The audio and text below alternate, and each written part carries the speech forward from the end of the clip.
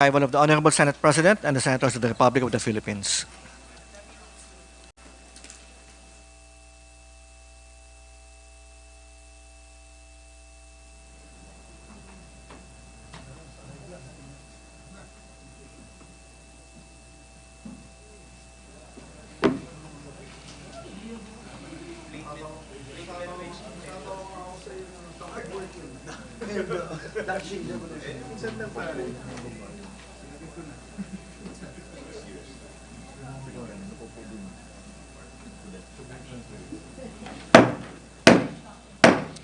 The 71st session of the Senate and the second regular session of the 19th Congress is hereby called to order.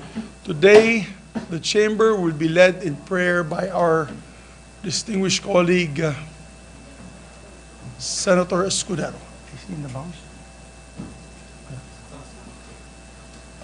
We'd like to ask our majority floor leader to Let us put ourselves in the presence of the Lord, dakilang Diyos, Ama naming sumasalangit, naninikluhod po ang aming mga puso, lumalapit at nagpapakumbaba, humihingi ng tawad sa anumang kasalanan na aming nagawa, sa isip, sa salita at sa gawa.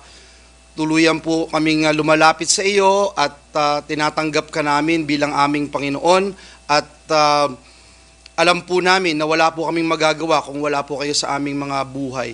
Ngayong araw na ito, gabayan mo ang aming minamahal na Senado sa paggawa po namin ng aming tungkulin bilang mga kinatawan ng bawat mamamayang Pilipino, hindi lang po sa Luzon, Visayas at Mindanao, maging sa ibayong dagat. Hinihiling po namin ang iyong kapangyarihan na nagbibigay ng talino at gabay sa bawat isa upang patuloy kaming maging epektibo sa aming mga gawain at trabaho bilang mga senador ng Republika ng Pilipinas. Pagpalain mo po ang bawat isa sa amin, ang bawat pamilya na naririto. Pagpalain mo ang aming mga leaders, lalo na ang aming leader ng Senado, Senator Mig Zubiri, ang aming Pangulo, Pangulong Bongbong Marcos, Pangalawang Pangulo, Vice President Sara Duterte, at ang bawat kawani ng pamahalaan. Muli sa iyo lamang namin ibinabalik ang lahat ng kapurihan, kaluwalhatian at parangal sa pangalan po ng aming Panginoong Yesus. Ang lahat ay makiisa at pagsabing Amen. Amen. Session suspended for 1 minute.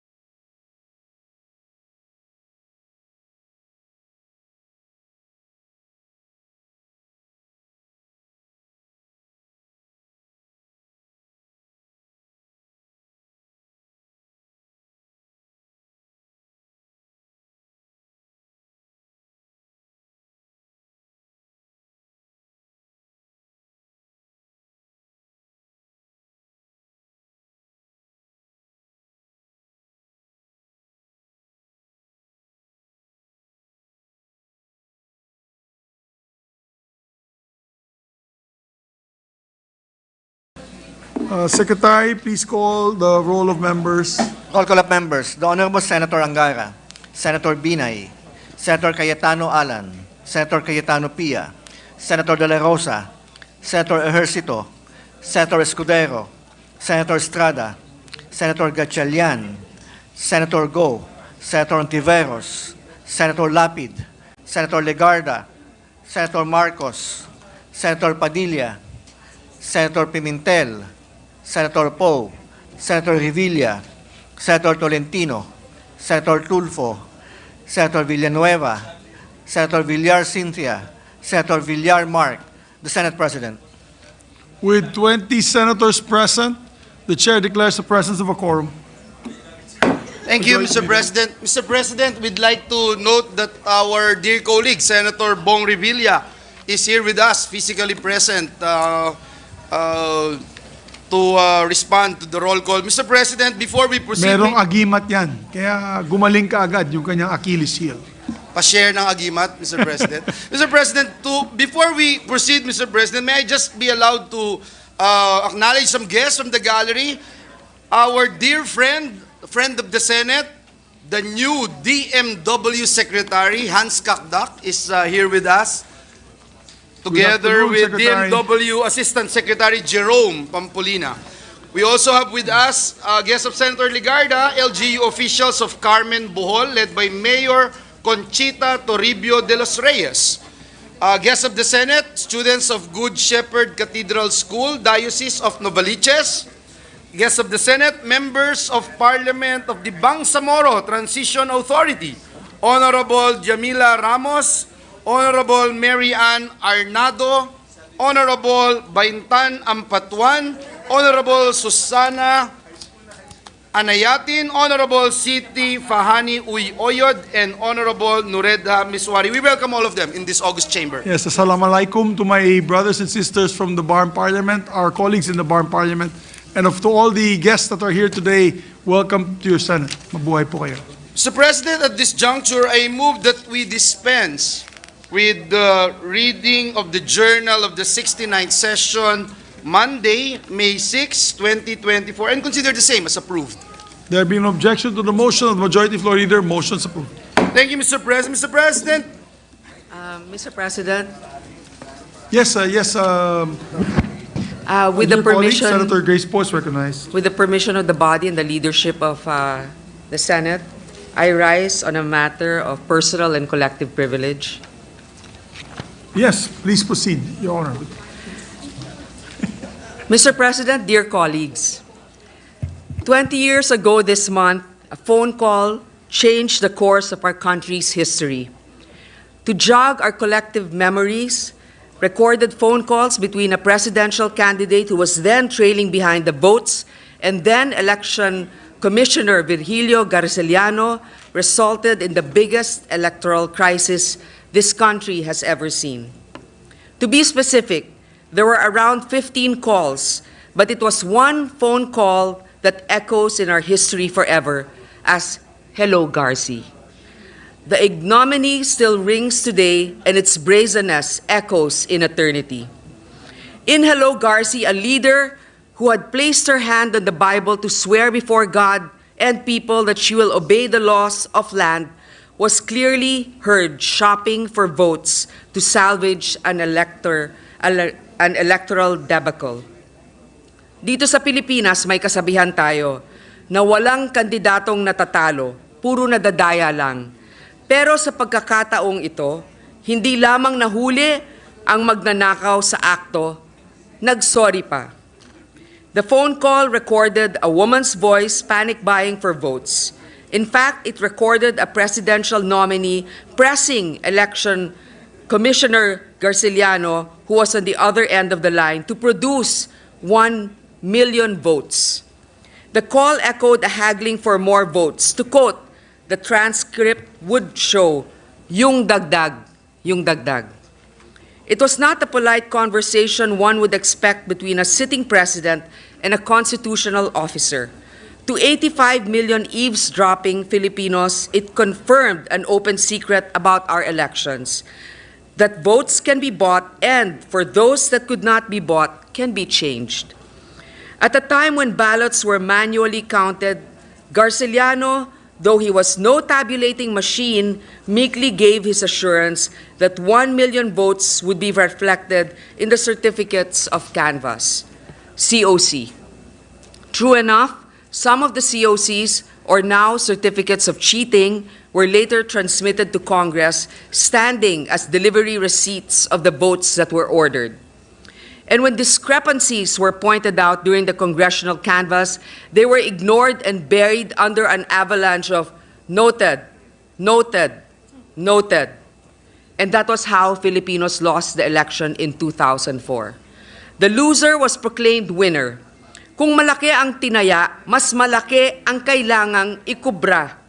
Huwag sana mabaon sa limot na ang Hello Garci scandal ay nanganak ng sandamakmak na impeachment complaints, isang bonggang fertilizer scam worth 728 million pesos, PhilHealth card scam worth 530 million pesos, and the North Rail project worth $503 million para lang may pambayad sa mga tumulong mag-deliver ng boto at maging ang lisensya para sa Maguindanao Massacre.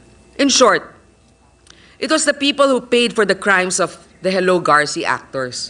Mr. President, a good 2 decades have passed since the Hello Garci was pulled off, and I'm recalling it today not as a daughter of a decent man who was robbed of votes, but as a senator of the Republic who believes it is her duty not to let this blot in our history fade from the nation's memory.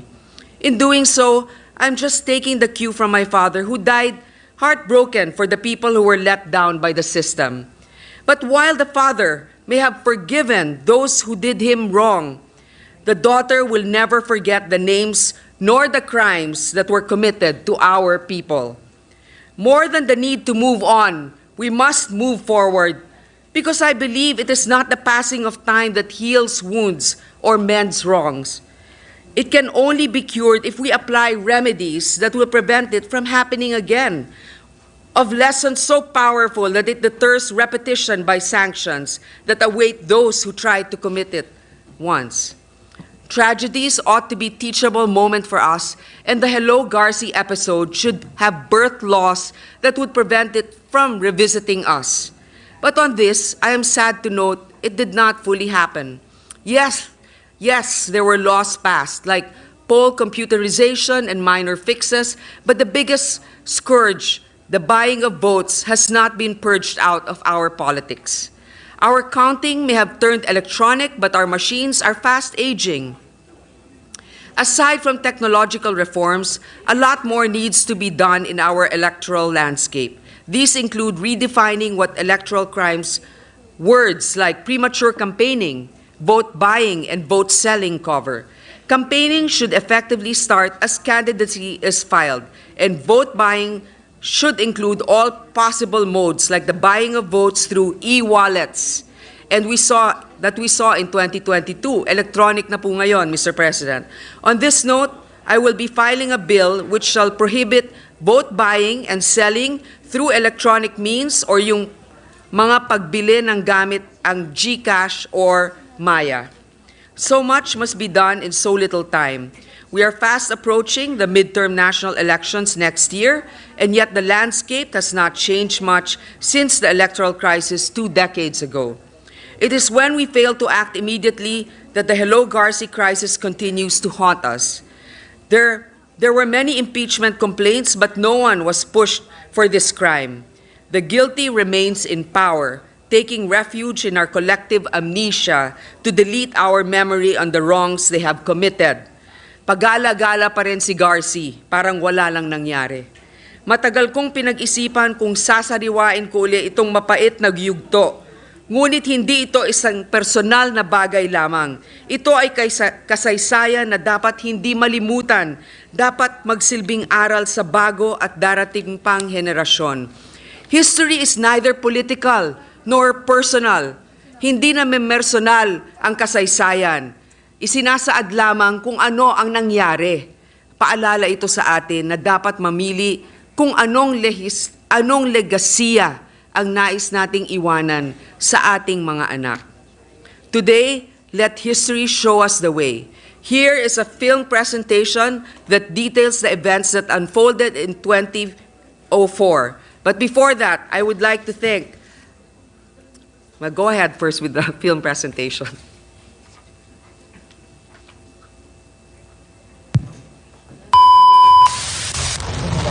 Ako po si Fernando Cudillo, nalalaho sa pagkakapulo.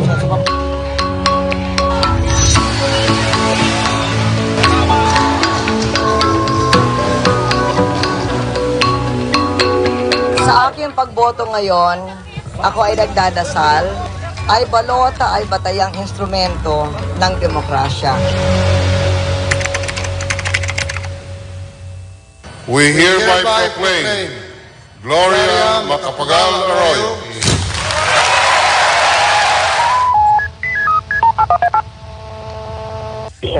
Hello, guys.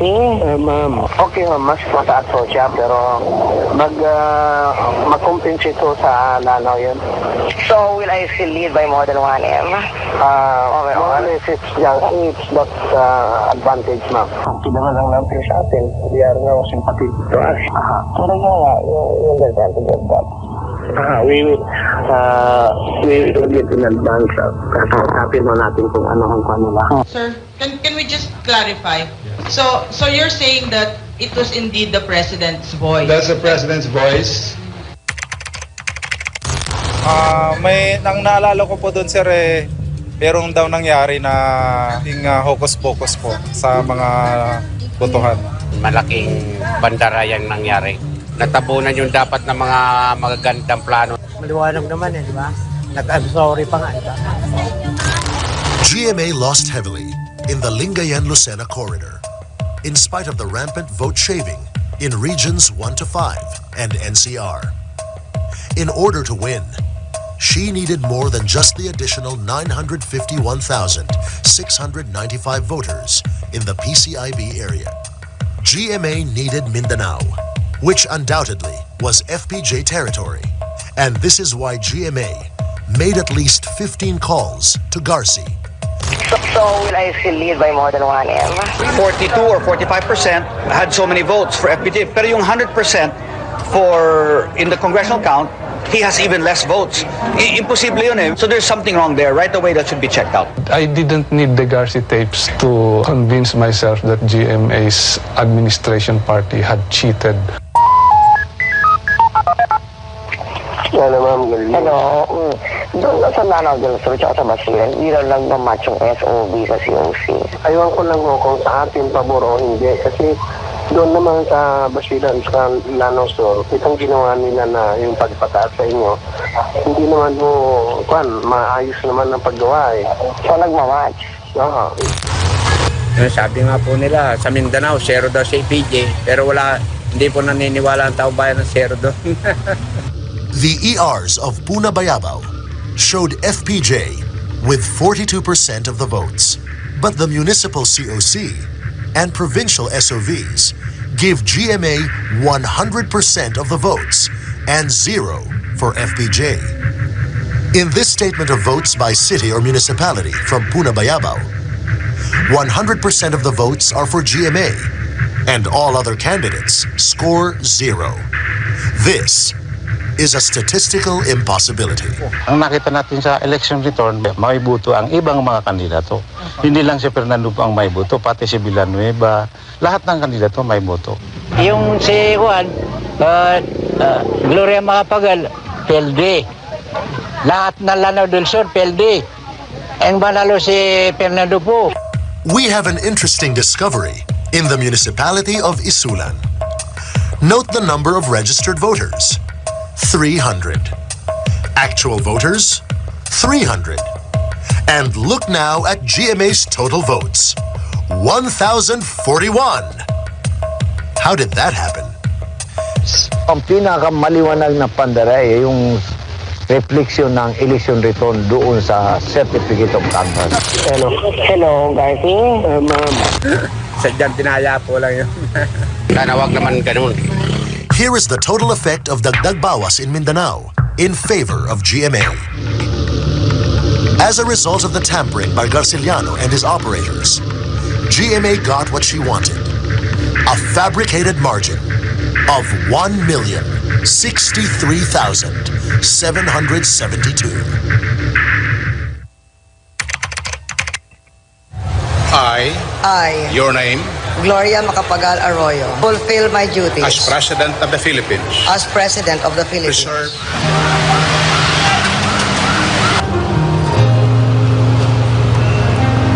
Kahit high-tech, kahit hindi, basta yung mga namamahala, takot gumawa ng kasalanan, sir.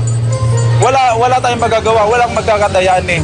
Sana maging pares lang para hindi magulo. Magbabalik na kusa ang buhay mo. Safest thing that you have done is you have stolen the presidency, not once but twice. PJ, laban! Ang bunis ng iyong kapwa. ang serbisyo ko sa inyo ay walang katapusan.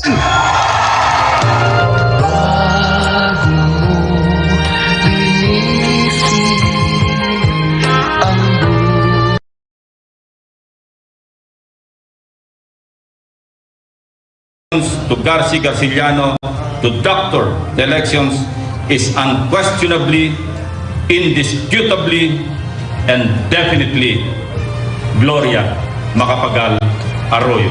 Pinanagutan ko ng lubusan ang aking mga ginawa at humingi ako ng tawad sa inyo sa lahat ng mabutihing mamamayan na nabawasan ng tiwala dahil sa mga pangyayaring ito. I am sorry. Kailan po parehas. Pag nagbutuhan, kailangan walang kikilingan at walang kailangan parehas lang po. Laban po ng parehas. Hindi niya isinaalang-alang ang damdamin ng nakararami. Manhid, hindi ko matatanggap ang iyong sorry.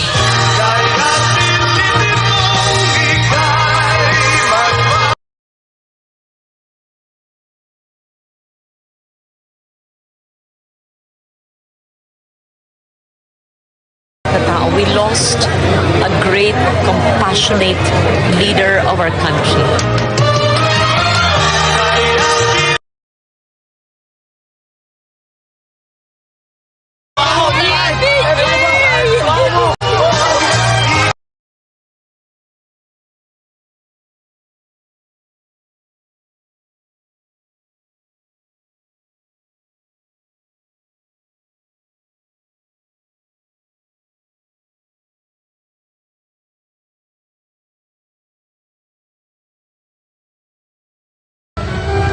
Isang pamunuan na walang itatago kahit anong bagay sa taong bayan. Isang pamunuan na unahin ang interes ng nakakarami. Sama-sama po tayo magtulong-tulong at kumilos na para sa isang bagong umaga.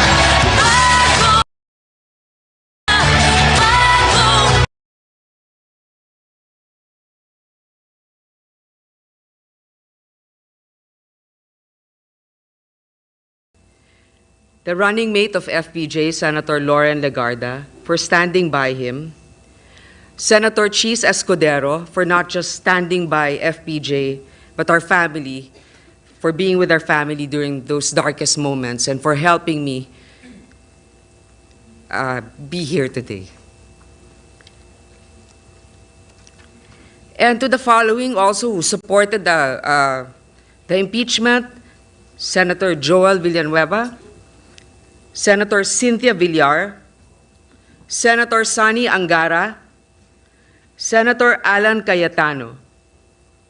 I would also like to thank Senator Coco Pimentel, who at that time wasn't actually a legislator yet, but who gave me this book.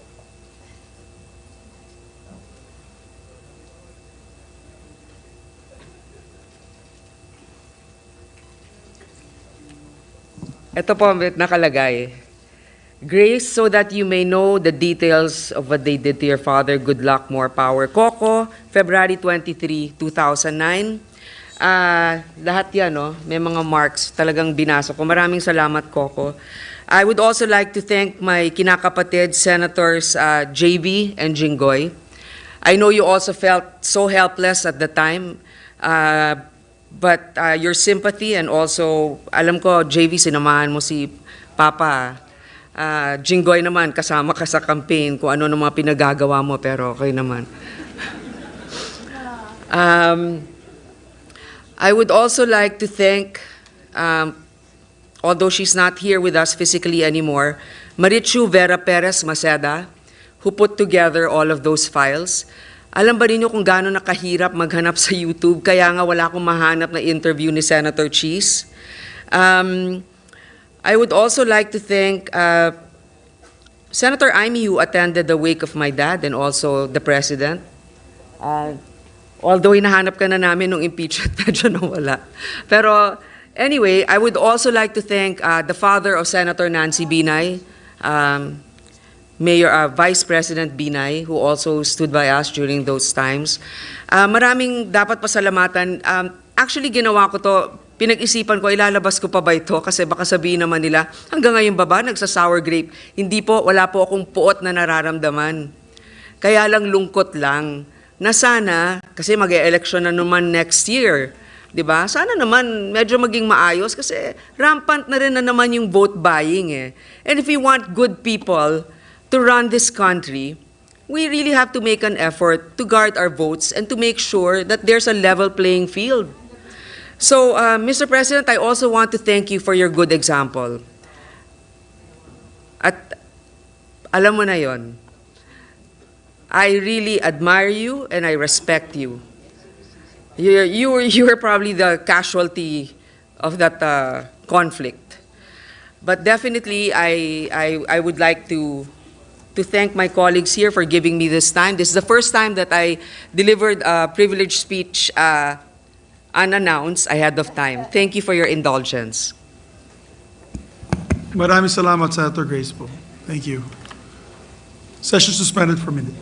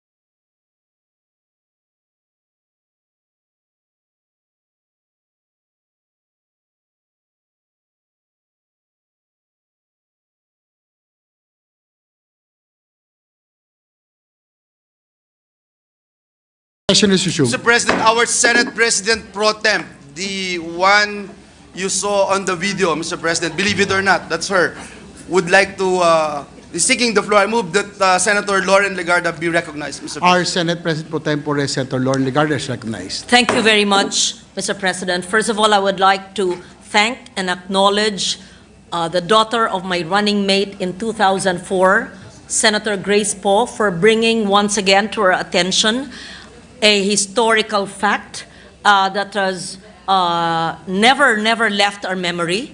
And she's correct. It is not that we are bitter about what transpired in 2004. It is more important to remember that we must keep the sanctity of the right to vote, the sanctity of the ballot in every elections. But more than that, we would like also to thank everyone who gave us the full support 2004 and beyond. You will recall, Mr. President, that after the unfortunate passing of the father of Senator Poe in December of 2004, I was left by my lonesome to fight for the cause in the Supreme Court in the Presidential Electoral Tribunal. And I would like to put on record the 3 lawyers who stood by us at the time. Pumanaw na po si FPJ nung panahong yun.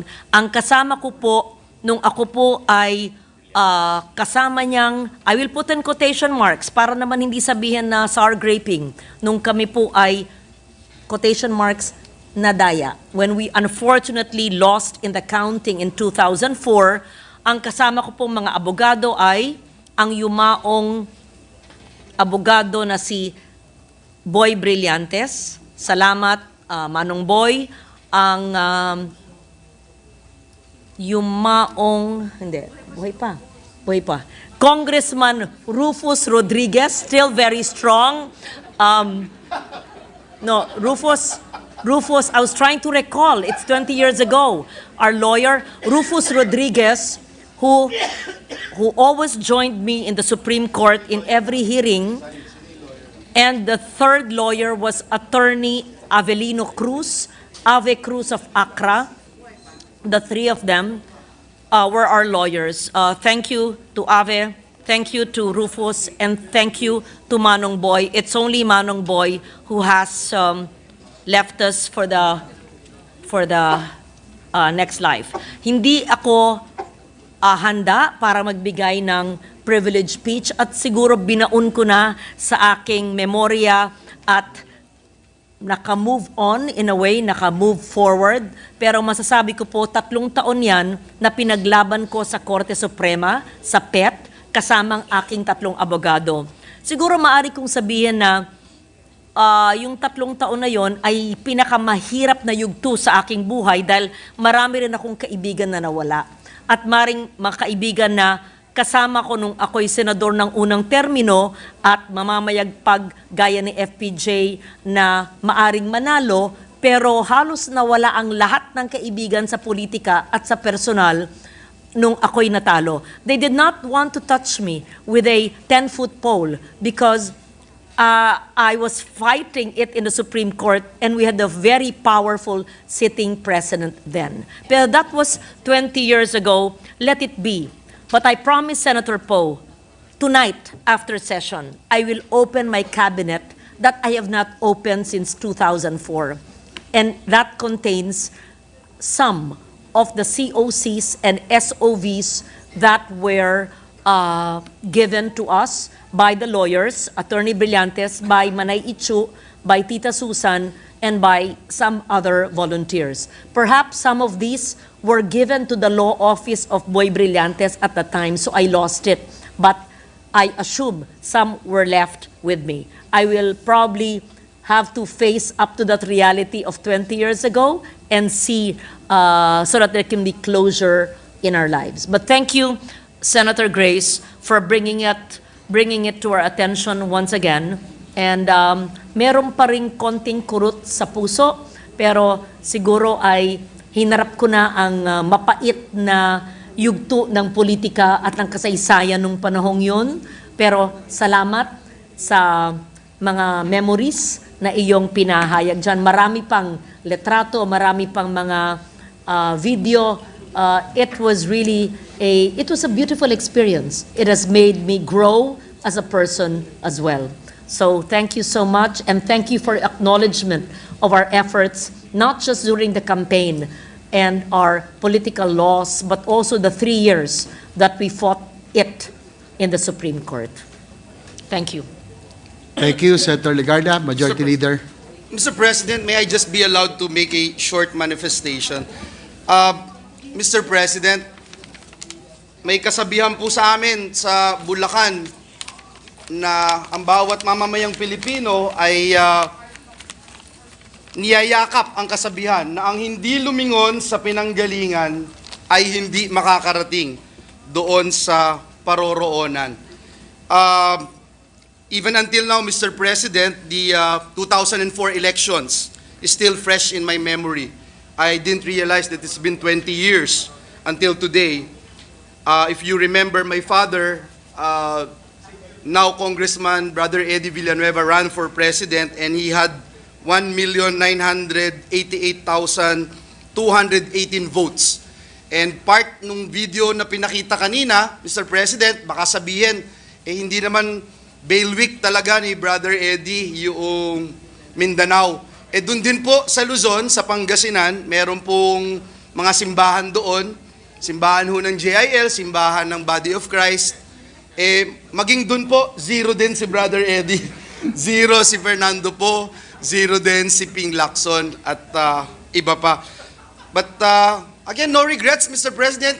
I'm also not sour graping, but I felt that it was a blessing in disguise. I believe that everything comes for a reason.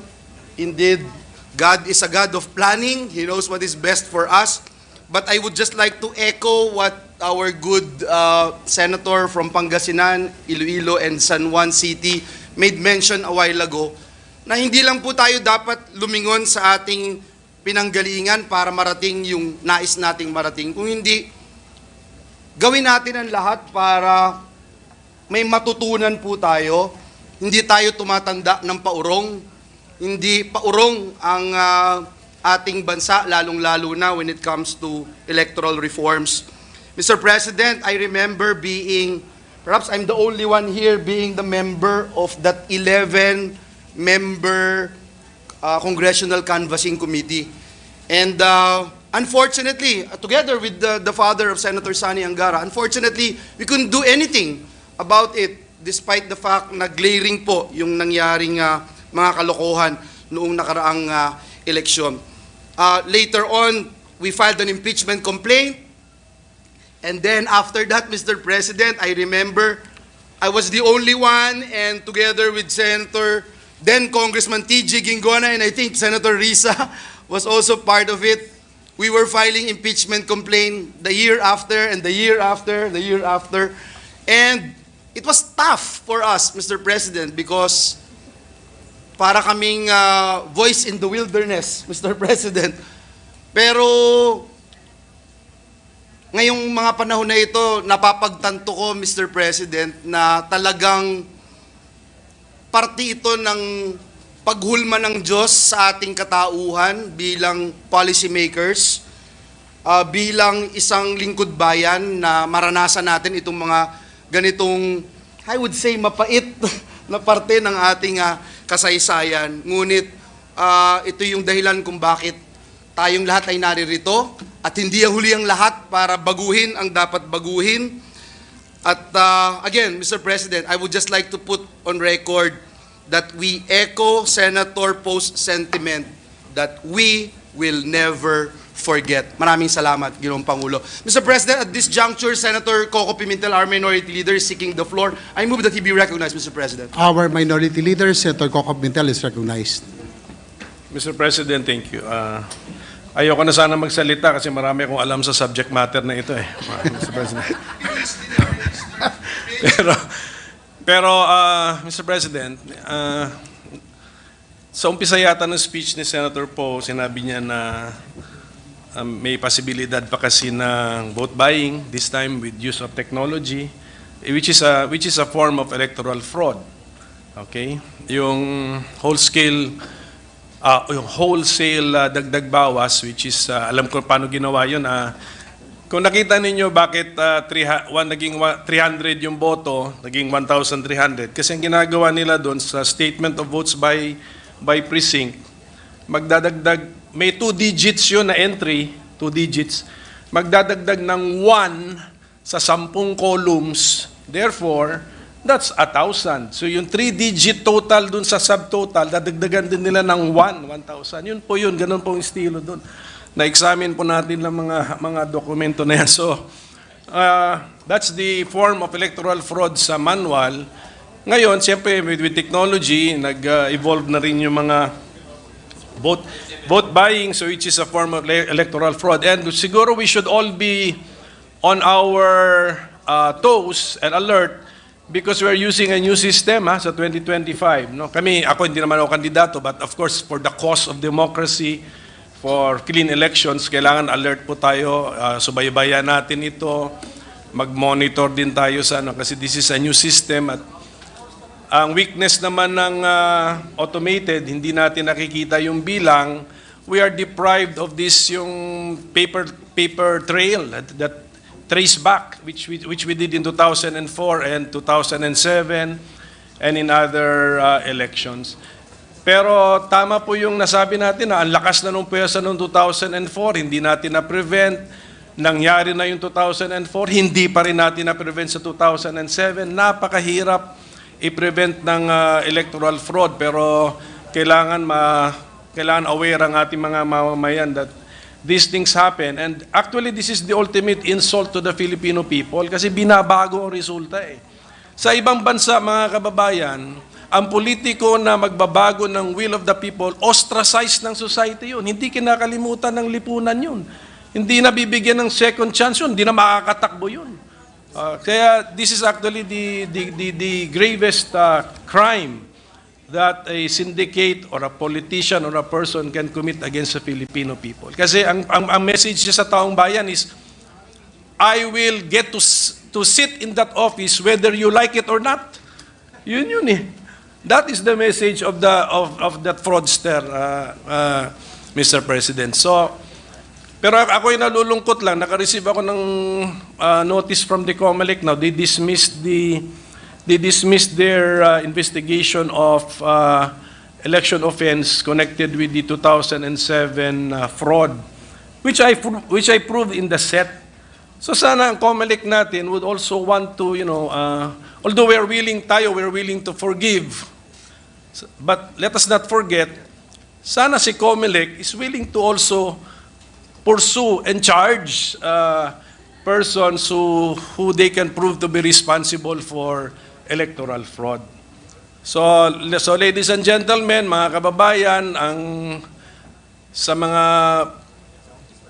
mga exposure natin sa mga kababayan natin, ang latest feedback sa atin is this electronic fraud, where sa electronic payments ang offer eh. Narinig ko kay Senator Poyo na may bill siyang ifa-file to maybe to penalize, but vote buying is already penalized, but ito siguro how to prove it, siguro it's on the what kind of evidence we will require to prove the crime. Babaan natin, gawin natin easier to prove kasi sa last election yun ang narinig ko na nagpapadala sila ng amount through apps, through electronic means. So that is actually vote buying. So we are one with Senator Grace po, and I recall the events of 20 years ago sa Cagayan de Oro City na lang, hindi po gumalaw ang syudad. Traffic, walang makakilos dahil nandun si FPJ sa lungsod at may rally sa gabi doon sa Divisoria. Ganon po kalakas. Kaya sometimes sa eleksyon nakikita naman natin yung lakas ng kandidato eh. Kaya alam natin na tapos na ang eleksyon. Sa 2004 medyo umiba ang resulta. At meron yata kayong hometown yata sa Pangasinan na zero yata si FPJ sa kanyang hometown in Pangasinan na isang town. So Mr. President, so this is really a sad event in our history. na nagkaroon ng maneuver of the true will of the people. Pero siyempre, ang oras, hindi natin nababalik eh. Tapos na po yung 6 na taon na serve out na. So, hindi na natin may babalik. So, and then we are Filipinos, we are really willing to forgive. But yun na nga, I will join our majority leader. Let us not forget, continue to learn lessons, and then help continuously improve the workings of Philippine society. So, thank you very much, Mr. President. Congratulations to Senator Grace Bofor, and thank you for bringing this up. Thank you, Minority Leader. Indeed, hope springs eternal, Mr. President. Yes, before the majority leader acts, I'd like to thank my kinakapatid, Senator Grace po, for bringing this up. This may be a thing of the past, but I was a witness also in one of the darkest hours in our nation's history. Indeed, the vote of the Filipino is very sacred. Sagrado po ang boto ng bawat Pilipino. Dito lang nakakapantay ang mahirap at mayaman. Kaya nga po sagrado po ito. And probably the biggest crime that has ever been committed to the Filipino people is to steal the voice of the people. So moving forward, we must protect and ensure the sanctity of the ballot. I'd like to thank Senator Grace again for bringing this up. Medyo nakakaluha, no, na balikan yung mga malagim na pangyayari noon. And as I mentioned, we were a witness. Kami po'y saksi doon sa mga panahon na yon. So again, it's correct that we may forgive, but we must not forget so that we may learn from the lessons. Thank you, Senator Grace po. Thank you, Mr. President. Mr. President, with that, I move that we refer the privileged speech of Senator Poe and all the interpellations and manifestations thereon to the Committee on Rules. I so move, Mr. President. Is there objection? There being none, motion is approved. Mr. President, I move that we resume consideration of Senate Bill number 2501 under Committee Report number 173. This is the bill providing new separation, retirement, and pension system for the military and the uniformed personnel. I so move, Mr. President. Is there objection? Hearing none, motion is approved. Resumption of consideration of Senate Bill number 2501 under Committee Report number 173 is now in order. Mr. President, the parliamentary status of the measure is that we have sponsored the bill, and with the consent of the body, I move to open the period of interpellations and debate and recognize the distinguished sponsor of the measure, the chairperson of the Senate Committee on Defense, Senator Jinggoy Ejercito Estrada, and to interpellate the gentleman from Cavite, Senator Bong Revilla. So move, Mr. President. Hearing the objection, period of interpellation is now in order. Senators Estrada and Revilla are now recognized. Okay lang, I'm ready here. Kuko na lang, Bionic Man. With the permission of the good gentleman from San Juan, just a few questions. Gladly, Mr. President. Okay, Mr. President. Noon po ay meron ng AFP retirement and separation benefits system. Ito yung RSBS. Ano po ang safeguards na inilagay natin sa ilalim ng committee report na ito upang hindi matulad ang bubuing trust fund na sa naging kinahinatnan ng RSBS? Sino po ba ang mangongolekta o mag-handle ng mga contributions, Mr. President? Thank you, Mr. President. Mr. President, before I directly answer the question of the good gentleman from the province of Cavite, let me spread it to the record the findings of the Feliciano Commission. First, RSBS never discharged the mandate originally set out in Presidential Decree 361. The RSBS was never a true pension system, and it has not paid a single peso of retirement benefits to AFP personnel reaching compulsory retirement. Number two, all payments of retirement benefits to AFP military personnel have been made from the regular annual appropriations of AFP set out in the General Appropriations Act. RSBS did not contribute anything at all towards reducing the burden of the National Treasury of payment of retirement benefits. And last one, the RSBS was fundamentally flawed. Having said that, Mr. President, we made sure that we will create a different entity from RSBS. Now, you were asking, Mr. President, who will manage the fund? Am I correct, Mr. President? That's correct. At Yes. kung sino po yung mga mangongolekta at Yes. mag-handle ng mga contributions. Yes, GSIS will manage the trust fund, and we are confident of the expertise of the GSIS and the sound management of the pension fund of the civilian employees. And instead of creating a new entity which will manage the fund, which will entail costs and with no track record to speak of, we opted to assign the task of managing the fund to the GSIS, Mr. President. And the administration of the benefits, however, will remain with the respective MUP agencies, meaning the NAMRIA, Coast Guard, BJMP, Fire, and PNP. Meaning the same units which are disbursing the pension funds of the MUP currently funded under the GA will still perform the same functions. And this setup is the least disruptive to the prevailing systems in place, Mr. President. Okay, Mr. President, there is a risk of possible fiscal collapse due to various reasons, mostly uncontrollable for all of us. This proposed measure under consideration is a step towards possibly cushioning this unfortunate event. Can we state for the record how this reform will try to address, if not totally solve, the bloating unfunded liabilities of the institution?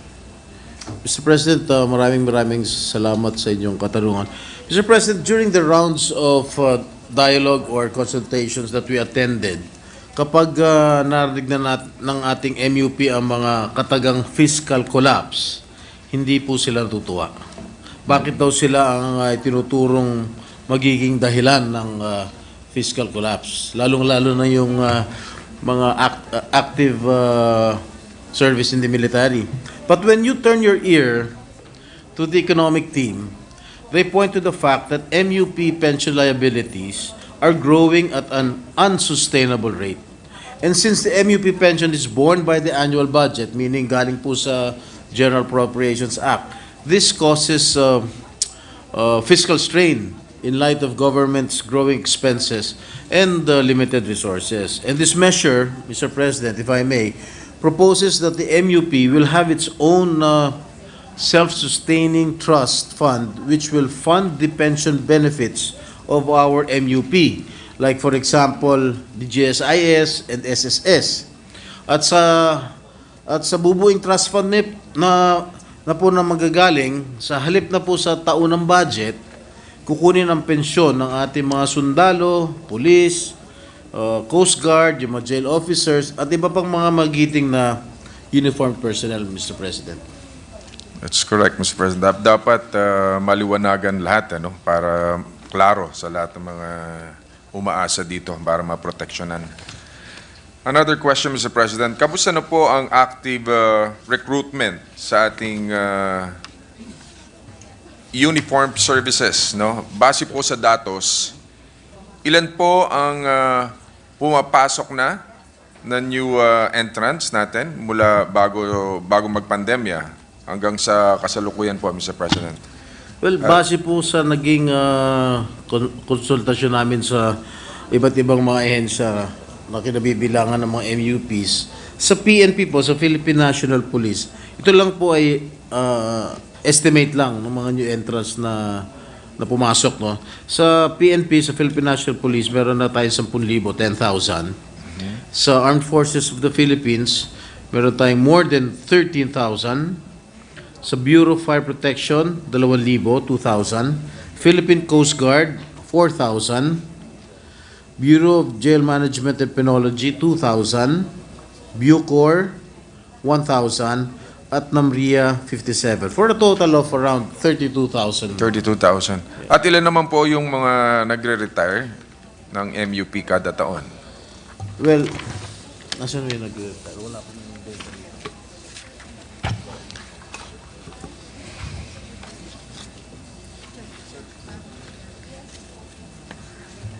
Yung mga retirees sa PNP, meron tayong 4,247.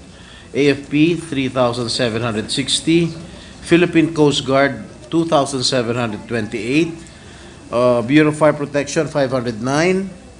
BJMP, 298. Bucor, 76. At Namria, 38. For a total of 11,656, Mr. President. Naitanong po natin ito para magkaroon tayo ng basihan at maikumpara natin kung bumababa o tumataas ba ang bilang mga new entrants ng mga nagre-retiro. No? Mula na rin sa mga datos na ito, maaari nating masabi kung hindi pa natin dapat paigtingin ang recruitment ng AFP. No? This leads me to my next question, Mr. President. Kung magkakaroon ng mandatory contributions ng new entrants para sa pension nila, as against sa dating kalakaran sa mga nauna na in service, ano po kaya ang magiging epekto nito sa ating recruitment? Mahalaga pong malaman natin ito, lalo na ngayon na mas kailangan natin ng puwersa, na mas kailangan natin ng mga new entrants upang higit na mapalakas natin ang AFP, Mr. President. Maraming salamat, Ginoong Pangulo, sa inyong katanungan. Tayo po ay sumasang-ayon sa sentimiento ng ating butihing kaibigan mambabatas na maaaring makaapekto ang panukalang pagbabago sa MUP pension system dahil po sa recruitment.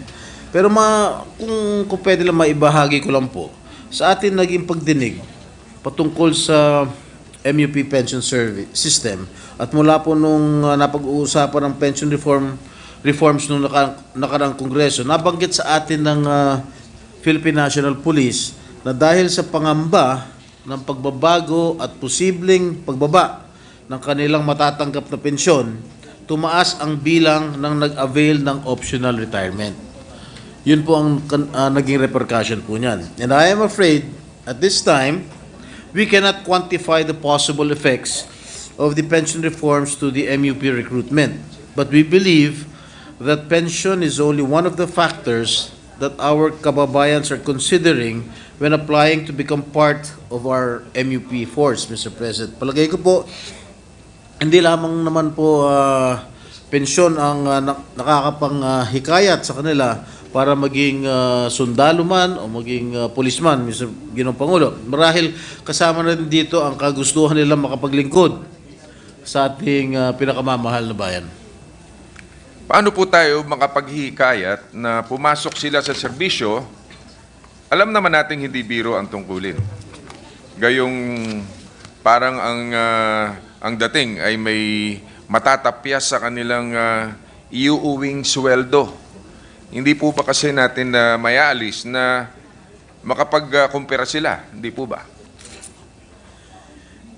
Ang tinatanong niyo po yung sweldo ng o yung contribution ng matatapyas na sweldo dahil magko-contribute po sila, Mr. President. Sa isang yung banda, mga bagong sundalo o police. Well, sa isang banda, Ginoong Pangulo, maaaring higit din lumakas ang recruitment ng ating military uniformed personnel kung malalaman nila na magkakaroon ng matatag na pension fund. May sustainable at sapat na pondo silang maasahan sa panahon ng kanilang pagre-retiro sa serbisyo na layunin po ng panukalang batas na ating pinag-uusapan po ngayon. Gayon din, sa ilalim ng ating panukala ay may nakapaloob na 3% annual base pay increase sa loob ng 10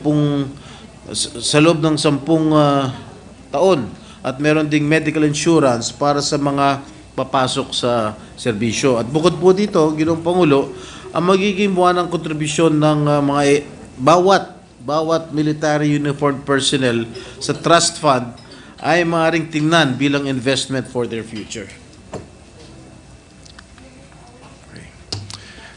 Under Section 14 of the Bill, Senate Bill number 2501, under Committee Report number 173, the AFP Trust Fund shall be funded through mandatory contributions from the military personnel, which is 7% of their base pay and longevity pay as personal share, and 14% of the national government as its counterpart share. Tama po ba ito, Mr. President? At kung tama yan, ano ang naging basihan ng figures na ito? Tama po yan, Ginoong Pangulo.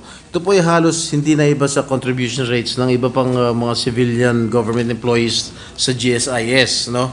Na 9% ang kanilang personal share at 12% naman yung government counterpart. Ganito rin po ang pinanukala natin para sa uniformed personnel. Yung PNP, BJMP, Bucor, Coast Guard, Fire Protection at NAMRIA sa ilalim ng ating panukala sa Section 30 kung inyo pong mababasa. Ngunit, mga Ginoong Pangulo, ibinaba natin ang personal share ng AFP sa 7% at itinaas naman sa 14% ang government share bilang pagkilala sa sui generis mandate ng AFP mula sa ating konstitusyon bilang protector of the people and the state. Siyempre, itong ating mga sundalo, ito yung mga nagbubuhis ng buhay para sa ating bansa. Gayun din, meron po silang mga assets, no?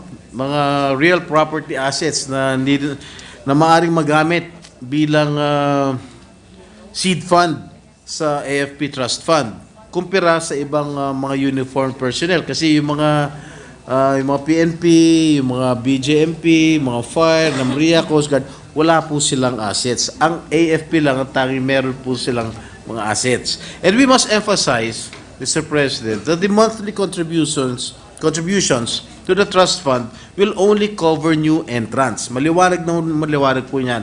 And not those currently in active service. So, ang hindi po maapektuhan yung mga active military soldiers, active policemen, tsaka yung mga kasalukuyan nagsiservisyo rin sa gobyerno. At pati yung mga pensioners, yung mga retirado, wala pong hindi po maapektuhan ang kanilang mga pensyon. Okay. For my last question, Mr. President, will there be a salary adjustment as a consequence of the pension reform? May posibilidad ba ng karagdagang benefits para doon naman sa nasa active service pa na maapekto nitong proposed measure? Tama ba na ang last pay increase nung 2018 at 2019 pa? May plano ba na taasan ang sweldo nila para naman kahit paano ay makusyon yung epekto ng panukalang ito, Ginoong Pangulo? Ginoong Pangulo, tama po kayo, Ginoong Pangulo. It was in 2019 or 5 years ago when our military uniformed personnel received their last base pay increase under former President Rodrigo Duterte. And under our committee report, Mr. President, we propose annual base pay adjustment of 3% for the next years for those in active duty, effectively including those who will be entering the service. And this is provided under Section 38 of our committee report, Mr. President.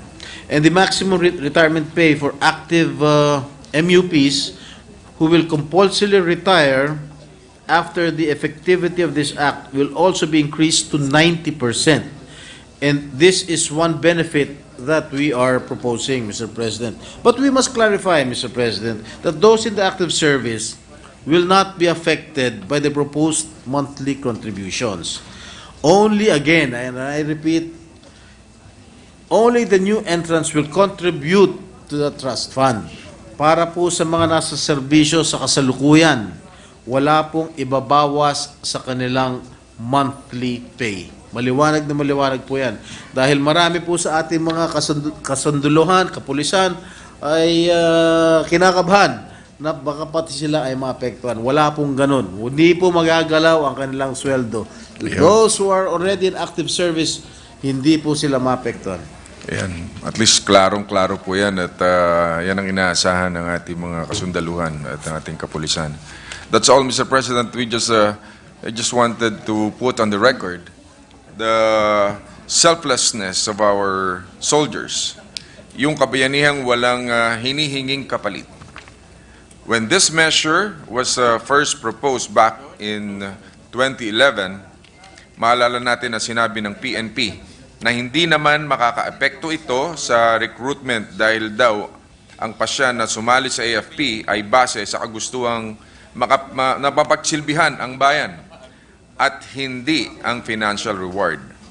And while we know that their burning desire to serve and defend the country always far outweighs the financial gain, because that's what heroes are. Heroes are. Let us stress that need to couple this measure with our efforts to empower them. Kaisa po tayo ng sponsor at chairman ng Committee ng National Defense and Security sa adhikaing hindi lamang bigyan ng parangal ang mga sakripisyo ng ating mga magigiting na sundalo, kung hindi patuloy na bigyan dignidad ang kanilang trabaho. Let us strengthen their ranks by providing them the best we can, from uniforms to weapons, housing to medical care. Kaya kahit dito lamang po ay masuklian natin ang kanilang kadakilaan at kabayanihan. Maraming salamat po, Ginoong Pangulo, at thank you. Maraming salamat po sa aking kaibigan, Senator Bong Revilla. Thank you, Mr. President. Next to interpolate the good gentleman from San Juan is the distinguished gentleman from the great province of Bohol and Davao region, no other than Senator Ronald Bato de la Rosa. I move that he be recognized, Mr. President. Senator Ronald Bato de la Rosa is recognized. Thank you, Mr. President. Mr. President, for the record, I would like to commend our hardworking sponsor, my savior, Senator Jingo Estrada. My savior. That's between the two of us. That's between the two of us. For sponsoring Senate Bill number 2501, which provides for a new separation, retirement, and pension system for the military and uniformed personnel. Nonetheless, as I have said before, it is my utmost priority that we must find a middle ground, especially when such measure might cause unnecessary worries to our uniformed personnel who are putting their lives at stake in fighting for our country's sovereignty. In this regard, would the good gentleman yield to a few clarificatory questions? Definitely, Mr. President. Because, Mr. President, Senator Legarda was asking, why was I your savior, Mr. President? Yeah, the good gentleman from San Juan always saved me from hunger. When I'm hungry, he always invited me to his office for anything to eat. So you're my savior. Okay, Mr. President. Mr. President, are you ready? Yes, Mr. President. Thank you, thank you. Can the good sponsors spread into the record the difference between House Bill number 8969 and Senate Bill number 2501? Thank you, Mr. President. Mr. President, the bills are essentially the same, Mr. President. That only the new entrants will contribute to the pension fund. And the computation of monthly pension for retirees will be 50% of base pay and longevity pay, increasing by 2.5% for every year of active duty up to 90%. And Mr. President, there will be two trust funds. Okay, I want to make it clear: one for the armed forces of the Philippines, and another for all uniformed services. And there will be guaranteed 3% increase in base pay for the next 10 years. if you compare the House bill versus the Senate bill, the main difference between the House bill and Senate version, if I may, under the Senate version, the contribution rate for AFP is 7% and 9% for the uniformed personnel of their base pay and longevity pay. Meanwhile, in the House, the rate is 9% for all. For both. For For both. Yes, including the Armed Forces of the Philippines, for the MUP of their monthly compensation. And number two, under our committee report, Mr. President, we propose the creation of separate trust fund committees for each. This is in recognition of the DND, AFP assets, which will be part of the seed fund, and to ensure that such will not be commingled with other trust fund. Ayaw nila na masama-sama yung kanilang pondo sa iba't ibang mga ahensya ng ating gobyerno. And number three, while the compulsory retirement age is prescribed to be 57 for both measures, in our committee report, we deleted the clause or upon accumulation of 30 years of satisfactory active service, whichever comes later, Mr. President, in recognition of uniformed personnel, especially those, especially the skilled, no, and those with technical expertise who enter the service as late as 40 years old. If we retain that clause, Mr. President, they will be retired at 70 years old. Yeah, Mr. President, had that idea come out earlier, well, I suppose I should have made a separate bill, one for the AAP and a separate bill for the MUP. Because lalabas kasi dyan na para bang hiwalay ang treatment, iba ang treatment sa military, iba ang treatment sa mga uniform personnel. Makikita kasi yung discrepancy dyan eh. Ay porke ba mas maraming asset ang AFP, iba yung treatment sa kanila, tapos itong mga uniform personnel ng mga PNP, Coast Guard, Bureau of Fire, BGMP, and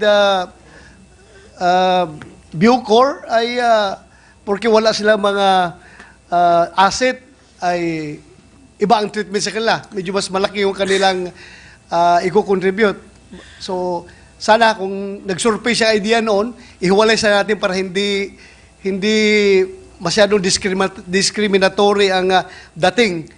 Kung isang batas lang lalabas ganun, tapos iba-iba ang treatment. So, I'm just expressing I understand where you're coming from, Mr. President. Dahil ito ang ating mga kasundaluhan at ating mga kapulisan, nagpapakapatid talaga yan para sa ating bansa. It so happened, yung kaya mas mababa yung contribution ng mga new entrants na AFP dahil nga meron silang mga assets. Hindi katulad po nung, I'm sorry to say, unfortunately, yung ating Philippine National Police, wala po silang assets. Wala no? makukunan. Pati yung mga iba't ibang kasama rito sa MUP, katulad nga NAMRIA, Coast Guard, BGMP, Fire, yun. But anyway, it's too late no for us to dissect this bill. Gagawa tayo isang bill for AP, isang bill for MUP para, as I have said, para hindi gaanong glaring yung inequality sa treatment natin doon sa kanila. Pareho lang naman yung serbisyo. Ginoong Pangulo, nanggaling naman po ito sa konsultasyon. No? At pumapayag naman yung liderato ng halos lahat ng kasapi dito sa MUP. Kasama na rin ng ating mga kapulisan. Alam ko, wala problema yan. There's no point for arguing with that. At hindi talaga sila magko-complain. Pero yun nga lang, hindi mo maiwasan yung medyo malungkot konti dahil iba palang treatment namin. Iba palang treatment sa kanila. Pareho lang kaming nagpapakamatay dito sa trabaho natin. But anyway, kung papayag lang po ang ating economic managers ng kasulukuyang administrasyon, ibaba natin 7%, papayag din po ako. Payag ba? Payag kayo? ayaw nila pumayag. Not because I came from the Philippine National Police, which falls under the uniform personnel, hindi kasama sa military. Pero as a senator, tinitingnan ko rin sana yung sana may equal treatment tayo sa ating mga military at uniform personnel. Ayun lang naman ang sa akin. But anyway, that's mukhang malabo na natin magawa yan, mahiwalay. Ngunit, Ginoong Pangulo, I will be open to your amendments if you have any with regard to this issue, Thank you. Mr. Thank you. President. Maraming salamat. Alam ko namang hindi mo ako hihindihan eh. Thank you, Mr. President. Well, to continue, Mr. President, just for the record, this is Section 3B defines military personnel as employees of the government who wear uniforms with ranks, may be armed or unarmed, primarily involved in national defense, enforcement of laws, and in the maintenance of peace, order, and security, and who belong to the AFP. May we know if the new entrants are included under the term military personnel as used in this act? How about active and retired military personnel? Yes, Mr. President, new entrants are covered. We propose to adjust our committee report, Mr. President, generally covers only new entrants, and we propose to adjust the compulsory retirement age of all uniformed personnel to 57. And for sake of clarity, we placed a provision, Section 39, stating that the separation, retirement, and pension benefits of the MUP in active duty prior to the effectivity of this act shall be governed by existing laws and regulations created therefore and shall be funded annually under the General Appropriations Act. And however, Mr. President, we increased the maximum retirement pay of active personnel who will compulsorily retire after the effectivity of this act to 90%. This is good news for the AFP, whose maximum retirement pay is pegged at only 85%, and NAMRIA, whose maximum retirement pay is set at only 75%. And at the period of amendments, Mr. President, we plan to propose that the maximum retirement pay of retired personnel we also increase to 90%, Mr. President. Very good, Mr. President. And if I may, Mr. President, new entrants are military or uniformed personnel as referred under this act who entered or who re-entered the military or uniformed services after the effectivity of this act, Mr. President.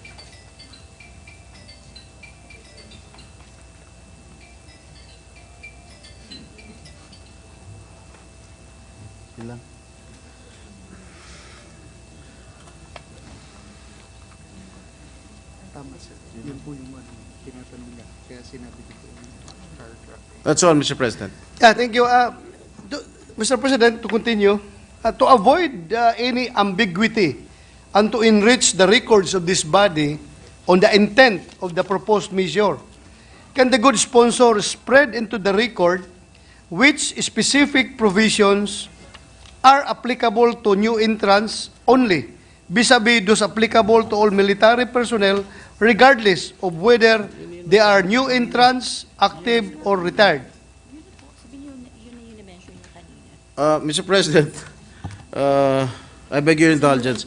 I already mentioned that our committee generally covers only new entrants.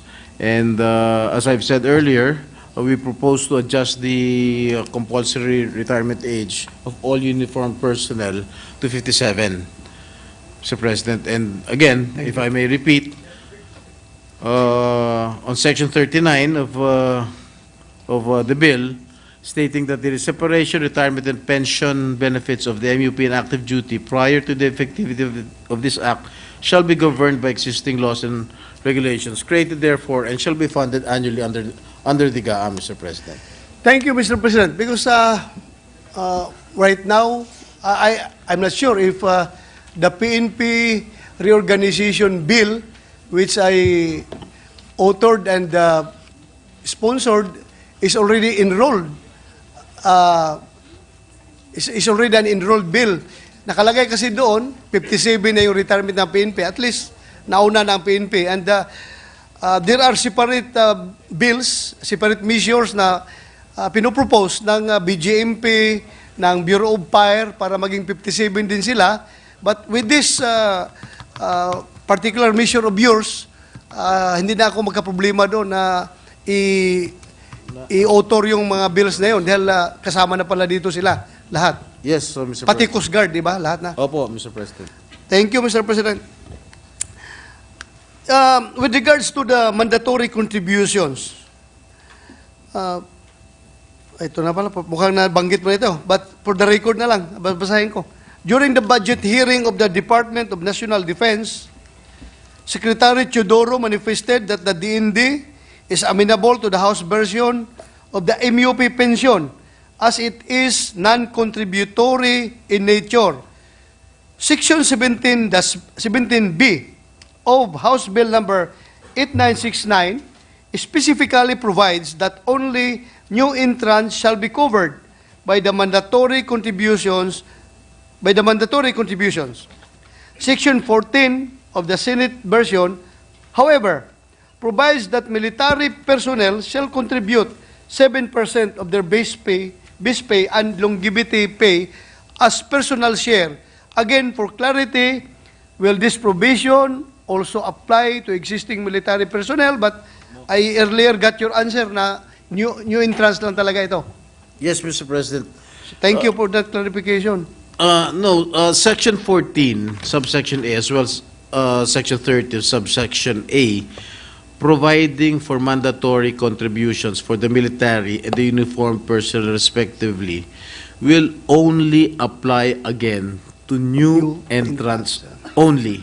Just for the record, Mr. Yes, President. Thank you for the clarification. And if I may invite the attention of my colleague to Section 2 on coverage, stating that rules that unless otherwise specified, the act shall only apply to new entrants, Mr. President. So, I'm sure our active and retired military and uniform personnel monitoring these proceedings right now are happy to hear from the good sponsor that talagang hindi sila covered, talagang yung mga new entrants lang. Opo. Thank you for Tama that. po kayo. Thank you for that good sponsor.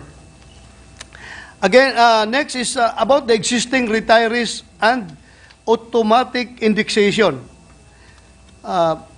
Section 10 of the proposed measure provides for the adjustment in pension to wit.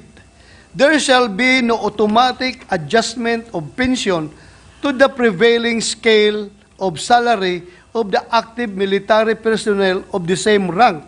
May we know if this provision is applicable to our active and retired military personnel? Well, Mr. President, Section 10, as well as Section 26, which provides for adjustments in pension for the military and the uniformed personnel, will only apply to new entrants. Pensions of active personnel and retired MUPs will still be governed by laws created therefore. The automatic indexation, Mr. President, one rank higher and no contribution will be retained for active personnel and the retired personnel. We do not intend to change or alter any feature of their pension scheme. Wala po tayong babaguhin dun. And to be clear, kung ano po ang natatanggap o tinatanggap ng ating mga pensyonado at kung ano man ang inaasahang matatanggap ng mga kasulukuyan nasa serbisyo sa panahon ng kanilang pagre-retiro, yun po ang kanilang matatanggap. Walang bawas, walang sobra. Walang labis, walang kulang. At the period of amendments, Mr. President, we will again, as I've mentioned earlier, we will propose the maximum retirement pay of retired personnel to be increased to 90%, Mr. President. Thank you, Mr. President. So, again, to our soldiers and uniform personnel listening right now, huwag po kayo mag-alala. according to our good sponsor, kagaya ko, I am receiving my salary, my pension from the PNP. Kapag nag-increase ang sweldo ng kapulisan, automatic, hindi pakialaman ng existing batas na ito, nag-increase rin yung aking pensyon. That I think that applies to all except policeman na naging senador. Just kidding, Mr. President. Yes, you are correct, Mr. President. I'm correct. Am I correct? Yes, you are correct. Thank you. And also, General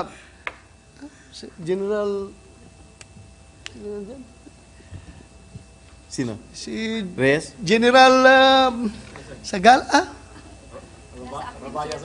Ito siya. Rabaya? Ikaw. Reyes. Dindo Reyes. Hindi, ito isa. Yung Army, yung Navy, yung Armed Forces.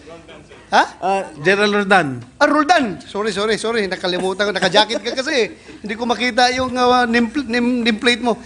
So si General Roldan, kapag mag-retire siya, at nag-increase yung sweldo ng sundalo, automatic, may indexation pa rin siya matatanggap. Mag-i-increase yung kaya sweldo. Tama po kayo. Kung pwede, bisayain natin ito para maintindihan talaga ng mga sundalo at kapgo natin doon sa field na nagmumonitor ngayon. So, kasama pa rin siya. May indexation siya. Opo. Ang walang indexation, yun lang new entrant. Correct. Tama po kayo. Makarecruit pa kaya tayo ng sundalo at pulis dito ngayon? Kung marinig yan ng mga gusto magsundalo, magpulis, sabihin nila, hindi na tayo magpulis, hindi na kapareho sa tinatanggap na mga benefits nila. Senator Bato, yung ating matatanggap pag mag-retire tayo. Alam mo, Mr. President, jokingly, sinasabi ko yan, sinaside ko yan, pero that would really, not totally discourage, but may epekto talaga yan sa frame of mind ng mga gusto magsundalo. Pero meron Iba na pala ngayon. Meron naman po guaranteed increase in salary naman po yan.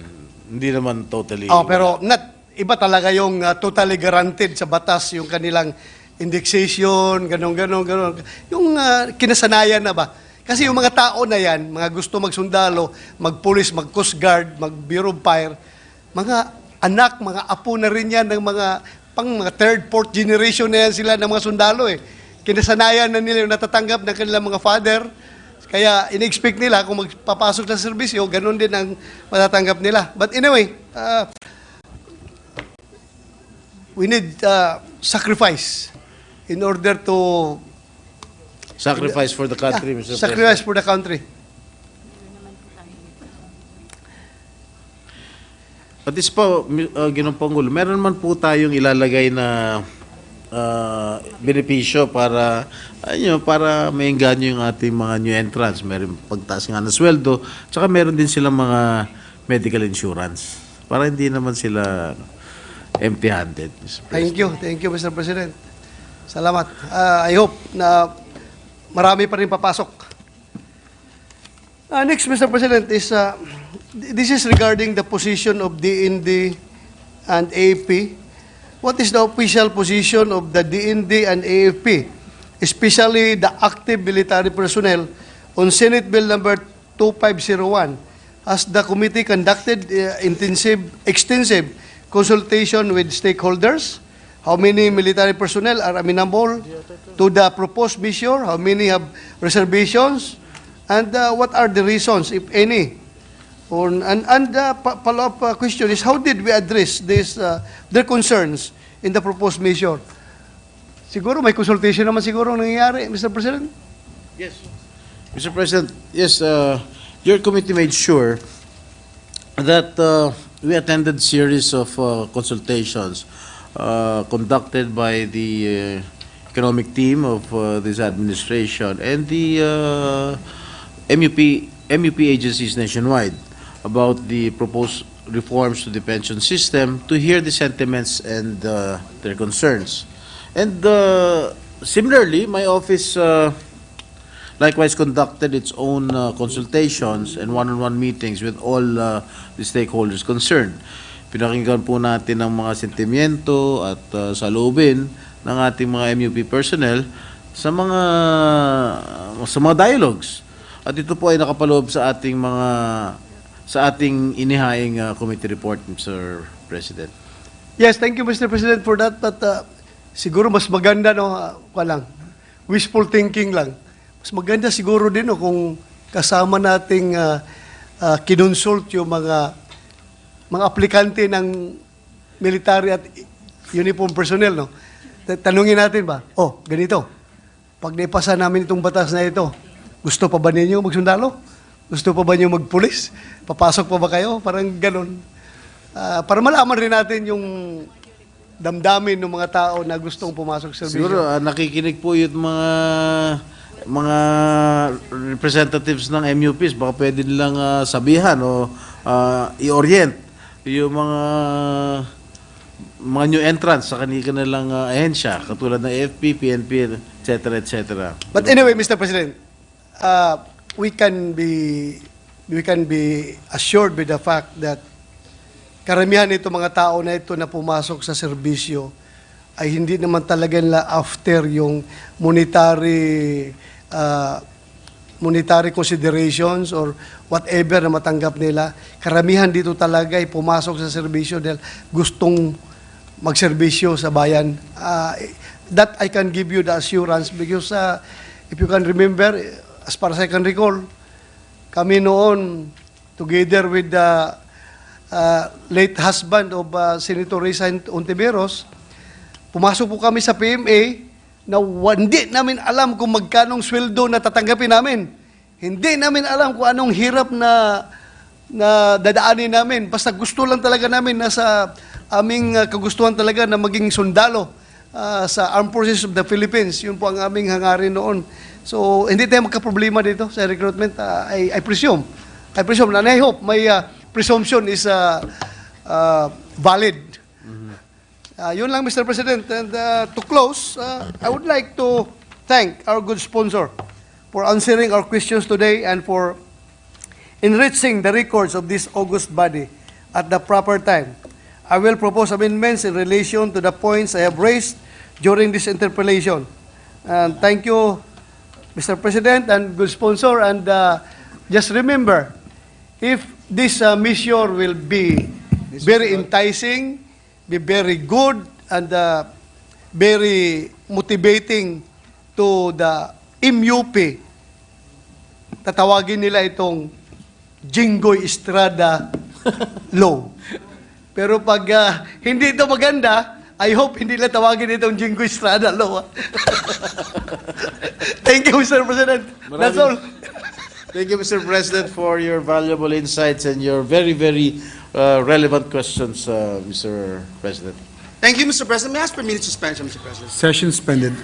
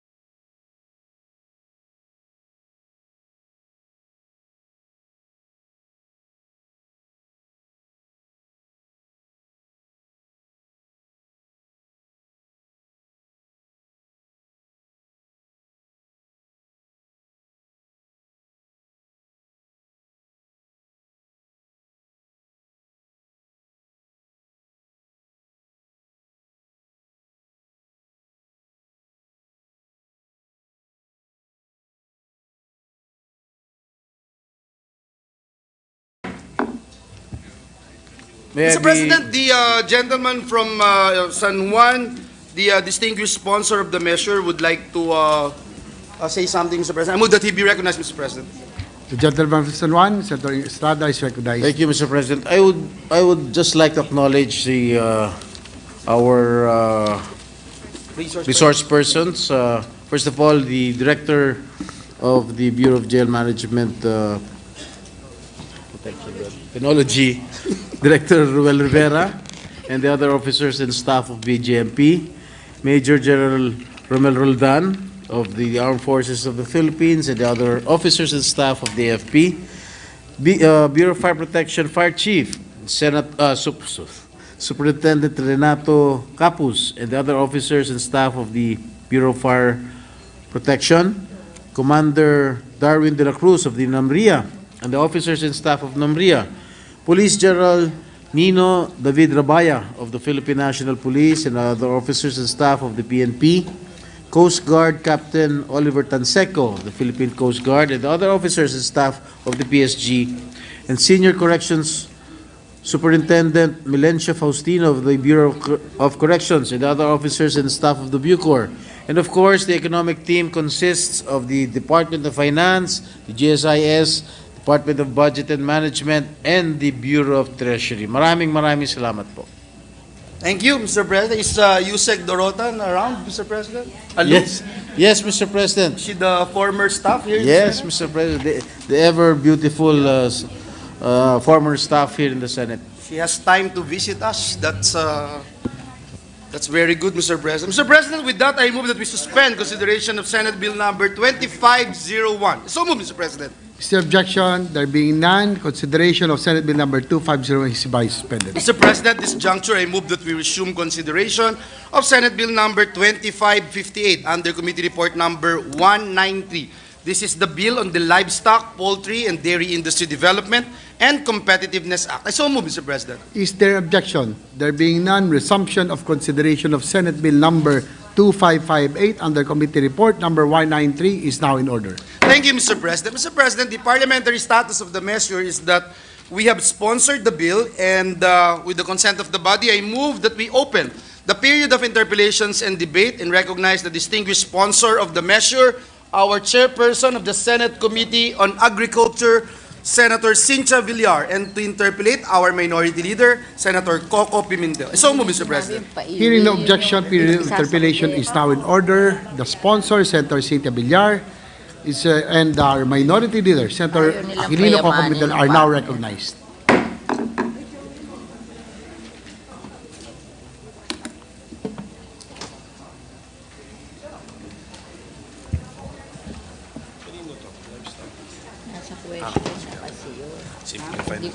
Thank you, Mr. President. With the permission of our sponsor, Mr. President, if we can commence with our interpellation on this measure.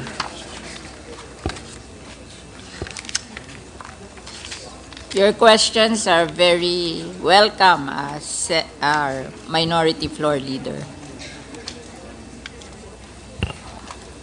The subject matter of our measure is very timely and relevant, Mr. President. We agree with the general objective of the bill, which is, I believe, to increase and improve the quantity as well as the quality of our livestock, poultry, and of course our dairy production. So, kung pwedeng tapusin na yung interpellation, dahil ganun pala yung, ganun yung objective. Napakagandang objective po, Mr. President. Ang tanong lang po is, paano kaya magagawa? Kasi, Mr. President, sa pagkakaintindi ko sa major programs ng DA, meron na po silang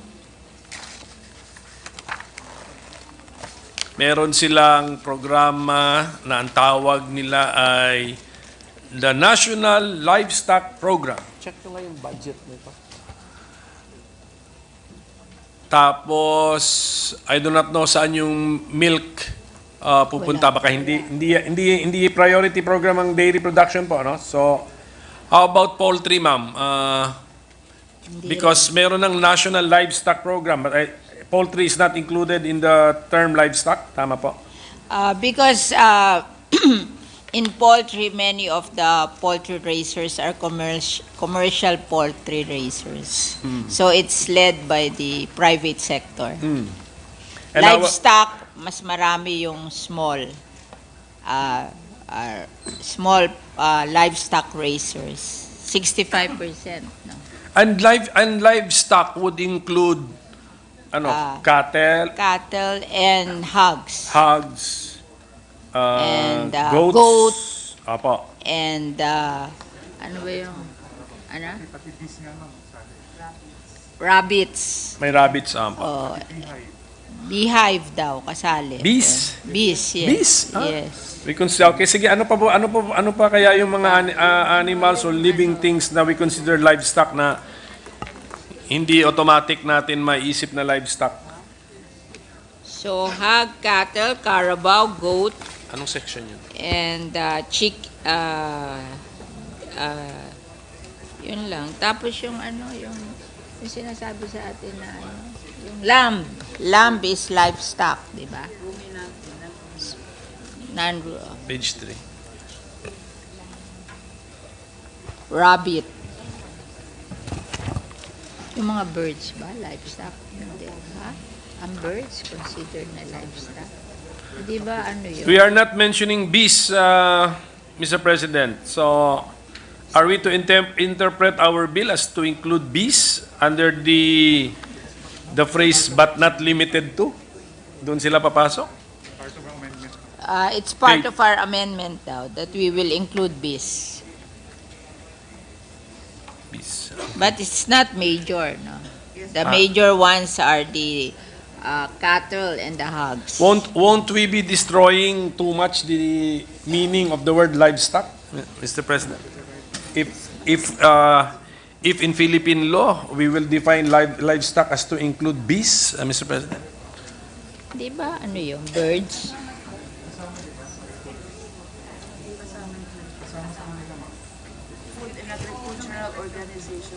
It's the definition of the United Nations Food and Agricultural Organization that bees should be included. As livestock, huh? As We livestock. will have to double check that, Mr. President. Okay. Thank you for that.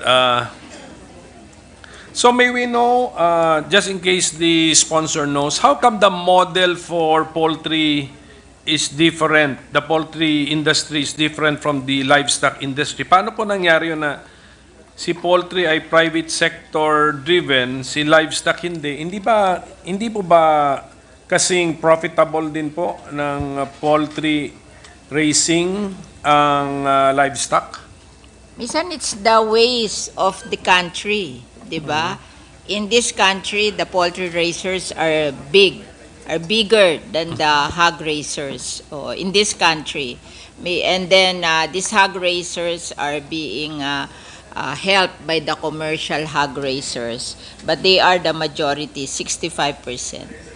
Parang meron silang combination. In fact, during the past, we don't care much about livestock because there are very successful commercial hog raisers who are helping the small hog raisers. But because of the ASF, all of them were affected by the ASF. That's why we're trying to help them to revive the hog industry. Well, at any rate, talagang tinutulungan na rin sila ng DA kasi meron na ng so-called the National Livestock Program. Yes, but alam po natin magkano budget po nito for 2024, for example?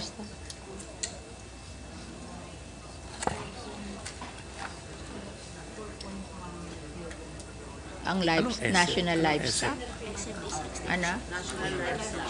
National Livestock Program is 4.1 billion. 4.1? Bago yan eh. Magkano po, ma'am? 4.1 billion. 4.1 billion. And then, gano'n na po? It became big because of the advent of the ASF. But before, dati 1 billion lang. Pero kailan po kailan po inadapt ng DA as a banner program si National Livestock Program? When?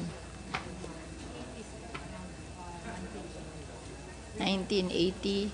In the 1980s. Oh, yeah, in the 1980s daw. Okay, so... But I noticed, I became the chairman of the Senate Committee on Agriculture and Food in 2013. I noticed that livestock contributes 33% of agricultural production, but the budget of livestock is below fisheries.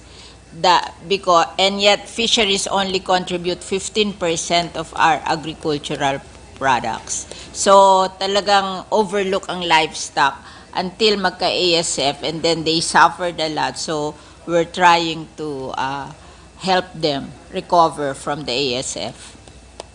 And at the same time, I noticed that our milk production is 1% of local demand. 99% of the local demand are imported. And I cannot accept that, because if all the milk are imported, then the poor children of the Philippines cannot drink fresh milk. So I made it a point when I became chairman of the Senate Committee on Agriculture and Food that I give budget to the building of building up our milk production, because I think it will help our poor children to become stronger and more intelligent if they can drink milk. Yes. But if we compare apples to apples po, ang nabanggit po nating sponsor, our milk production is 1% of our milk demand. Yes. Tama po ba yan? Local milk Yes, demand. yes, local milk demand. Yeah. So how about our livestock production? Kasi 33% siya of agricultural production, pero livestock production, domestic, is what percentage of the domestic demand? Ilan na imported? On a per animal basis po, if we have information. Animal ba? Parang 80%. 80%. 80%. So, pwede natin ang interpretation po ba ang kinukonsumo ng Republic of the Philippines, no, ng baboy, baka, etc., kambing, 80% nun pinoproduce tayo sa Pilipinas. Ano? Ilan ang baboy? 80%. Self-sufficient ba yung 80%? Ilan yung sufficient? Yeah. I think naman, aside from milk, yung others naman we can produce. Majority. Like for example, ang rice naman natin, ang shortage lang natin, 15% of local demand. So, medyo lang minsan mahilig tayo 15 na po ngayon? 15%. Meron pa akong memory na 7% lang noon. Hindi. So lumala. It's always 15. It has always been 15. Minsan nababawasan pa. Pero hindi talaga ganun. Malaki ang production except milk. Milk ang talagang nakakahiya. Pagdating po sa poultry, anong figures natin? Our poultry production is what percent of agri production, and is what percent of national demand can we supply from domestic production? 90%. So, okay. Kaya lang tayo nag-i-import ng poultry because yung mga like Jollibee, yung kind ng chicken nila na ginagamit sa Jollibee, smaller, na hindi available sa Philippines, so they import. But now they're trying to raise that kind of chicken in the Philippines. They will import so that the chicken will be larger. Smaller. Smaller pang gusto Kasi nila. they sell it cheap so they want the smaller type. Itong ating mga poultry raiser, hindi kaya yon, so they're importing. But now I think together with Cargill, they have formed a company to produce that kind of chicken. Oh, okay. Kasi meron po akong alam na food chain, restaurant chain na service ang sinaserve nila chicken. Malalaki. Hindi, yun na nga. Yun ang since Singaporean brand kasi ito ang mga nakakain na doon sa Singapore, sabi nila, mas malaki yung chicken doon kaysa sa Kaysa dito. available dito. Kasi- Kaya I thought it was the other way around. We would want larger chicken. Di ba Jollibee, medyo mura nila pinagbibili, so it should be smaller. Oo. Para makaka-price, kasi they price it 70 pesos eh. Meron kang chicken, ano ba tawag nila doon? Chicken Joy. Oo. So dapat mas maliit para makabenta ka ng 70 pesos. Alam mo naman, ang Filipinos, they're price conscious eh. But our poultry production is what % of our agricultural production? Together, livestock, poultry, and dairy is 33%. Together po ito. Okay. Ang crops is 54, ang dairy is, ang livestock, poultry, dairy is 33, and then 15% ang fisheries. Ako. So talagang malaki din ang production ng livestock, poultry, and dairy. That's why we have to help them. Kasi Pagandahin pa yung figures po. Agree naman po tayo lahat dito sa ating objective po, Mr. President. Pero yun na nga po, meron na tayong National Livestock Program since the 1980s. So, are we happy with how it has been implemented for because decades? the National Livestock Program is not embodied in the law. So, discretion niya ng DA. Unlike what we're passing, nilalagay natin sa batas what they should do.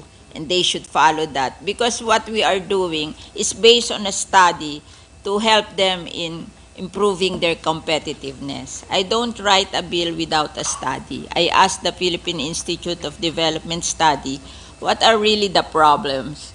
And based on that, I write a bill to solve the problem. Yung ating National Livestock, National Rice Program, kung ano gusto nilang bilhin do sa budget nila, yun ang binibili nila, kahit na hindi developmental.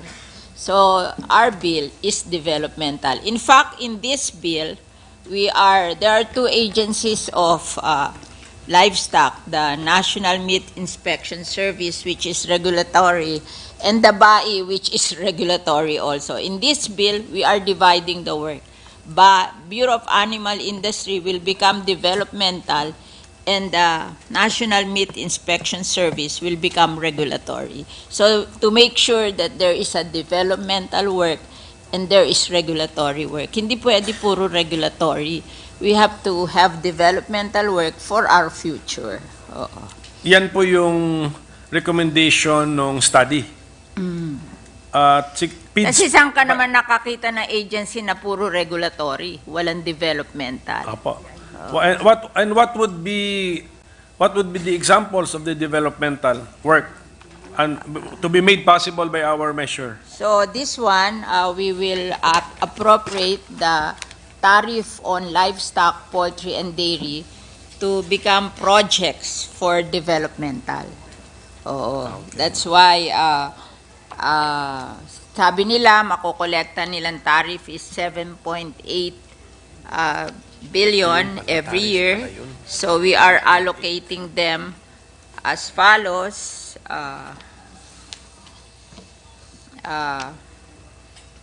12% for propagation of animal feeds, 5% for loans from DBP and Land Bank, 3% for the National Livestock and Poultry Development Program na gagawin, and then 3% for marketing, 2% for research and development, 1% for the development of cooperatives, and this is the biggest one, 29% for repopulation and herd build-up. This is the developmental already.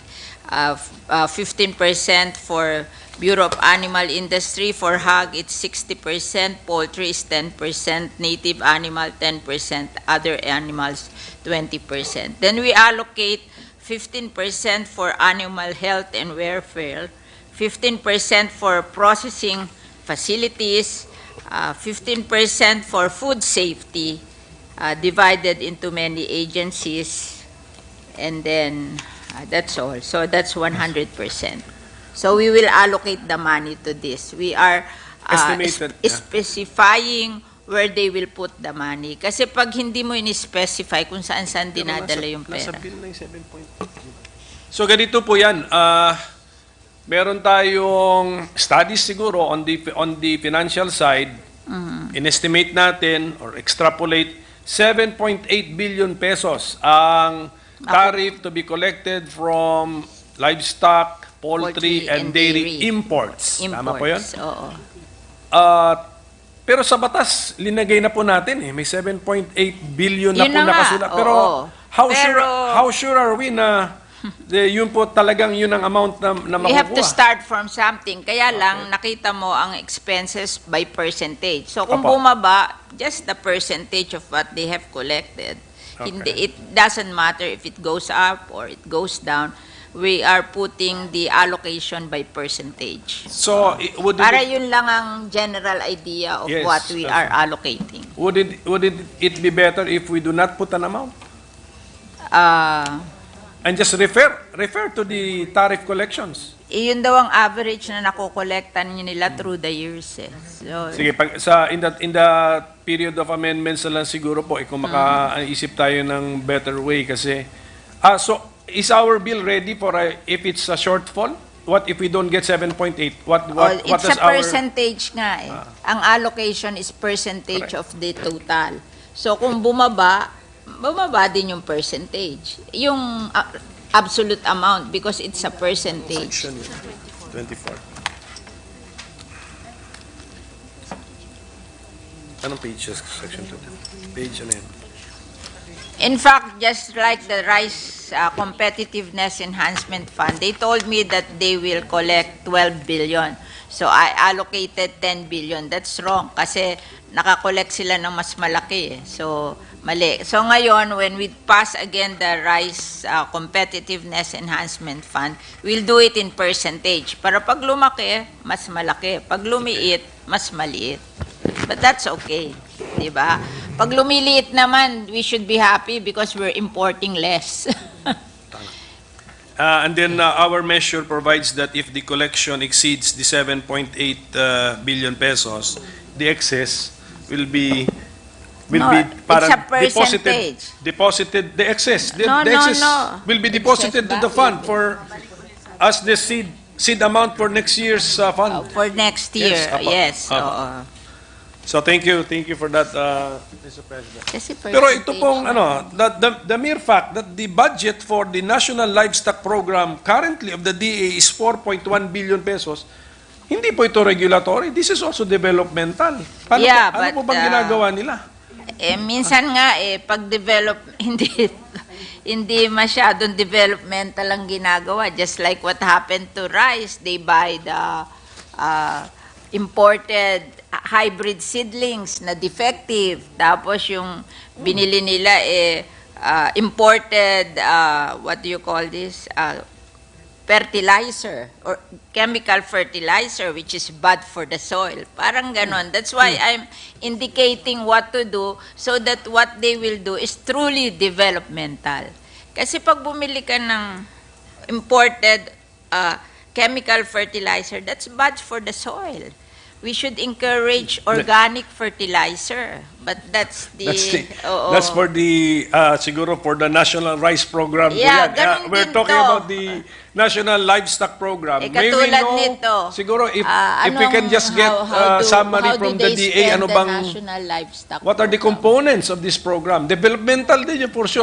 We want to see how different the current programs are from what is in the bill, Mr. President. Ano in-spend na nila sa National Livestock? Actually, ang difference, 3 point...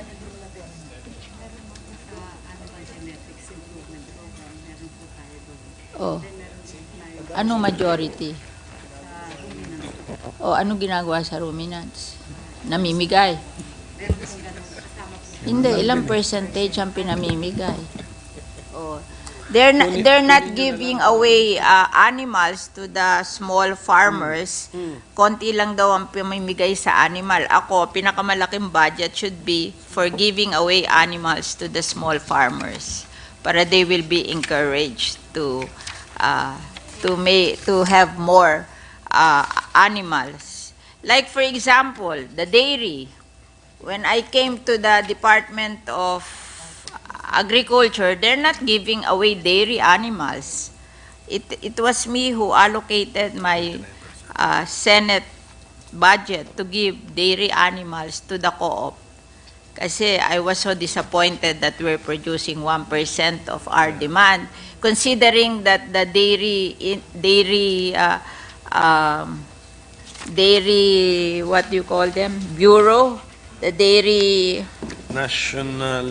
organization, the National Dairy Authority, and the Philippine Carabao Center has been in existence for 30 years, and yet they are not giving dairy animals to the co-op of farmers. So I allocated a certain amount from my entitlement as a senator to give away to the co-op of farmers so that they will take care of dairy animals. Dito yung animal distribution daw is 4% of the total. Eh tayo ngayon dito sa ating bill, 29%. That's most important. And of course, another important thing is taking care of the animals when there's a spread of ASF or bird flu or whatever. So there should be a budget for that. Kasi yung iba, kaya nag-spread ang ASF, ayaw ipapatay ng mga farmer yung mga ASF na may ASF na hog. Kasi that's their only holdings, ipapatayin. Dapat binayaran yun at ipinapatay para pumayag na patay para wag mag-spread. Eh hindi nila binayaran. So tinago ngayon at pinagbili kaya kumalat yung ASF. Siyempre mahihirap sila. That's their only means of livelihood. Tapos papapatay mo without paying for it. They will not kill the animal. So that's the reason why we have to make a law. Now we are very specific on what we will do so that our development program will be good. Otherwise, if we rely on something na walang legislation, they will just implement what they want to implement. Montimo dito, animal distribution is 4%. That's very low. Ilan na 4% ng 4 billion? But at least meron na tayong body of data on animal dispersal under the National Livestock Program. Kahit na 4% po yung binibigay doon, I think that's still 160 million pesos. Malaki-laking halaga din po yan. Kumusta? How has it been, yung repopulation effort through the National Livestock Program, Mr. President? 1.6 na ba? Hindi. For 16. It's always ongoing. Kasi if it's not a law, we cannot control it. It's the Department of Agriculture which will control it. Kung hindi batas, kaya lang tayo may oversight. Dahil we passed the law, they should follow what is indicated in the law. But if it's just a national program of the Department of Agriculture, they will not follow you. I assure you that. I've been here for 11 years. Hindi, sige po, ito Kaya po. ako nagpapasa ng batas to make sure na may oversight tayo because it's a law. And they follow what is written in the law. But what is written in the law is the percentage nga and the purpose, which on a smaller scale, ginagawa na under the National Livestock Program. Can we get feedback nga dun sa binigyan sa National Livestock Program? Hundreds of millions na rin siguro yan over the years. Kumusta? How was it? Anong incentive ng recipient na buhayin yung livestock at palaguin si livestock?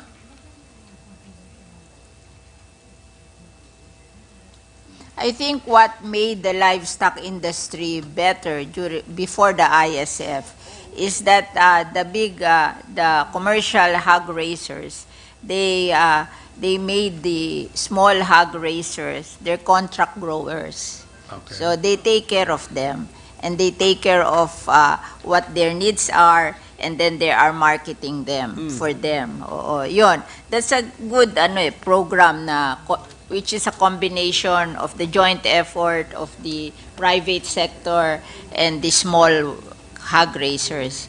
Mas maganda yun yung sila'y contract grower, and then the private sector will take care of taking care of their needs and doing the marketing for them. So yun ang better combination than the government distributing.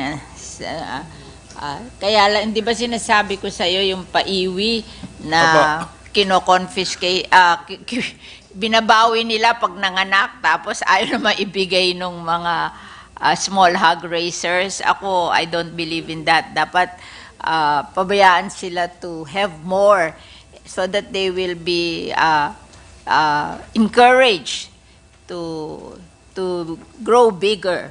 Kasi pag binabawi mo, there's no incentive for them to grow more. Oo. So, iba-iba ang iba-iba ang strategy. Yes. I agree po, Mr. President, iba-iba ang strategy. Although yung meron kang obligation din, may sense of responsibility rin po yun. You need to repay something. Kasi kung libre, parang... Pero ano po ba ang mangyayari? I think the incentive will be the amount you earn from it. Oo. Like I have a model for dairy wherein we give one processing equipment and 50 animal to a co-op, and then they distribute the animal to the members of the co-op, the wives, and they take care of the animal, and that's milking carabao and cow, and they sell the milk to the co-op, and the co-op does the processing and then sell it. I indicated in the masustansyang pagkain para sa mga batang Pilipino, this is the feeding program of the DepEd that they should buy from the co-op of farmers. Kasi I saw this in one barangay in Mindanao, and it's very successful. Except that the cow they're using was given by OSA, not by our local dairy program. By law, did we put in the bill that those who are livestock contract growers of commercial entities will be disqualified from receiving the distribution of livestock? No, we did not. But shall we? Kasi otherwise, I don't think so. There's small may definition lang na hanggang less than 50. Pag ang hog raisers, less than 50 ang inaalagaan. Dalawang classification, less than 5 and below, and 50 and below, 'di ba? Mas malaki yung binibigay do sa 5 and below kaysa do sa 50 and below. Parang kinlassify lang natin, pero hanggang 50 lang. Beyond that, hindi na. Commercial na sila. wala yung mga commercial entities po, they do not engage in contract growing with families or persons who own 50 and below livestock. Usually, they engage also. Oo nga, so in effect, kasi yung contract growing, that necessarily, yun ang pinaka-serious yung lahat pinoprovide nila. Pero merong bumibili sa kanila na sila talagang nag-aalaga, but they are not provided the inputs, diba? They just take care of buying their products and selling it nationwide, yon. So, dalawang klase yon. So, siyempre, pag hindi ka nag-provide ng input, mas mahal mo bibilhin yung animals, di ba? So, there are differences. So, it's a model, maraming model. It's not limited to that. Our bill allocates 29% of the tariff collections kasi ang purpose niya is for repopulation and herd build-up. But the ultimate recipient would be the The small holder. Oh, Small- not more than 50. Not more than 50. But this And then yung mga 50, usually 50, ang 5 ang individuals. Yung 50, cooperatives na yun. Association of Farmers. Yes, and these cooperatives may have contracts with commercial entities Yes. in growing livestock. So are we Hindi naman. are we not Baka- indirectly subsidizing the business of the commercial entities? Kasi pag ikaw naman ang taking care of the production cost and all that, parang selling lang, buying lang sila. They buy from you. They do not, if you can afford na hindi sila ang mag-finance sa'yo, then they buy from you. Commercial lang. Kung gusto mo ipagbili sa kanila, kung ayaw mo naman, you can sell it yourself. Nasa iyo ang discretion. But we are helping the 50 and below. Di ba? Check nyo nga sa terms. So, hindi naman... So what's the, okay, so in real life po natin, application ito, naging batas for example ito, meron tayong co-op na will be a recipient of livestock. Anong example ng livestock? Would be cattle, gano'n? Cattle, or hogs. Hogs, let us say. Bibigyan ngayon bibigyan si racer, livestock racer ng hogs kasi hog racer siya, okay? And what is the purpose?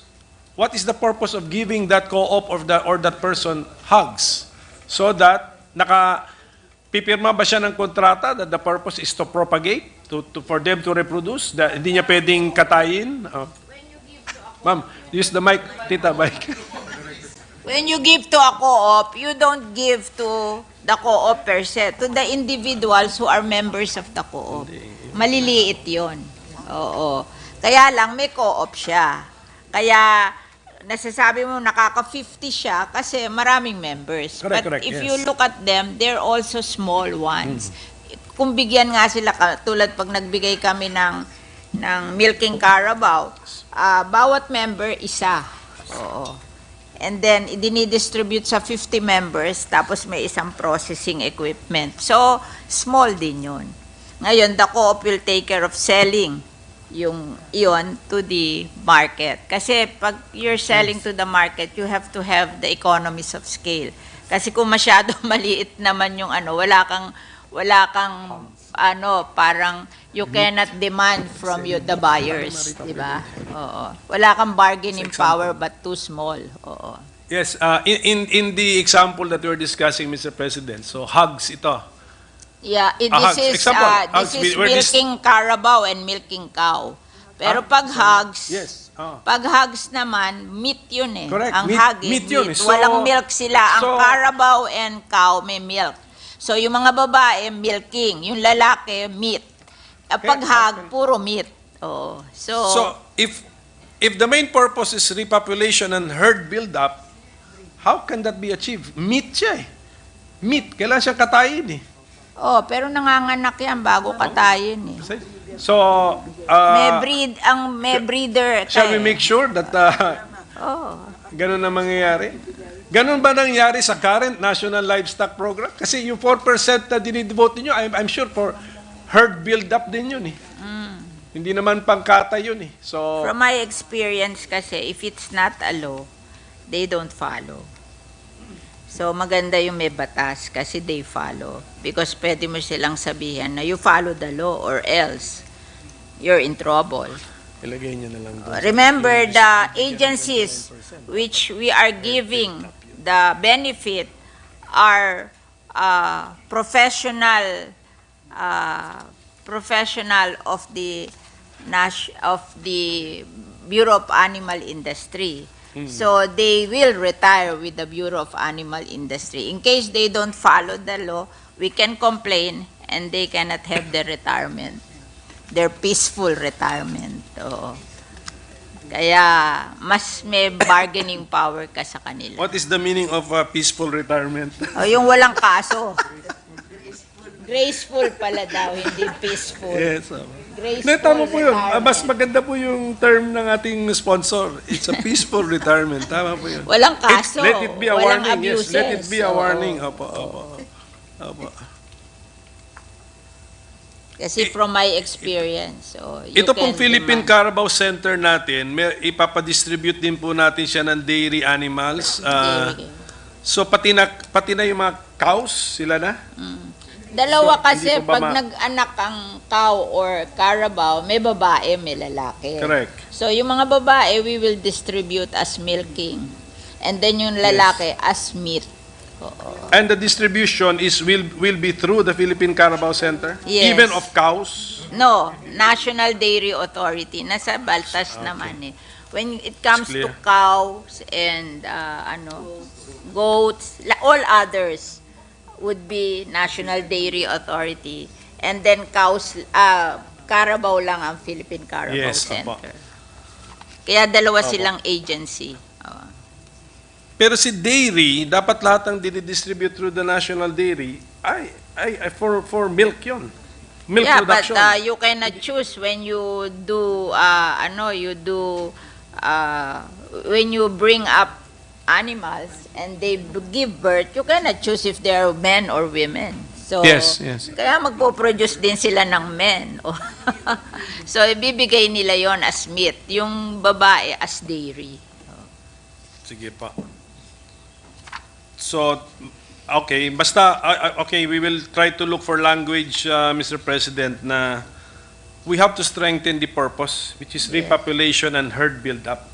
Alisin natin yung palusot na, kinailangan kainin or kinatay, Mr. President. Otherwise, malaking... But if you are intelligent, you will not use as meat the female. The female. Kasi you will earn more and longer. Oo. Yes. Oo. I have a Carabao dairy farm in my farm school. And really, you will earn more if you take care of your dairy animal for milking than just selling them as meat. Mas short term yung meat eh. Mas longer yung dairy. So sana po, alam na rin ng DA ngayon yung model. May model, siguro tayo? No, we have model farm. No, we have farm ipakita school. natin. We have 2,805 farm school since 2016, and 800 of them are accredited with TESDA, and the TESDA is paying for the tuition of the farmers learning from our farm school. I have allocated in the laws that I pass 1.1 billion pesos a year for subsidizing the tuition of the farmers who are studying in our farm school. And there are farm school in every town in the Philippines nowadays. So we're teaching them how to understand the industry more so they will do it right. Mga 2% po yata ang ibibigay natin dyan sa farm schools dito sa tariff collections. No, it's for rice tariff dito 2%. Dito po, 2% ba? But in the rice it's 700 million for TESDA So, a year. And for coconut it's 400 million a year for TESDA. So the farm schools, kasi nabanggit nga sa bill yung farm schools, would be the same farm schools, dadagdagan sila ng subjects to teach the farmers? Ito Usually, po? a farm Or are we school- establishing separate? Usually a farm school will teach what is present in his town. Kung ano yung industry ng agriculture sa town niya. Kung rice producing, they will teach rice. If hog producing, they will teach hogs. If it's fishery producing, they will teach fisheries. Kung ano yung major industry do sa bayan niya, yun na ituturo niya. Kaya there is a school in every town in the Philippines. What do we envision with the 2%, Mr. President? We also envision the establishment of Yes. new farm schools. No, This time, usually magturo the na farm ng school- livestock racing, dairy production. Gano'n? Usually the farm school is a farm. Okay. Is a farm. Uh-huh. And then, kasi ang vocational school is on the job training. It's not about books or reading from books. It's about practicing what you are taught in actual situation. That's vocational school, on-the-job training. Kaya kung may farm ka na, tapos gusto mo magturo noon, i-adjust mo lang yung farm mo para makapagturo ng course na yon. What is the agency of government running the farm schools? Agricultural Training Institute ang DA, nagpapa-accredit. under DA? Under DA. Ang nag-a-accredit. Pero yung nagpapatakbo po, private sector na. Opo. And then the TESDA, pag accredited ka ng Agricultural Training Institute, TESDA will pay for the tuition of your students. So TESDA lang ang conduit for the tuition payments, accreditation. Okay, so how long have we had this farm school system? 2016. 2016. I Okay. passed the farm tourism law which encouraged the formation of farm school in every town in the Philippines. And since 2016, we have now established 2,805 farm school, 800 of them accredited with TESDA. There are only 1,600 towns and cities in the Philippines, so mas marami na yung farm school. So ngayon na wala pa po ito, wala pa tayong National Livestock and Poultry and Dairy Program, di ba? Ito yung ginagawa ng bill natin. Ngayon medyo kalat-kalat pa. Sa 2,800 farm schools, meron na rin meron na bang nagtuturo. nagtuturo dyan on livestock, on because dairy and poultry? TESDA has a budget for agriculture in general. Oo. So, Pero baka sa rice po nakapokus yun, hindi. Mr. President. Iba yung budget ng TESDA for agriculture, iba yung binigay ko for rice and for coconut and for yung coconut kasi nilagyan namin ng intercropping eh. Like dairy, coffee, dairy and cacao. Kasi yan ang good intercropping with coconut. Eh. So binabayaran na rin yun ng 400 million ng coconut. So from a new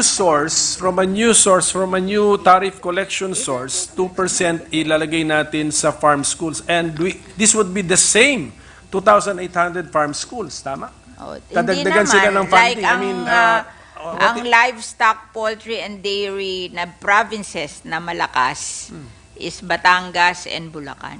So may mga specialization like Nueva Ecija is rice. Isabela is rice. Bukidnon is rice.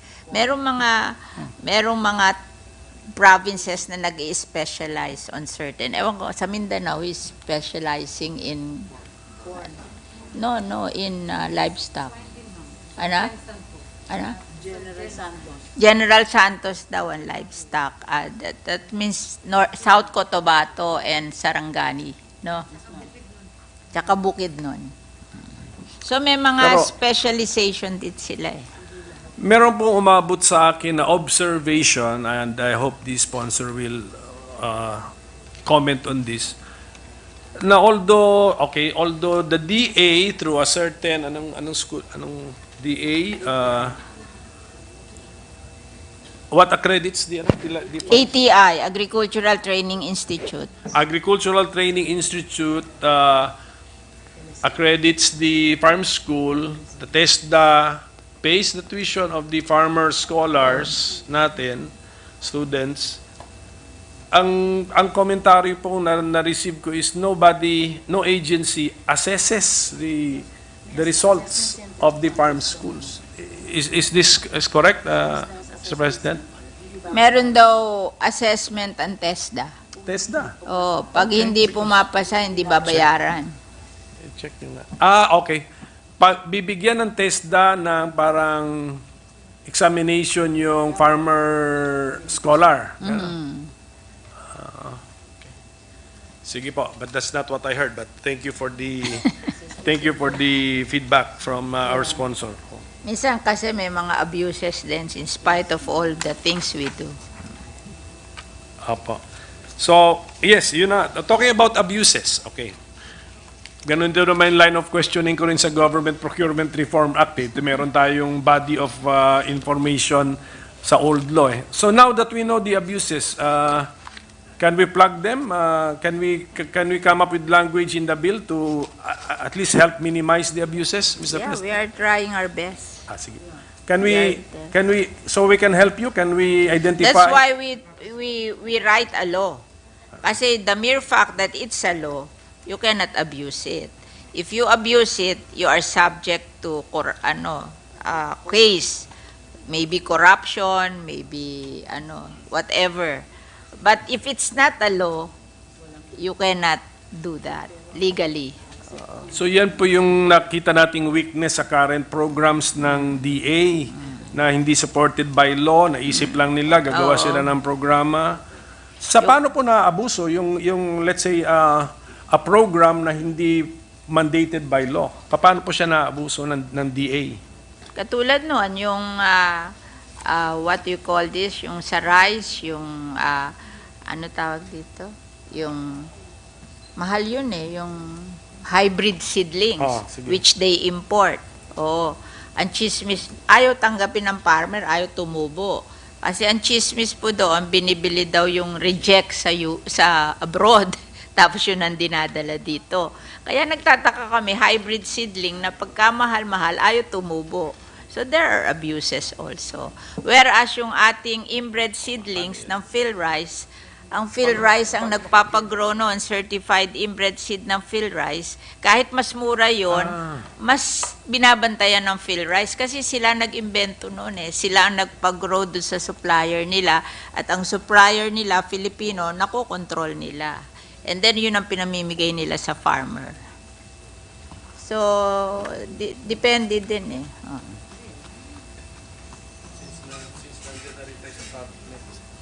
Kaya nagtataka kami why mas gusto nila yung inbred seedlings ng PhilRice, mas mura yun And supposed to be mas less ang ano nun, ang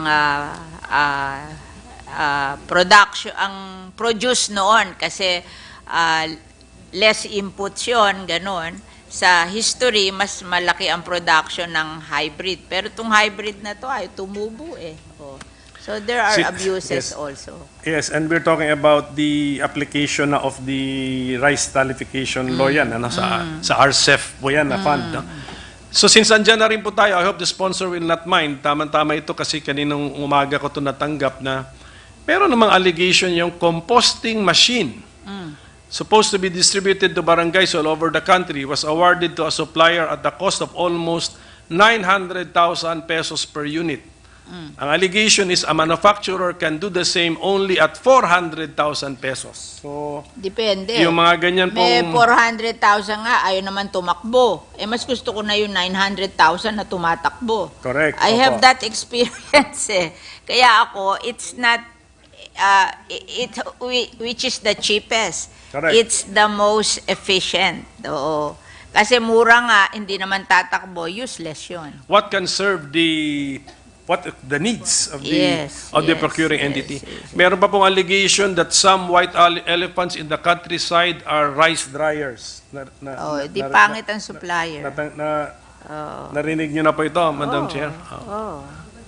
Depende kasi kung sino supplier Minsan palakasan din yung supplier, di ba? So tayo gusto natin kahit mas mahal yan, pero good quality. Kasi kahit mura yan, kung hindi naman tatakbo yan, wala ring use yan. Correct, that's diba? correct. Or tumakbo na isang araw. Meron pong mga ganyan. Yung iba nga, hindi na tumakbo Kaya nga, you have to have an oversight functions on what they're doing. Meron po tayo sa ating parang last section. Parang power of the president. May we get anong sections ba to? Section 28 po. Title 7, Final Provision, Section 28, Powers of the President, page 31. What are we granting the President here, Mr. President? I mean, Yung is this a new power? Is this a new power? No, it's custom duties lamang. If he wants to bring down the custom duties, to bring down the prices, so he's allowed to do that. Yes, and the customs duties are in the CMTA, most likely, di ba? And that is a law. Yeah, but so sometimes are we giving the president the power to amend the law?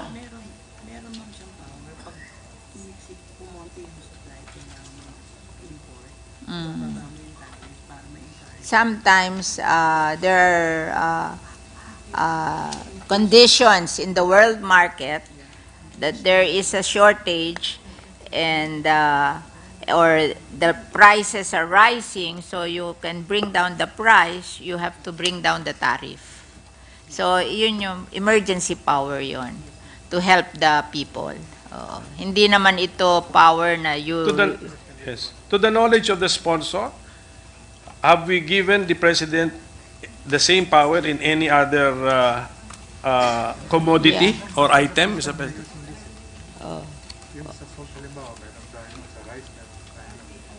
This is not the first time.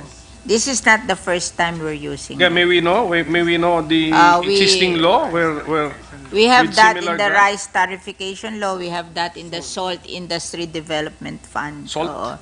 Salt? Oo. Kasi minsan, kaya siguro sa agriculture because it's food.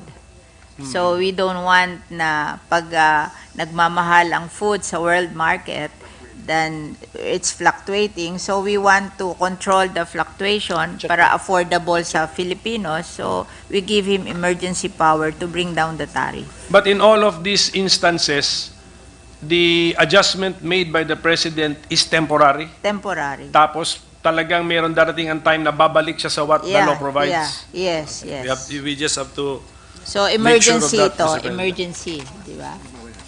Okay, so it's under an emergency concept, Mr. President. So. The power herein delegated to the President may be withdrawn or terminated by Congress through a joint resolution. Yun na nga. So if we cannot get the necessary majorities in Congress, the President, usually this the President would have amended the rate in the law. Usually the President does this to make the food affordable to the people. Kasi, food is very important. We can do without everything except food. That's what I'm telling the people, that you have to take care of your farmers and your consumer, because in our country, in our world, we can do without everything except food. Opo, very sensitive ito. Kasi pagkain at we are one with you, Mr. President. Basta importante dito yung production natin kasi actually that's the only way to fight inflation, Mr. President. In my opinion, kahit ano pang theories i-propose diyan. Inflation would be, 'di ba? The demand for the same number of goods. And that's why it exerts increasing demand for the same quantity of goods available. Therefore, it exerts pressure on the prices. It's abuses also of the traders. So that's why we passed the anti-agricultural economic sabotage law. It's the law against profiteering, hoarding, cartel, and smuggling. Yes, but yung abuses of the traders na term na ginamit natin sponsor would parang involves manipulation of demand. Yes. And supply pala, at supply, yes. So yan po yun. So we increase domestic production. Tulong po tayo diyan kung anong magawa natin to help increase domestic production. At huwag tayong puro importation ng ating nasa isip.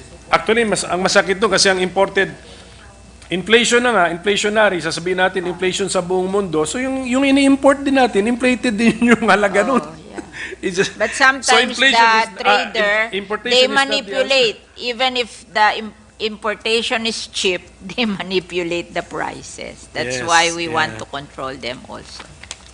And then, Mr. President, ito na lang siguro nakita ko rin yung FDA. Binabawasan po natin ng trabaho si FDA. And nag-aalala ngayon ako sa FDA. Baka mawala ng maiwan trabaho dyan. Kasi number one, tinanggal natin si vape, ma'am. Si vape, tinanggal natin. Sambil natin. Kasi ang FDA, ang bagal-bagal. So, okay lang sila to take care of the food of the human. Yes. But yung gamot at food of the animals, siguro dapat ibigay na natin yun dun sa newly created agency natin na for yung nanggaling sa National Meat and Inspection Service, ginawa na nating regulatory body formally as what do you call Pero that? dairy products yata. Dairy products Hindi. for human consumption. Beer. No, for everything na yan, regulatory. We divided the livestock industry into two agency. Milk. Four. First, BAI.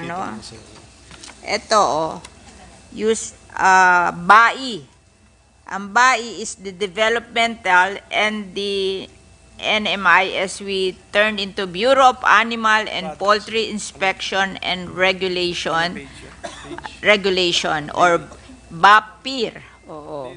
So they take care of this livestock, poultry, and veterinary drugs and Yes. product importation regulation service, livestock and poultry inspection service, animal feed, veterinary drugs, and biologic control service. Hindi, isa Oh, ginawa na natin. Bigay ko to sa kanya. Bigyan mo na lang ako. Hindi po ba ang pati ang regulation over all dairy activities and products, hindi ba natin binigay na sa NDA, National Dairy? Yes. So, tinanggal natin sa FDA yun.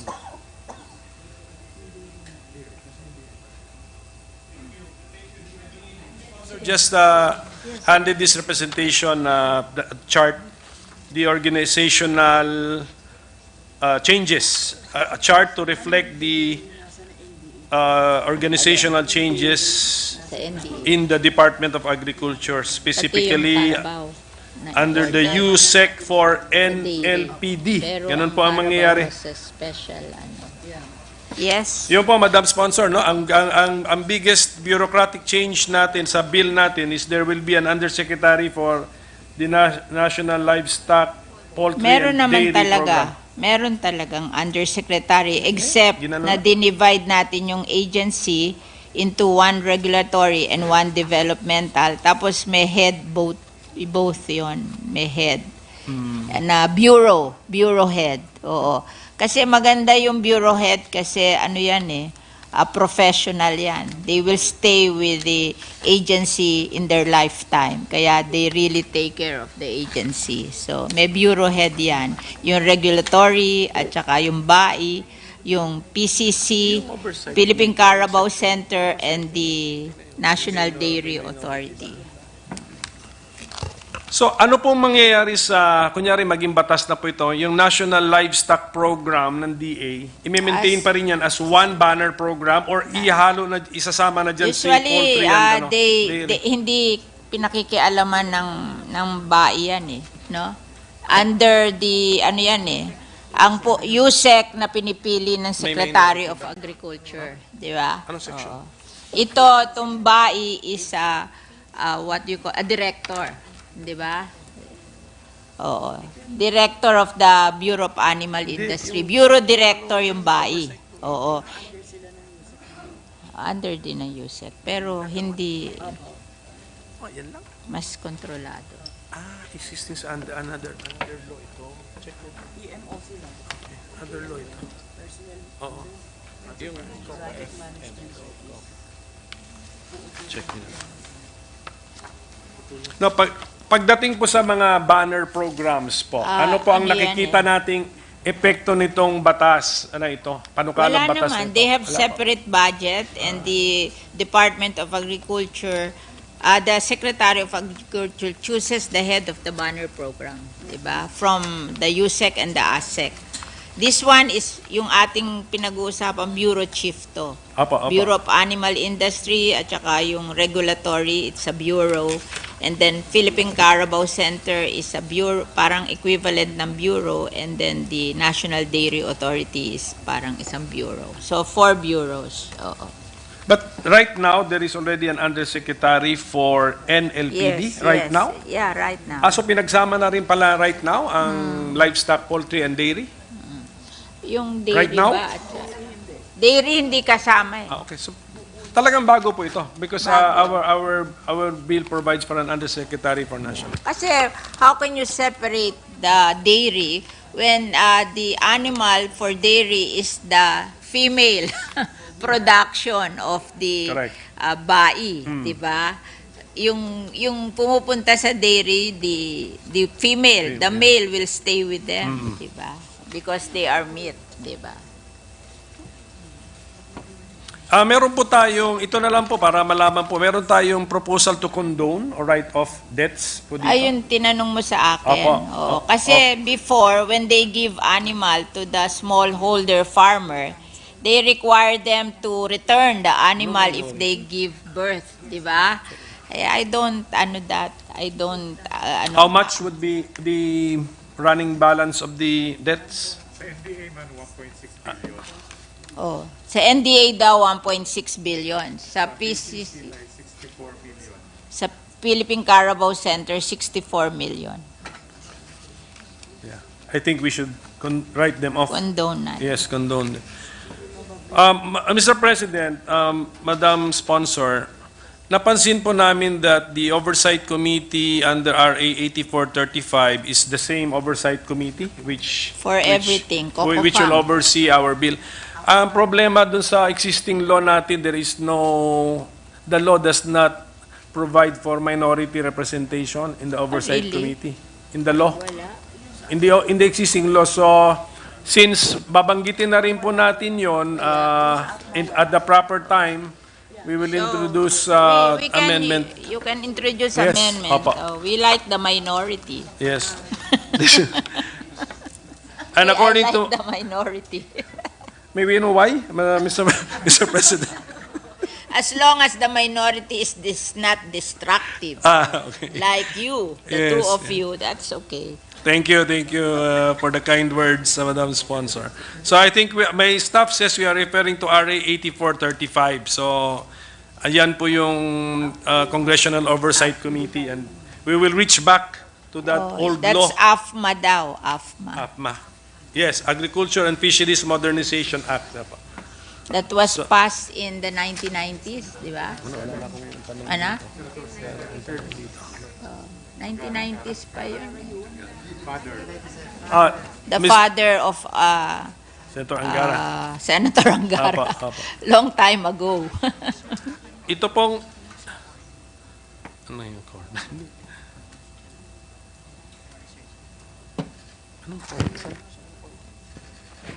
Ito lang po yung ating mga beneficiaries sa ating dispersal program siguro would be yung mga nasa registry system for basic sectors in agriculture, yung mga farmers or fisher folk na nasa latest official poverty statistics ng PSA or list. So how updated are these lists of the where we will get the beneficiaries of our programs, Mr. President?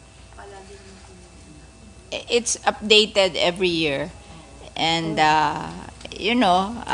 especially the co-ops, they're in existence naman eh. You can see who are the good co-ops in a community. We're very familiar with the co-ops. So they come from the co-ops, many of them, di ba? So pagdating po sa co-ops, the co-ops just need to accredit. Yes, I mean, they're accredited with the CDA. May meron silang official they're but they are co-ops of poor farmers and fisher folk. Ganun po yung nila. Alam mo, ang co-ops, ang contribution nila sa co-op usually 5,000 pesos each. So you know that they are poor. They're small, very small. Wala pong co-op na nag-graduate na siya dahil hindi na naging poor Like ang for kanyang example, mga members. the biggest co-op in the Philippines is in Ilocos and Dakar. They have billion of assets, but their members 200,000 each. So if you divide 1 billion by 200,000, that's 5,000 each. So they're very successful because they were able to attract many farmers and fisher folks. But they are small. They're not big.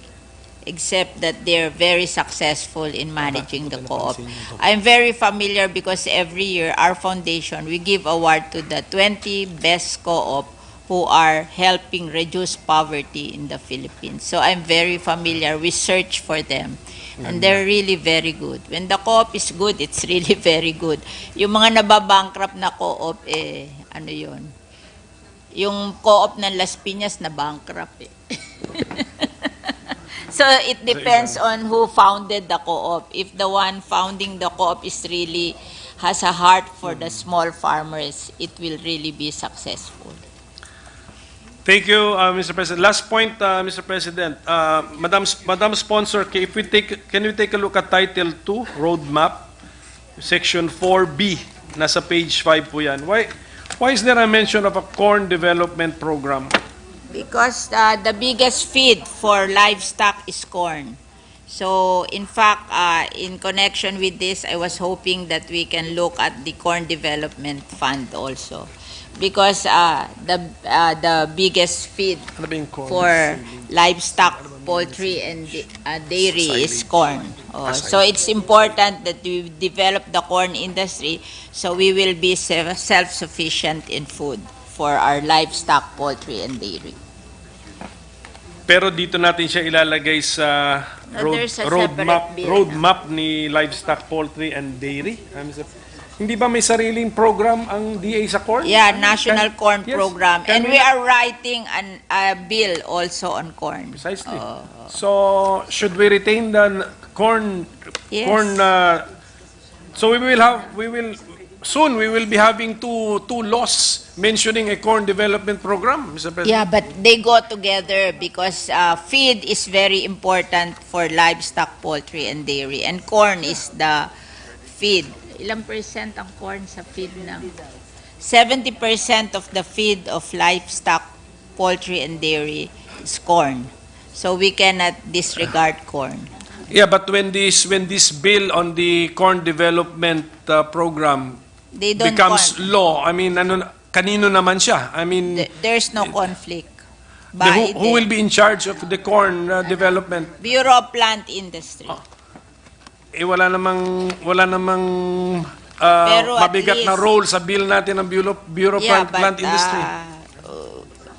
It's just a mention. Can we anticipate the rate? I mean, can we leave out the corn development program from the roadmap for the livestock, poultry, and the dairy roadmap or development program?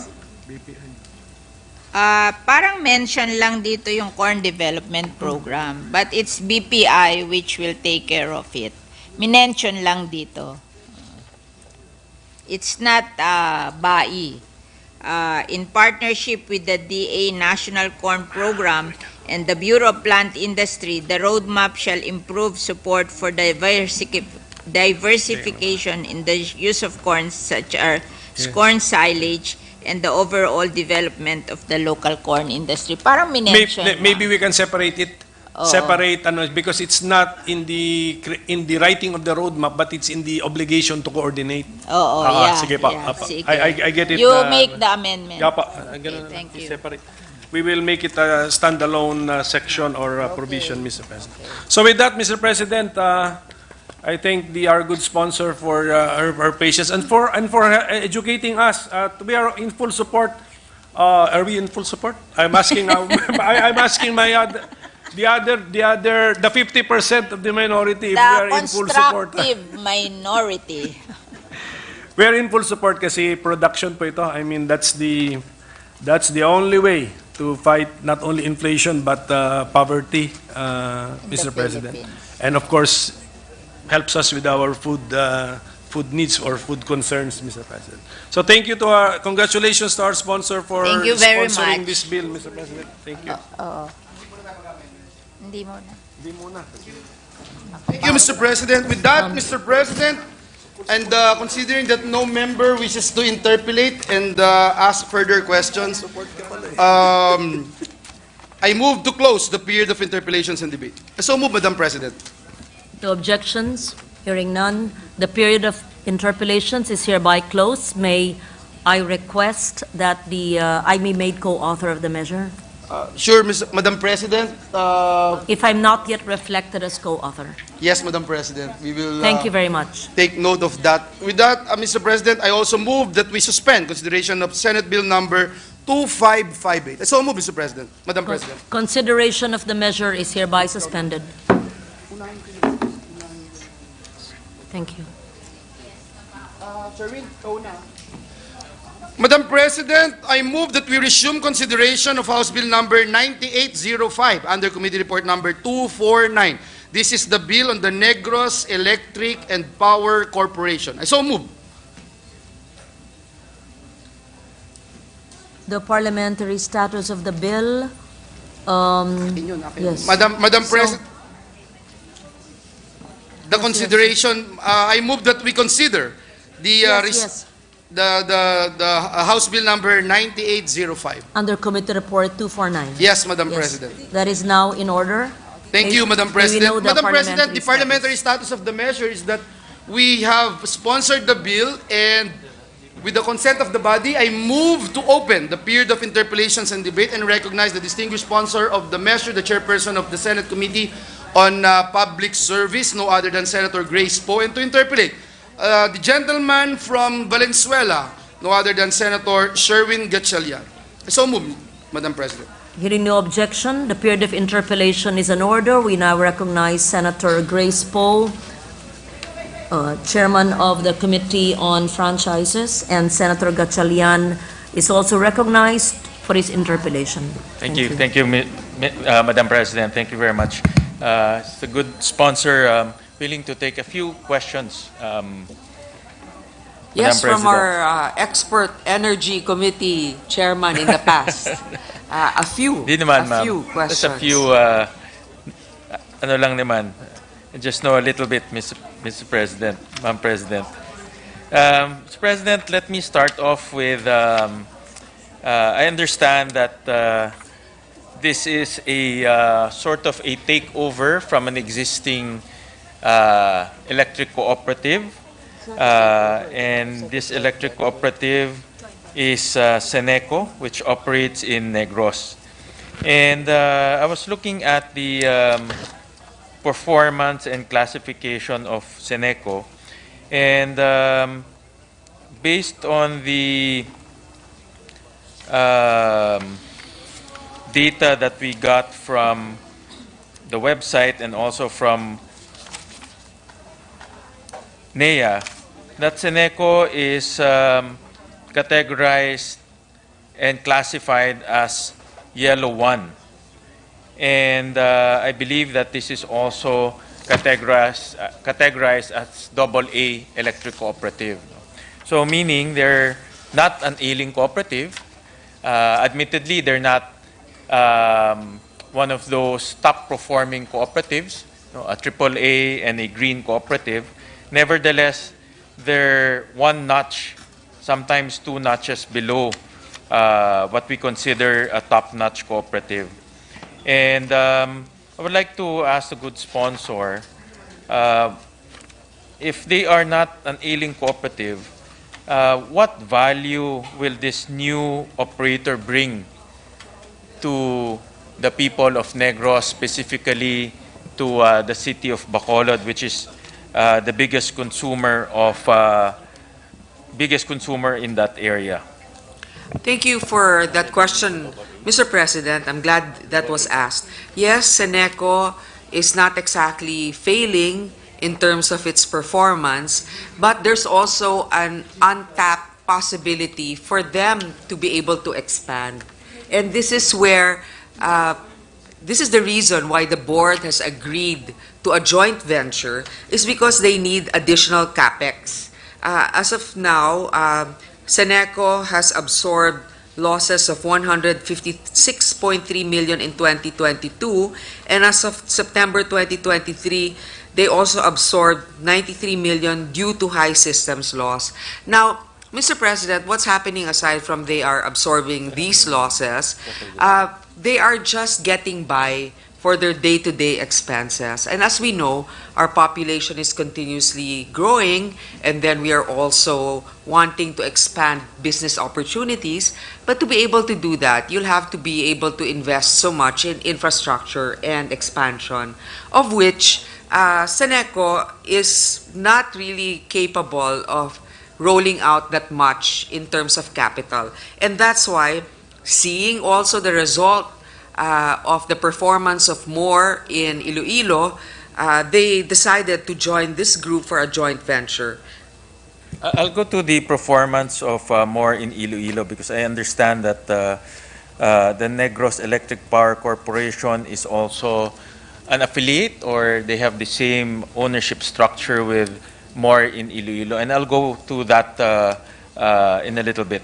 So I understand that this electric co-op, as what the good sponsor mentioned, is just getting by, but they have difficulty in expanding their services, meaning they cannot invest in capex. How much capex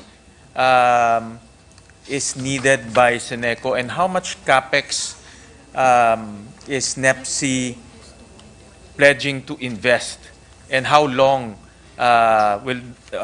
will they put in those capex? Mr. President, there is a planned 2.1 billion pesos in capex investments over a span of 5 years. So that will greatly improve the service also. In fact, yes, service has been provided, but maraming complaints with regards to brownouts and also, well, power interruption. And then, kunyari ikaw gusto mo magpatayo ng call centers or offices dito sa Bacolod, yun nga, you need more power. The demand for power will definitely increase. That's why even all the local government units, majority of them, if not all of them, the ones affected, Bacolod City, Silay, Talisay, etc., they are supportive of this, Mr. President. Yeah.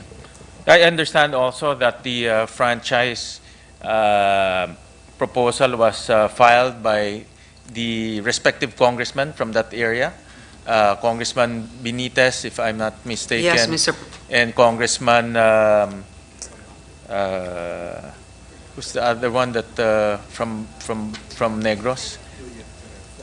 Congressman Benitez. Ferrer? Congressman Ferrer, correct. So both of them are from that area. Yes, yes. The 2.1 billion capex, how will this be recovered? Well, Mr. President, this is from the conversations I've had also with the investors. It will take at least maybe 15 years or more for it to be recovered. But it's almost like a legacy for them to be able to help Negros. The good thing about some of our investors is that they really think of the long term, that what it can do, since they have surplus, some surpluses in their other businesses, they feel that investing in Negros, although the return will not be quick, is a wise decision because it will definitely encourage an economic expansion in the area. All right. And typically when you, of course, the legacy building is one of the, probably the overarching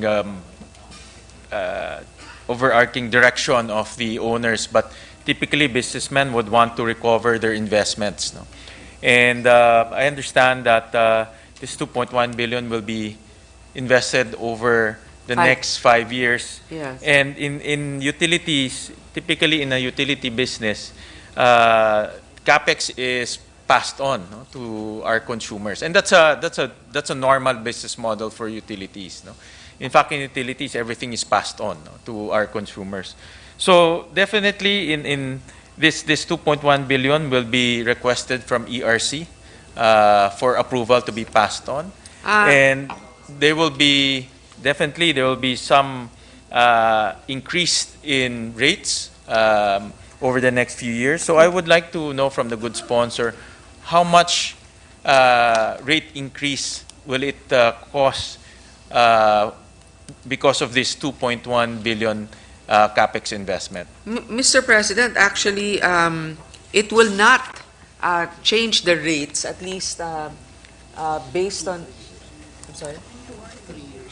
In 2 or 3 years, the rates will not really change. But what I'm saying is, with this business, they've also proven in Iloilo, in spite of they had to change so many things in Iloilo, even the old meters and then all the wiring, the connections.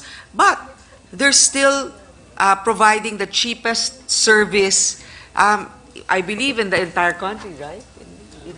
In the Visayas, in the entire Visayas region. So, again, Mr. President, yes, investors want to recoup their money maybe as quickly as possible, but we know that there's a difference between a savvy investor and just a fly-by-night investor. And I feel that with this particular investor, they have proven that it's also in the waiting game that they succeed. That's what differentiates the amateurs from the experts. They say the amateurs will just want to go in and then get their money and leave. This one is more on the long term. And I understand that the good sponsor mentioned earlier that because of their savviness, no, and because of their expertise, knowing that they have a successful operation or a efficient operation in Iloilo, they also are they assuring the consuming public in Negros that rates will not increase for the next 2 to 3 years because of their savviness and because of their efficiency? Is that an assurance that a bold assurance that the new operator is willing to make for the consumers in Negros? Yes, Mr. President, definitely they said 3 years. And besides, I mean, I understand why our colleague is scrutinizing this. But given also the current setup, I think that this is definitely a better option for them. And I really wouldn't use savviness in a condescending way in this instance, because I feel that they've also have a proven track record. Yeah. Because obviously I do agree that in many cases the private sector is more efficient and more flexible and more effective in management. And I'm hoping that their management expertise will make the operation of Sineco or NEPSI for this matter efficient. So even though they invest the 2.1, they can find efficiency and they will not pass on the 2.1, but yet the consumers will feel that efficiency by pegging the rates or by not raising the rates for 2 to 3 years. Yes, Mr. President, because any raise anyway has to go through the regulatory process.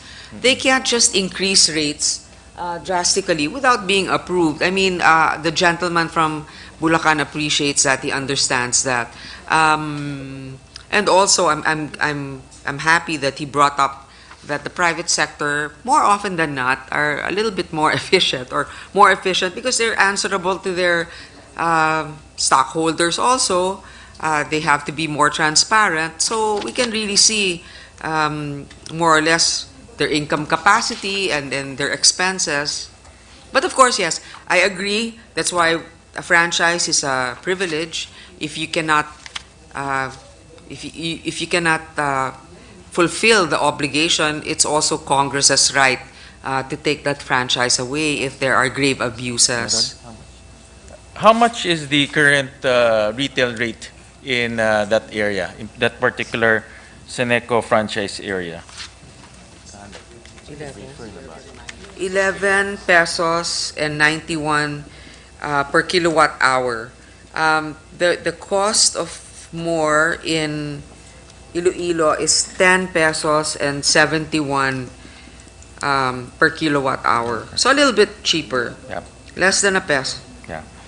And so in other words, assuming NEPSI will successfully take over Seneco, the rates will be around 11 pesos and 91 centavos for the next 2 to 3 years. Is that a statement that we can make and assure? 11 pesos, 0.0917. 0.09 per Yes. kilowatt hour. Is that, Yeah. that Yes, we for can the- assure the Negros consumers?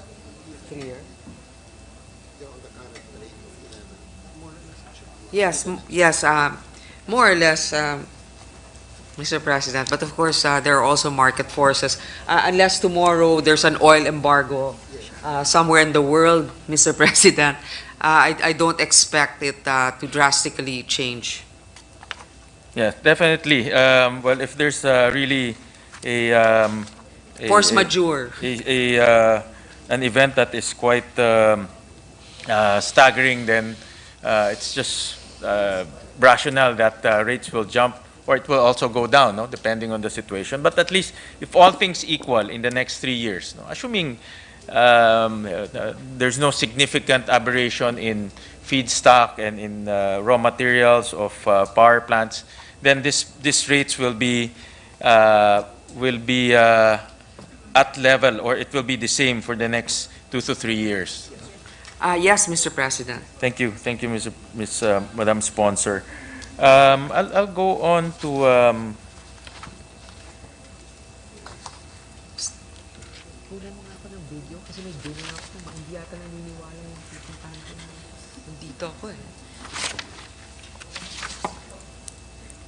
I'll go on to, and this was discussed during the hearing, Madam Sponsor. Okay. And I requested this during the hearing. I remember during the hearing, I also heard some, and thank the good sponsor, the good chairperson of the Committee on Public Services for being fair, because both sides were heard during that time. No? The Seneco officials, the NEPSI officials, as well as those who are objecting to this Joint venture. Joint venture. Can I ask, how was the joint venture triggered? Was it Seneco who solicited because they knew that it's difficult for them to expand? Was it Seneco who solicited private capital to come in? Is it the private sector who went to them and said, no, we can provide you with capital? How was it triggered? Mr. President, the Seneco board actually reached out to them, maybe because they've seen the example set in Iloilo, and also with the prodding of the local government, that here is an opportunity for you not to have an out-of-pocket expense and to incur more loans, because there's a partnership that will come in to invest, that could possibly invest. So they did seek out the meeting with that, with more power, sorry. So it's the same lang. With more power. Yung pinakita kanina ni Kenmore na slide may prepare niyo. Okay. So it was the Seneco board who reached out and explored possibilities of this joint venture. And then during the hearing also, I understand that there were some allegations on the process in which the joint venture was approved. Apparently, the plebiscite rules were Yes. not promulgated. So, can the good sponsor walk us through from the time the joint venture was formulated, and then the plebiscite happened, and then was there Kasi any di ba may rules approval from government on how the plebiscite will be conducted?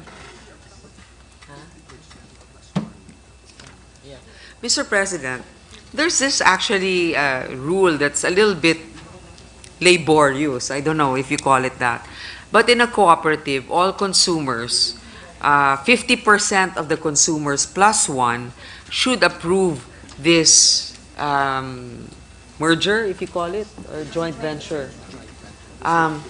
So for them to be able to do that, the possible investor, meaning more, had to help check the list of all of the consumers, because a lot of them have already passed on. So parang COMELEC lang yan, dapat lilinisin mo yung voters list, di ba? So after doing that, of course, with the supervision of NEA, they were able to update the list, and then they had the plebiscite, and then after the plebiscite, they overwhelmingly got their support, and that's how it started. I mean, all the board is in agreement.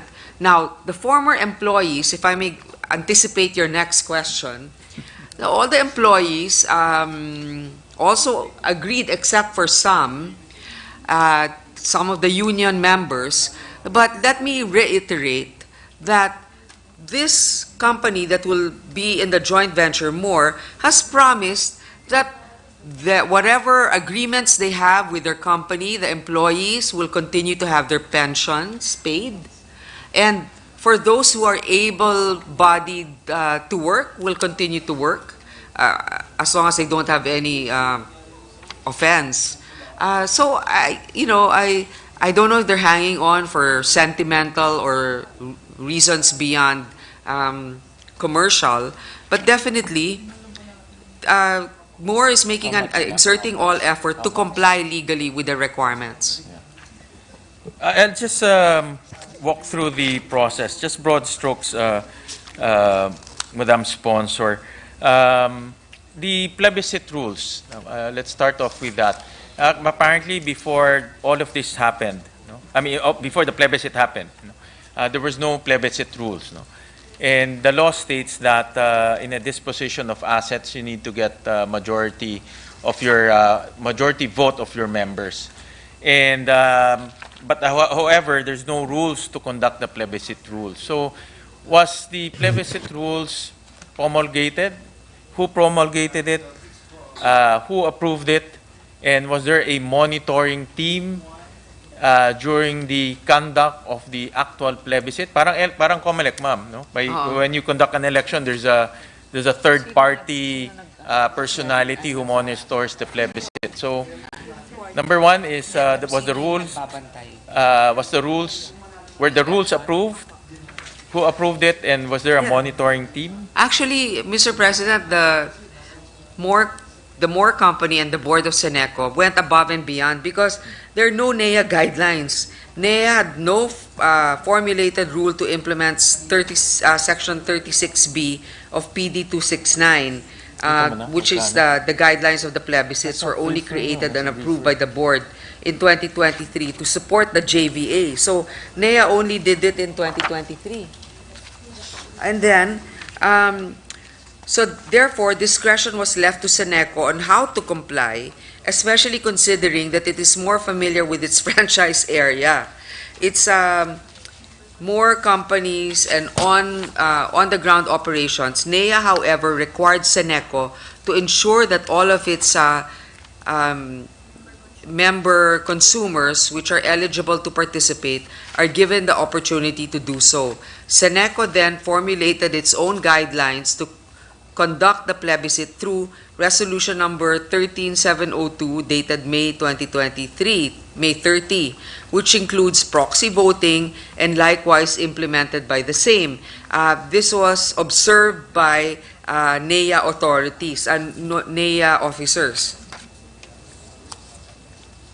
So, correct me if I'm wrong, Madam Sponsor. So there was no plebiscite rules, so NEA created their own rules because.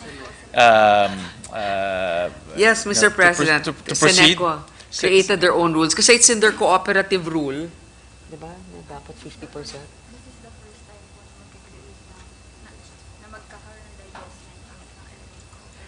Mr. President, this is the first time actually that a cooperative will have a divestment of their capital. So they had to come up with these rules under the knowledge also of NEA, which approved it. Now, Mr. President, as you know, in the franchise, okay, these are all different agencies, but we, the Senate and Congress, are the main body that grants these franchise. And we allow the change of ownership or transfer of ownership of a franchise for as long as it gets congressional approval. I mean, that's the long and short of it. I mean, whatever the process is in the bottom, they complied with NEA, it will always have to come up, and it is always up to us to say, is it fair or not? That's correct. The enactment of a franchise is a decision of Congress, but the transfer of asset is a decision of the member consumer owners. So that's why in order to transfer the asset, you need to have the majority vote of your member consumer owners. But in order to do that, you need to have the plebiscite rules, because or else how do you conduct the election? So I just want to understand whether the plebiscite rules were duly approved by NEA, and whether as you mentioned earlier, the cleanup of the voters list, because during the hearing, I remember someone mentioned that yung mga patay raw nakakaboto. No? That's not unique in our election system, even the political election system. But the cleanup process should be undertaken. So I just want to ask whether the plebiscite rules were approved by NEA. They found it credible. They found it fair. They found it transparent. Was that undertaken by? Yes, Mr. President, it was approved by NEA.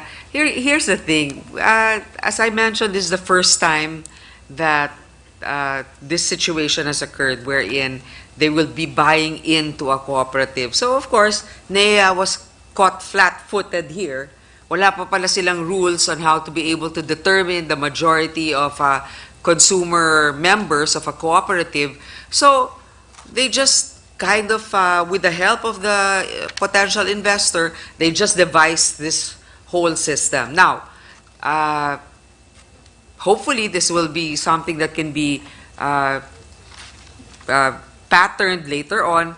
But as I was saying, na-clean nga nila yung listahan daw, na wala na yung mga patay na bumuboto. And if there was anybody who had a question about it, they could have easily checked the records and say, hindi, patay na yan. Bukas naman yun eh. Di ba? Nasa NEA rin naman yun. Correct.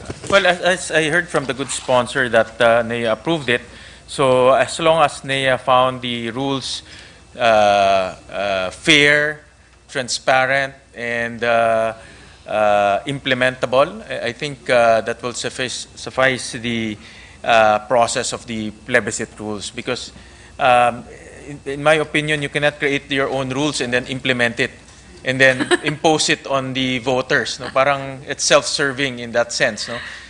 Especially if there's a lot of doubt and there's some resistance, whether it's big or small, it's good to be transparent, and it's good that a third-party regulator or the regulator itself looks at the plebiscite rules. That's my point, Madam President, so we can squarely face those oppositors that the rules are duly approved and compliant to NEA's benchmark or NEA standards. Wala nga silang benchmark eh. Yun nga yung ano dun. At least po in board. At least the board, they're governed by the board. So I would assume that the board is knowledgeable on these things. No? And then, so that's one of the aspects on the plebiscite, Madam Chair. And I mentioned about more earlier, and I remember more Iloilo. We talked about this last time when we had the franchise here. And I remember during that time, and I flagged this during the hearing, and I think the president of Morris here, Mr. President. I remember at that time, President of More. Mr. President. And Mr. President. I remember that time, the debate was, the selling point of More Iloilo is it was cheap, no? Mura siya, no? And I remember at that time, the prices were at 6 pesos, no, per kilowatt hour. No? So everyone was very happy and excited to receive that rates. But I also flagged that the rates were very low because the contracts were with PSAM. No? It was a contract that is undertaken with PSAM, and PSAM contracts are really very cheap. That's why a lot of electric co-ops want the PSAM contracts. But but when I check the prices right now, It's about 10 pesos. it's about 10 pesos, right? I'll show the slide, Madam Chair, slide 2. So this is, I don't want this to happen again, and I want to be transparent to our consumers that the prices right now, and I think it was committed earlier, it will be pegged for the next 2 to 3 years, will remain at that level. Because consumers, at the end of the day, all they want is cheap prices and constant electricity supply. At that time, the selling point was 6 pesos. Kahit ako, who doesn't want 6 pesos? But after the PSAM contract expired, we went back to the normal pricing of 10 pesos. But And Mr. President, if I may just interject, yes, it's 10 pesos now. But do you know that even the neighboring towns would rather have more? Because for them, never mind if we have to pay a little bit more, but there's no interruption and the quality is good. I mean, I think it's unreasonable also. I mean, okay. So 4 If pesos they is weren't a big. really- they weren't- 4 pesos is not more, no. It's really a big chunk, no. So No, it's a big chunk, but it's not like it's so. Their race is unique in Iloilo. I mean, this happens everywhere. In fact, Iloilo is not the most expensive, but they're happy to be able to have better service. So I understand that it was 6 pesos and 4 pesos to 10 pesos, but I think you cannot find that many who would say, oh, we'd rather revert to the old service provider, in spite of this jump. Yeah. Well, my point, Madam Chair, is transparency and assurance. And of course, I'll be very polite and say that we should be transparent to our consumers. That's why from the onset I was asking about the pricing, because at the end of the day, consumers care. That's the biggest deciding factor, their pricing. No? So this is a scenario that we don't want to repeat again, no? Yes, but Mr. right now at President, 10 pesos, I don't think it will go up to 15, no? That's impossible. So, I'm not the expert you are, but Mr. President, I appreciate our colleague here mentioning that to protect our consumers. But let me just say that it was, from my understanding, even from the hearing, they never promised as a selling point that it will be at 7 or 6 pesos peg the price for the next how many years when we gave them the franchise. They never made that guarantee, but they just said that at the moment, because they have the cheapest nga naman at that time. But in this case, I'm glad that you mentioned it. They are promising this time, right? No increase. Within 3 years, no increase. So ngayon nagpa-promise sila, no increase in 3 years. decrease lang, no? No increase, but may decrease naman. I think the Sana. decrease is important also. Thank you to the gentleman from Valenzuela for your interpellation today. Thank you, and because of the prodding of our good majority leader, I have completed my list, Madam Chair. So, Madam Sponsor, thank you very much for your answers and clarification, and thank you very much for receiving a few questions from this representation. Thank you, Mr. President. Now I know why Bianca is really so in love, because our colleague here can be charming if he wants to be. So, thank you for Thank this you. short interpellation.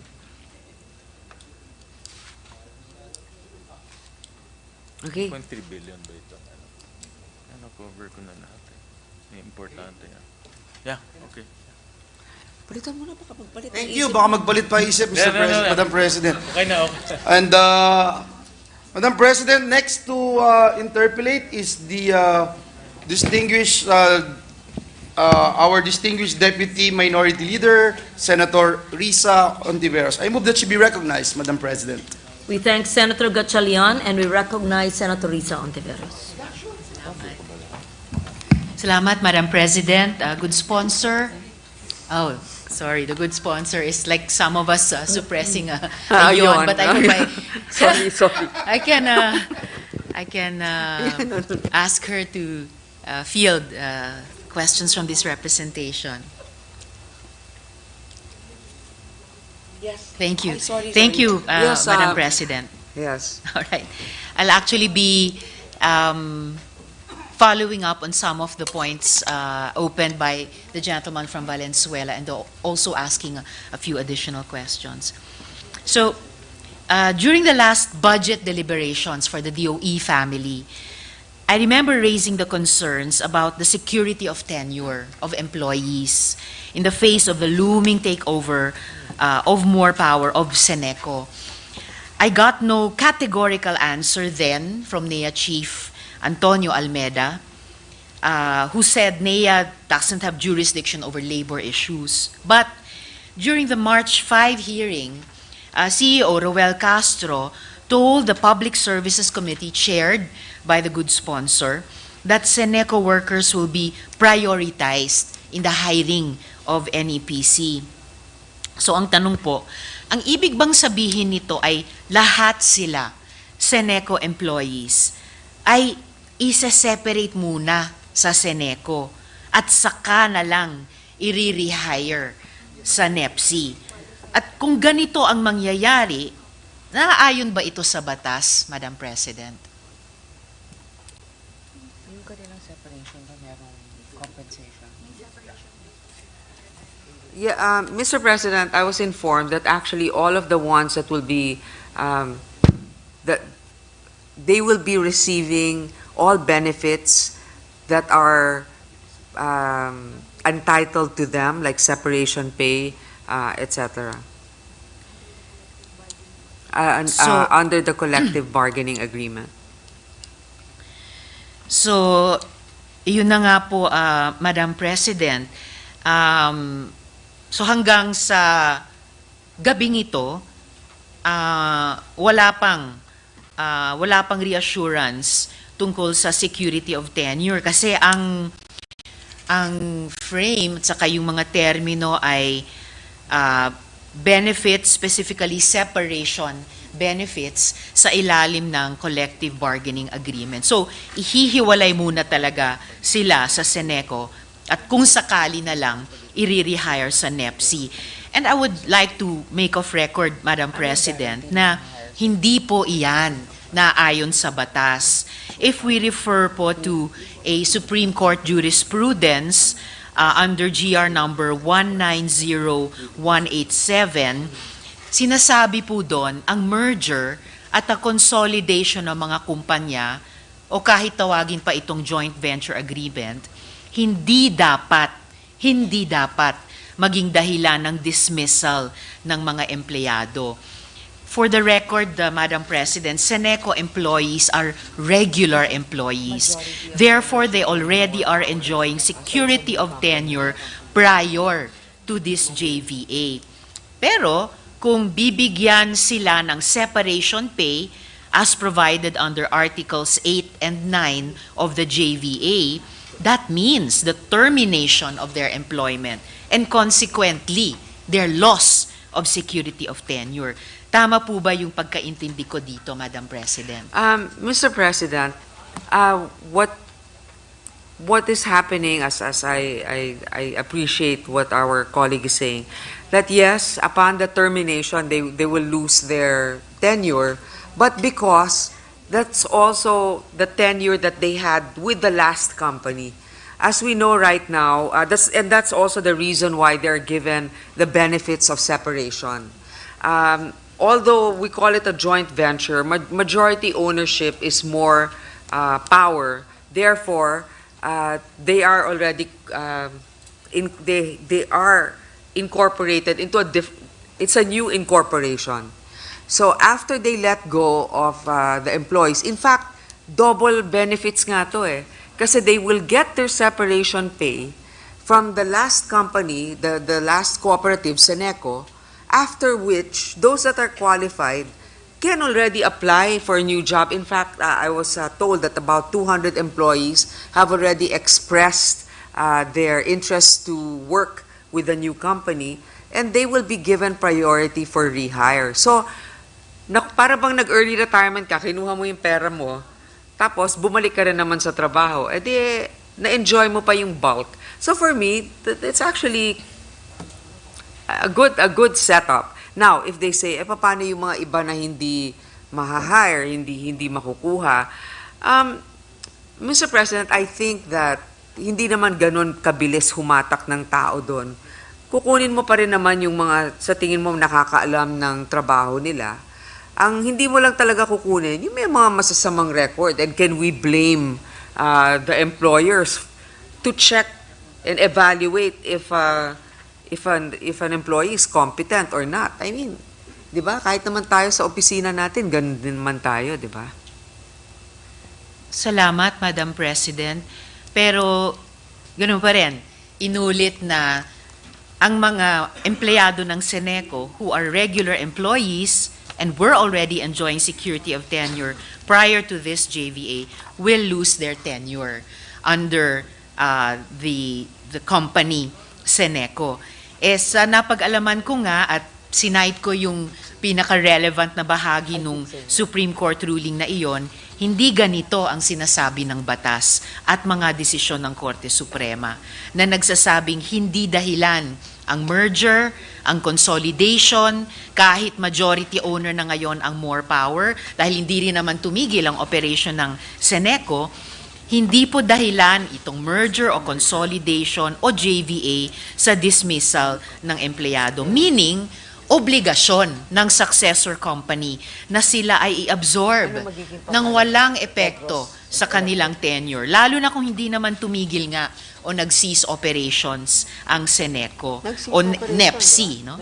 So ngayon, kung susundan ko po yung pahayag ni Mr. Castro nung nakaraang hearing at inuulit nila ngayon sa ating plenaryo, terminate at rehire at ang mangyayari. At kung rehired man, applicant Seneco employees would start at year 0 in NEPC as their tenure ended upon their termination from the latter. At alam naman po natin sa mga empleyado, sa mga miyembro ng union, sa mga miyembro ng union na may CBA, napakalaking pagkawala nito. At hindi po mapapalitan kahit pa ng sinasabing magandang separation package. Dahil sa simula pa lang, di naman nila option ma-separate dun sa kumpanya. And my follow-up question to that, Madam President, is assuming this scenario takes place, will employees gain back their regular status as well as their union, which they enjoyed under Seneco?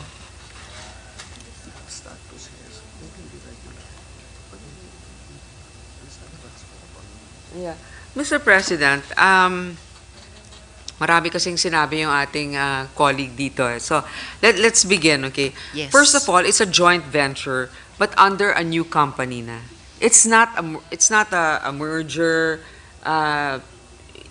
under still Seneco. It's already Negros Electric, okay? So, hindi ito, in short, it's a new company, okay? So, under our laws, pwede talagang mag-retrench kasi bagong kumpanya na to eh. But let's not forget that their benefits entitled them will be given to them. Now, will they still have the same status? Yes, they're still regular once they apply and they're accepted. Now, admittedly, it's not a guarantee that they will be taken, but it will be based also on their past performance. It's also the option of the company, but I sympathize with the employees, maybe the feeling of uncertainty. I think that any change, whatever it is always never comfortable. But this is also the clamor of the larger population in Negros that would also want better electricity service with no interruption and probably more expansion in terms of investments from other companies. So, Mr. President, I mean, I'm sure at the proper time, our the good senator from Capiz ba? Yes, from Panay can always propose an amendment, but I'm not going to harp on this issue anymore. I've already said they will be given their separation pay and all benefits. It is not, buying a majority share. It's a totally different company. Which, by the way, created by a joint venture agreement that was never agreed to by the General Assembly of Seneco. Na yun ang prosesong ino-observe ng mga kooperatiba o electric cooperatives dahil ang empleyado at ang miyembro ng kooperatiba ay MCO.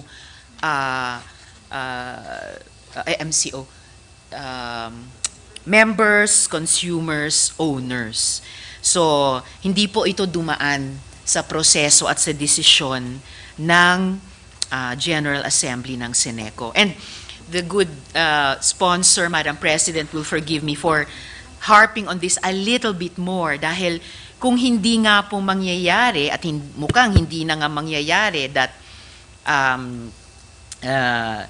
regular status as well as union membership will be regained by the employees at kung sila ay magiging contractual pa o endo na lamang, lalabas nga na anti-labor itong JVA at possible grant ng franchise sa NEPC na siyang pinangangambahan ng ating mga manggagawa. At naitatanong ko rin po ito, kasi kanina po, Madam President, na pag-uusapan na rin namin ng good sponsor, yung pagre-recruit ng mga bagong empleyado para sa NEPC.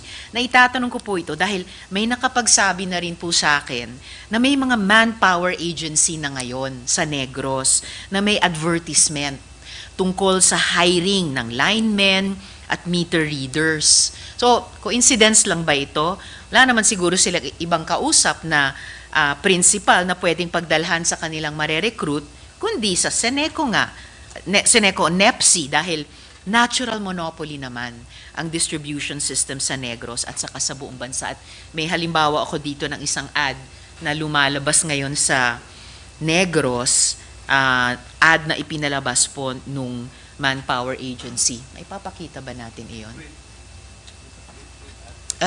I think it's a TARP ad kung hindi ako nagkakamali, pero street level. Tama ba? So perhaps after that. No, iba pa po iyan. Yan po kaugnay ng isa ko pang tanong tungkol sa ginawang plebiscite at paggamit ng proxy voting. It's all right, Madam President, maybe a little later in my interpellation, maipapakita rin para lang ma-visualize natin yung nararanasan at nakikita ngayon ng mga empleyado ng Seneco. Naitanong ko rin dati sa budget hearing, good sponsor, Madam President, ang tungkol sa conflict of interest ni Admin Antonio Almeda tungkol sa JVA na ito. At ang nabanggit sa akin ni NEA Chief ay nag-resign naman daw ang kanyang kapatid na si Donato Almeda sa More Power a mere 3 days before he was appointed to NEA. So anyway, yung susunod ko pong tanong, the union and MCOs, members, consumers, owners, continue to say and they claim that absent NEA rules providing for a manner of unlimited proxy voting, bagong animal ito, unlimited proxy voting in plebiscites, the holding of the JVA plebiscite was still sanctioned by NEA. Legal po ba itong unli na proxy voting? Kasi ngayon ko lang po ito nalaman sa kasong ito ng Seneco More JVA. Ayan, so ito po yung tamang visuals ko po sa tanong na ito. Ito po yung malaki-laking posters, street level, magpa-proxy ka na lang. Yes or no, magpa-proxy ka na lang. And then sa loob ng mga malls, unang beses din, sa loob ng malls ginawa ang plebiscite at proxy voting ay matingkad talaga. Yes or no, magpa-proxy ka na lang. So, at legal po ba yung ganitong unli na proxy voting, Madam President? With the authorization from NEA, Seneco promulgated the rules of the plebiscite through resolution number 13702. I know it's not ideal, but I'm just saying this is also a preview for us to realize that we have these rules, but we don't even have the steps or the proper steps for us to be able to implement them. So ito, first time nangyaring ganito. So ngayon ang NEA, they had to very last minute approve all of these things. NEA thereafter noted that they agreed, included the provision for proxy voting and provided a copy thereof to the NEA on June 6, 2023. NEA noted the same without objection. Moreover, in the course of the implementation of the plebiscite, NEA approved the suspension, extension, and confirmed the eventual results of the plebiscites. All of these acts taken together show NEA's approval of the rules and how the plebiscite was conducted, including proxy voting. Because remember in our hearing, nandun yung NEA, wala naman silang objection. I mean, yes, they confirmed that there was an election. Yes, they confirmed that there was nothing untoward about it. I mean, it was being monitored properly. The local government units were also very active to monitor it. So, what can I say, Mr. President? Unless we want to actually question NEA here and perhaps call them later on to have like permanent guidelines. Kung nalusutan sila doon, no? But I think naman, even if let's say nag-improvise, let's call it that, in the moment, nag-improvise na lang lahat and NEA approved it, let's check if it's actually really just. But in the meantime, I mean, they didn't do anything illegal because NEA approved it. Now, is it fair? Is it just? Ako, Mr. President, I'm always for progress, and I believe that these employees have their rights and they need to be protected. That's why, yes, one of the first things I asked, did they get their benefits back, their pensions, etc.? Yes. Now, I'm also pro-development, and I feel that these employees will also benefit if later on their children will have more employment in their province because of the expansion, because more will be able to accommodate supplying power to more businesses, like what's happening now in Iloilo. So, wala namang talo dito di ba? Kasi we're trying to protect certain sector, the labor or the ones that will be affected by this directly. I agree. That's why those things I asked, meron ba silang kompensasyon? Meron. Ngayon, are we going to just, resist change because, ganito, ganyan, whatever, sayang naman yung posisyon nila, ilang taon nila, kaya nga, paano na ngayon yung expansion? Kaya ba ng Seneco na magpalabas ng 2.1 billion? Sige, meron, pero tayo magpapahiram, land bank, DBP, whatever, di ba? So, it's up to you, Mr. President. Any amendment, if there's any amendment, I'll look into it. Thank you, Madam President. Actually, the good sponsor is reading my mind na mukhang may mga sagutin nga ang NEA sa atin dito sa Senado sa usaping ito. Dahil, yung tanong nga na only proxy voting na nangyari, and a few other issues that cropped up during that plebiscite, for which they improvise nga. And I'll mention a few of them in the course of my next question. At mga pangyayari po na hindi talaga maayos o kanais-nais and would tend to put into question the solidity of this particular process. Halimbawa, Mr. President, Madam President, I'm sorry,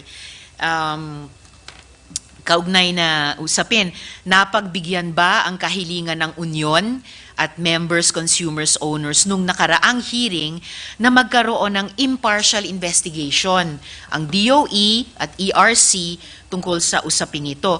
Nabasa ko po sa minutes ng March 5 hearing na ang committee chair at pati si Sen. Gatchalian ay sumang-ayon na gawin itong impartial investigation. And I would like even this evening to join their call for the sake of transparency, propriety, and the rule of law.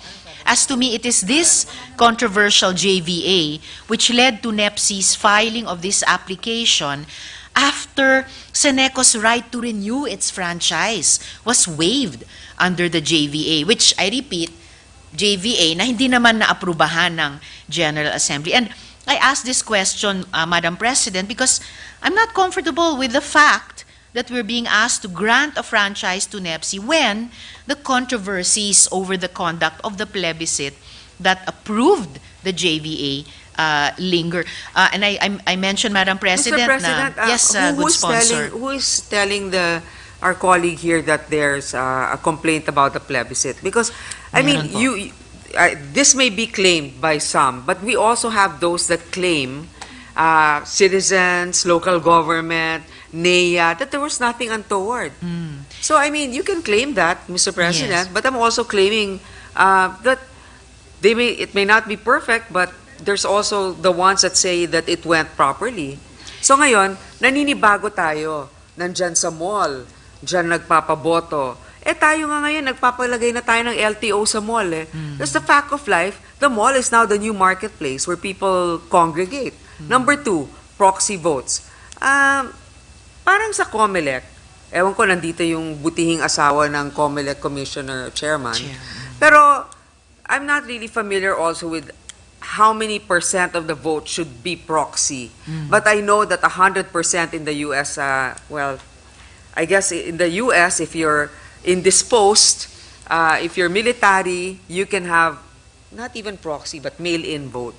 Okay? So, I was saying it's pay as you go. So parang, they're doing all of their rules as they are trying to accommodate this new concept, if you will, because they lacked foresight to do it from the beginning. So yes, patawag natin dito ang NEA. But right now, let us not penalize a company that has complied with the rules that are available and has in fact gone above and beyond to compensate for the deficiency of our government agency. And I believe the claims that the good sponsor is talking about from some of the stakeholders. I also wish to make of record mga patunay o visual na representation nung mga claims din, nung mga nagtatanong tungkol sa naging kalidad ng plebiscite. Halimbawa, Madam President, may nakarating sa akin na impormasyon in the form of affidavits na ipapakita ko po sa slides, affidavits na nagkiklaim nga po na they or persons of their names cast their votes in the plebiscite without them, those named persons, knowing it. At hindi sila naman nag-assign ng kahit sinong taong mag-proxy para sa kanila. Pero ito yung isang affidavit na sinasabing, I was told that a certain pangalan had already cast a vote for me and in my place. Pero ayon sa taong ito na nag-execute nitong sworn affidavit, hindi naman siya nagpa-proxy sa sino mang tao na bumoto sa kanila. At just for one more visual proof of a claim this evening, may nakaboto pa raw na patay na sa list ng available.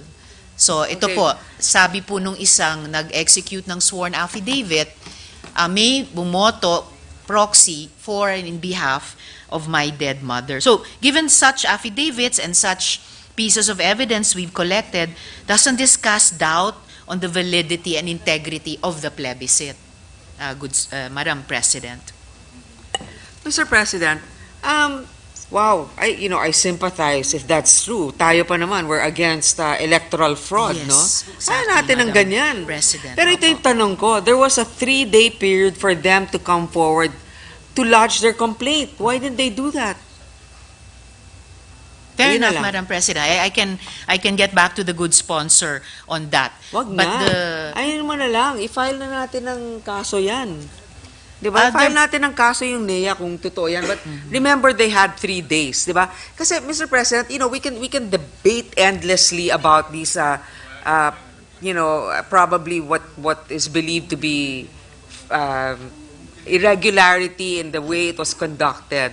But the point is, NEA gave this authority, NEA cleared it, so I think it should be questioned how NEA did it. But then, you have those that corroborated. You have the local government, you have actual people saying that it was conducted fairly. So sana, they protested within the three days. Kahit naman tayo, even naman in 2004, you had to be, balik na naman sa dating issue, no? Even in 2004, there was a period really of where you can file an electoral protest, after which, wala, it will just actually, it will lapse. fair enough, Madam President, and I can get back to the good sponsor on whether or not these affidavits were submitted timely. But until today, even after the execution of these sworn complaint affidavits, there are various stakeholders in Negros raising these and other concerns. And that leads me to another question. I've learned that most of our electric cooperatives have expiring franchises, since most of them were registered in the 1970s. Nabalitaan ko rin na kahit may ilang taon pang nalalabi bago mag-expire ang kanilang franchise, ay may ibang applicant na sa kanilang franchise area, katulad sa kaso ng Casureco 3 sa Bicol, Dasureco sa Davao, Ileco sa Iloilo at Paleco sa lalawigan ng Palawan. So, ang tanong po, kung itong Seneco More Power ang magiging template sa privatization, corporatization ng ating mga electric cooperatives, ganito rin ba ang dadaanan ng lahat? JVA, plebiscite by proxy voting, at eventually franchise grab? Good, Madam President? Hindi naman franchise grab ito, Mr. President. Let's kind of be careful also with branding this particular proposal, because they went through, it was Seneco that actually approached. Now, and remember, NEA didn't have the regulation. So, as you said, will this be the template? Not necessarily. NEA can always change its rules when it comes to such undertakings. And I'm glad that we had this, I guess, this lab test, as you will. But then remember, it can always be changed eventually, so that it'll, if there's something that's a little bit more, I don't know, more reasonable, more effective, NEA can always change it, Mr. President. And I certainly hope, Madam President, as the good sponsor says, that NEA will change it para kung yung private company naman ay sinasabing gusto nilang sumunod sa mga rules and regulations ng NEA, then that policy environment has to be created para hindi mangyari yung ganitong mga nakapaloob na sa JVA na hindi dumaan sa General Assembly ng co-op, na wini-waive nung co-op yung karapatan niya mag-apply para sa renewal, and then the other related problems that have cropped up even since then.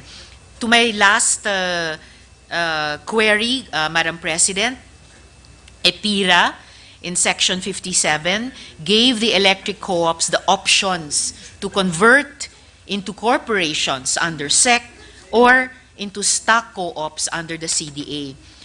Tila hindi na ganito ang mangyayari dahil dito sa parang model na ito ng Seneco More Power JVA. Ang option na lamang ng mga co-op ay maging junior partner ng malalaking korporasyon o tuluyan ng mamatay. Now, broadening the ownership base of the power industry is another mandate under EPIRA, Section 37, by encouraging cooperatives and other similar collective organizations for the, quote, widest public ownership of energy-oriented corporations. At consistent ito sa declared policy ng Cooperative Code of the Philippines.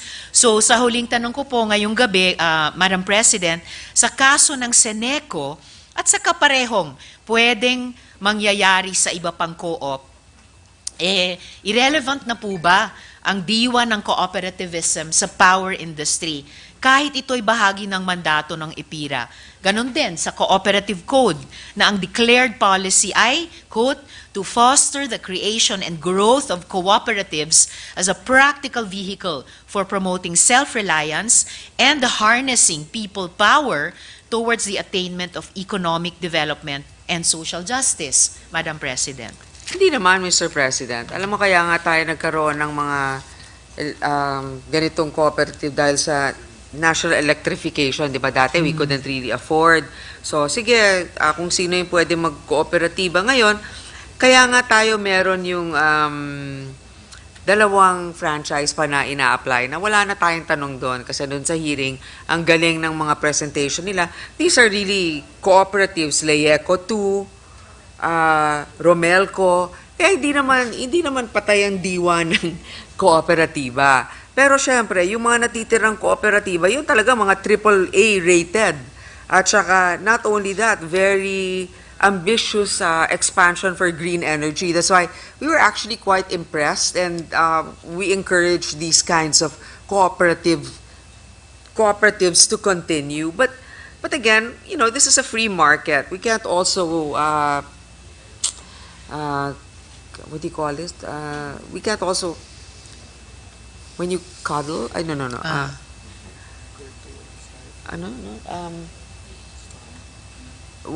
okay, anyway, you can't give too much, what do you call this, exemptions or, anyway, don't coddle, no?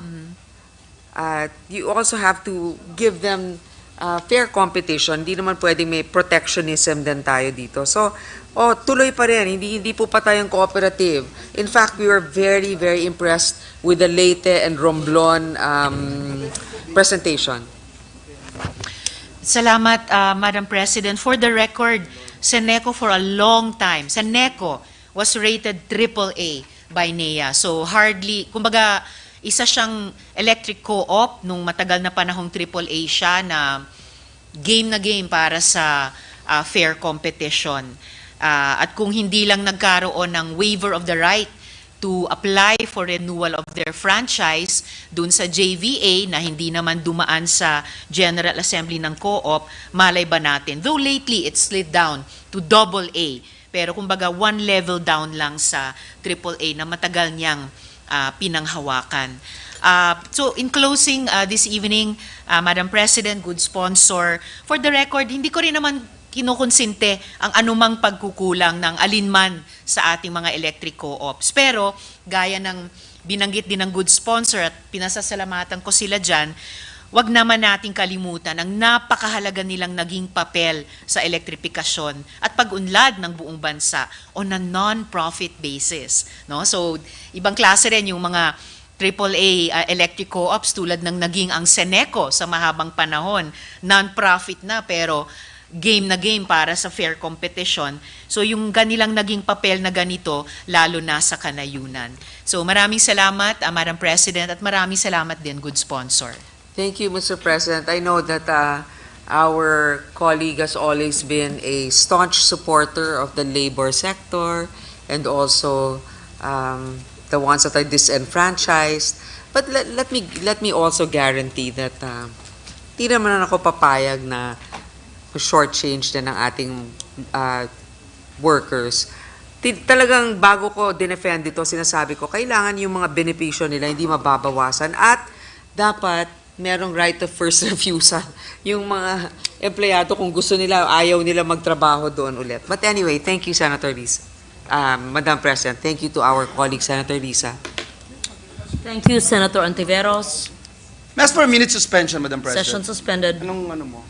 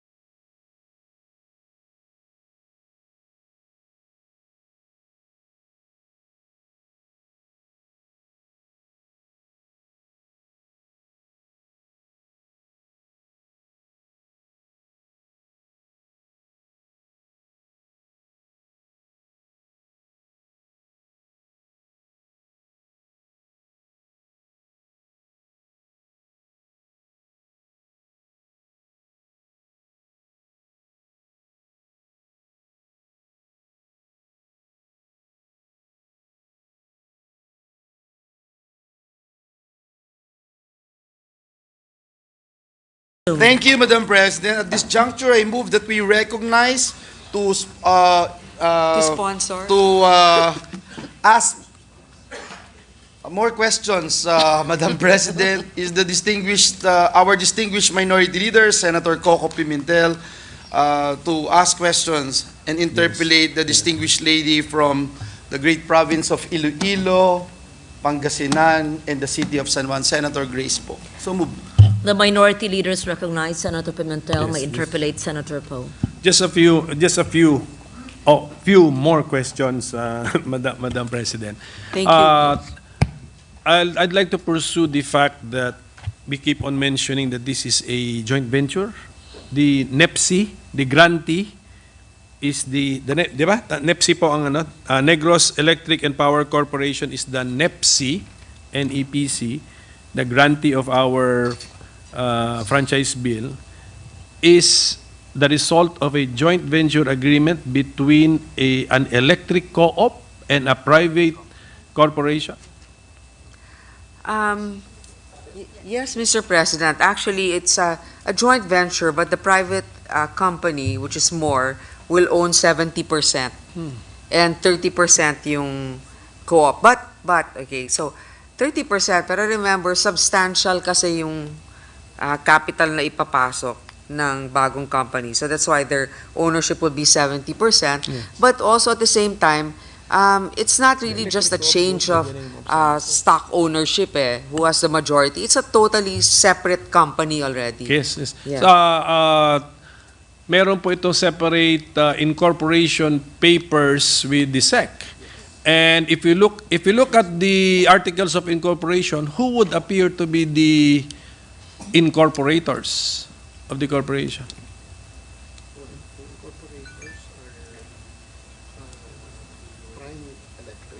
It will be Prime Electric, which is the ones behind More Power, Seneco, and the Board of Directors, which we can also furnish. Yes. Pero Board of Directors, individuals to. If you look at the stockholders now of the grantee corporation, it will be Prime Electric, a corporation, Seneco, an electric co-op, and individuals.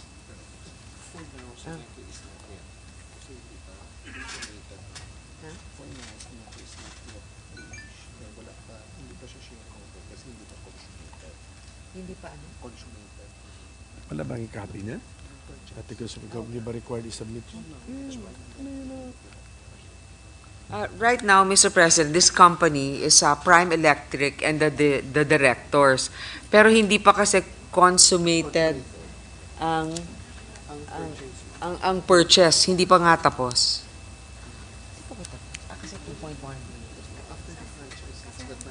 After the franchise, that's the time that the sale will be completed.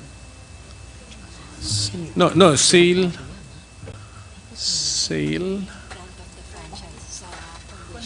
Okay. So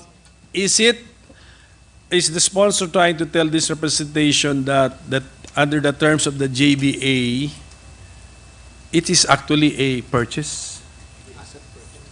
Asset purchase, yes. So there's no joint venture. There's no what? After the asset owner has sold the assets, it is out of the picture. But 30% ownership will be given to Seneco. So there will be what will be executed, a deed of sale where the payment to Seneco would be shares in NEPSI? Thank you for articulate for me. Yes, Mr. President. Thank you to our legal luminary. Yes, it will be shares as Is well. it correct? Yeah. It will be 70% cash and 30% shares. Yeah. Yes, to be subsequently reflected as a shareholder of NEPSI after the sale of the assets per JBA would be Seneco, the electric co-op, not the individual members of Seneco. Tama po ba yan? Yes, Mr. President. Okay. It's the entity, Mr. President. But if si Seneco po ay wala na ba siya, after this, wala na ba siyang franchise area where it is providing electric power?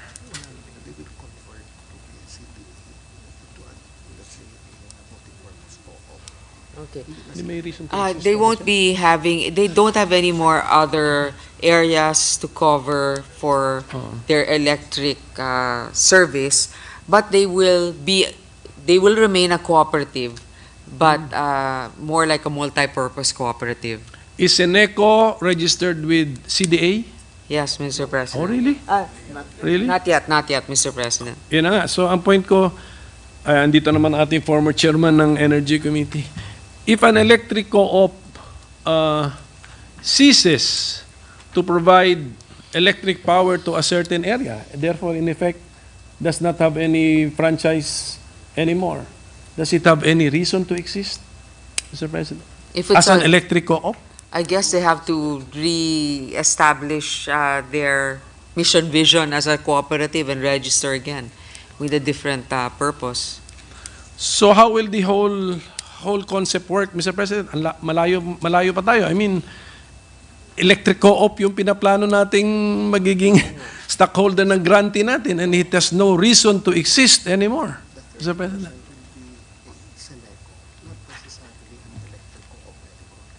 What is Seneco Corporation?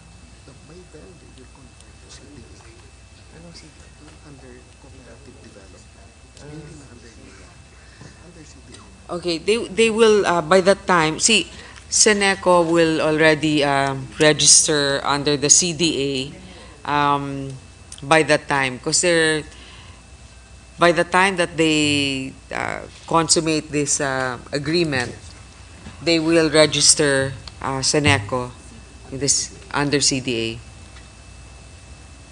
Hindi pa po, so hindi pa nila nakikilusan yun, in effect. But of course, there's assumption of good faith compliance. Dapat naisip na nila, we will reach this point where we will be needing CDA registration. Is it, just, ito hindi ko alam ang sagot po. Is it prohibited for an electric co-op to also register with CDA as a multi-purpose co-op? It's an option, Mr. President. Yeah, as far as our resource persons know, there's no prohibition, no, for an electric. There's no. So hindi ko lang maisip how come they have not taken the anticipated the necessary step. I mean, and we are now talking about the law, which will ano tawag mo to? A law which needs that necessary step to carry out the JVA, because under the JVA, the current franchisee waives. Yung narinig ko lang po sa interpellation, waived the right to renew, to file for renewal of the franchise. Siyempre may mga considerations doon, and then they did not take the necessary steps pa for that. Nakakapagtaka lang po.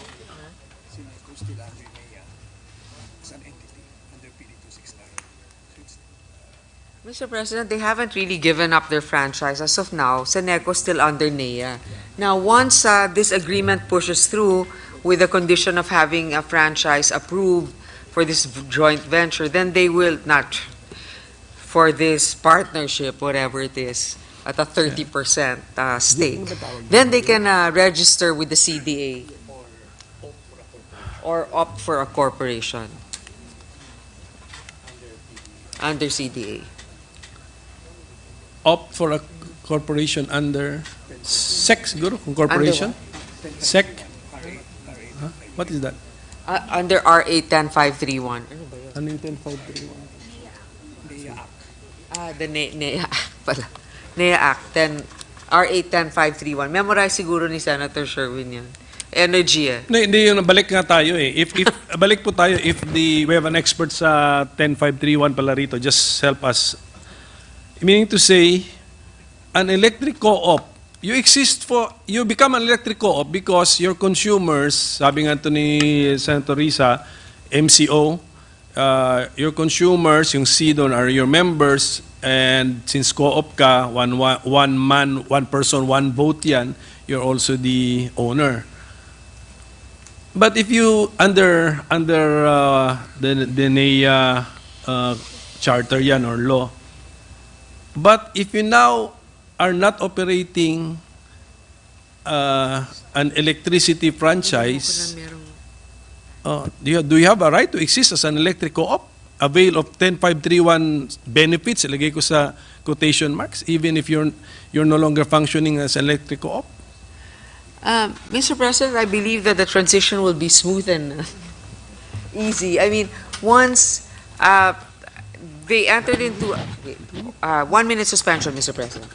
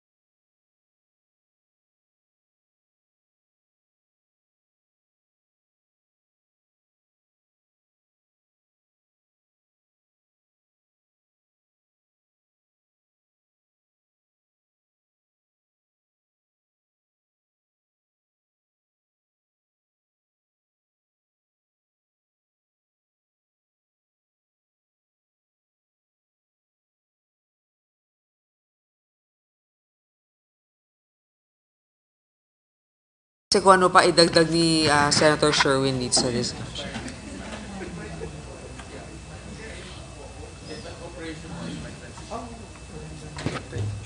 Thank you, Mr. President. I think, ano ba yung nangyari? Where were we, Mr. President? Madam President, sandali. Hindi, kunan mo lang ako ng... I think we were asking about the co-op. Sige, ganito na lang po, no? Yung observation ko lang po, kaya ako natanong yung co-op na yan, because we are really looking at the members, consumers, and owners of the existing electric co-op. Kung sila rin ang intended beneficiaries of the JVA, kasi sabi natin may plebiscito naman na kine-question nga ng iba, so we have to take good care, or they should have taken good care of their own interests. Therefore, yung mga kilos na ganyan, na darating din naman doon in good faith compliance, ibebenta natin yung assets, we need to be formed as a regular co-op. This step should have been taken by them, Mr. President, if they really control the situation, Mr. President. Kaya natin ito natatanong to find out who is in control of the situation and of the events, Mr. President, of the actions. Well, Mr. President, this is what I understand it to be, okay? Number one, the franchise is really a condition upon which there's going to be a consummation of the agreement. So right now, as a cooperative, they can't really give up this control of the cooperative because nobody will provide the service. As soon as this franchise is approved, what's going to happen is the cooperative will be paid 70% of the value, and then 30% will be in stock shares. Now, who will benefit? It's still the member consumers that will be getting it. And then after that they're paid and it's approved, then the cooperative will now get their CPCN from The co-op? Gross Power will now get their CPCN from ERC. The grantee. Yes, not the co-op. Sige po, I'm sure yung cash will be distributed to the member consumer owners of the co-op. Ang tanong ko, yung 30% of the value of the assets being bought will be paid for in shares. The shares will now be in the name of or in the names of who? It will be in the name of Seneco. Yun na nga, yun na nga, Seneco, which is an electric co-op. Yeah, that's our problem now. If Seneco still has the right to exist even if it's no longer providing for electricity as an electric co-op. Kasi winave na niya lahat, pati nga assets siya binenta na niya. So anyway, I hope the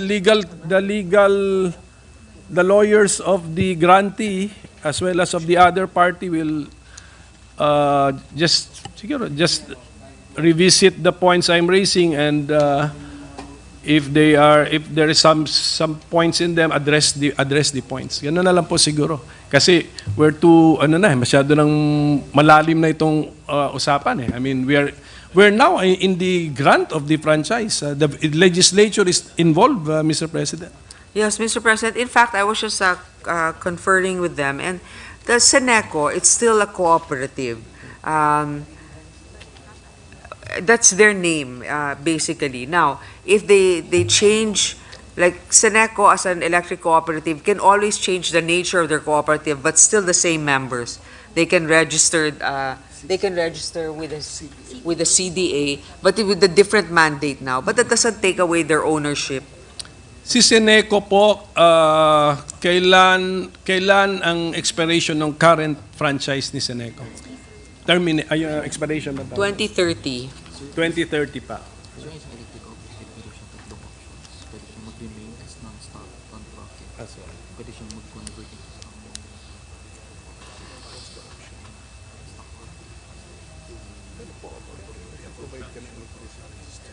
Benefit ito eh. Benefit mo. Benefit mo pa rin.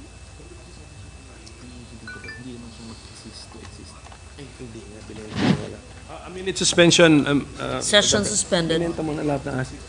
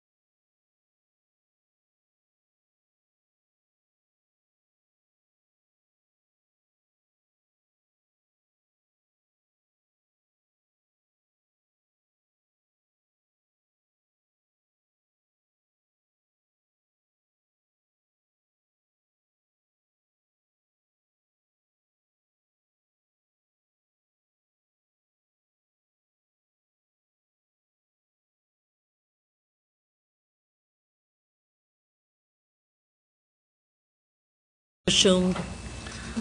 Kanina So- pa pala ako Mr. President ng Mr. President. For the record, Madam President. Yes, thank you, Madam President. So, Garo, anyway, I just pursued the points raised by the two earlier interpellators. Ito lang po yung aking one observation na lang. Yung ating section on the right of eminent domain for NEPC, Section 10. And then fortunately, in our agenda are also two bills on other electric co-ops, di ba? Co-ops naman po ito. But there is also a section on right of eminent domain.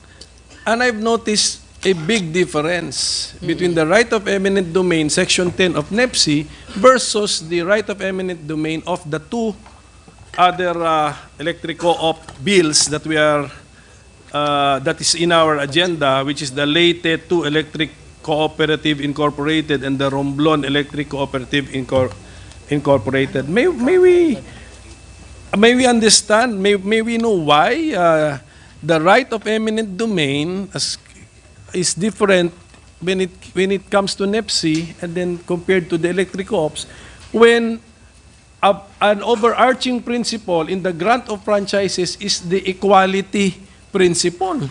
What is granted to one franchise should be granted to to all other franchises.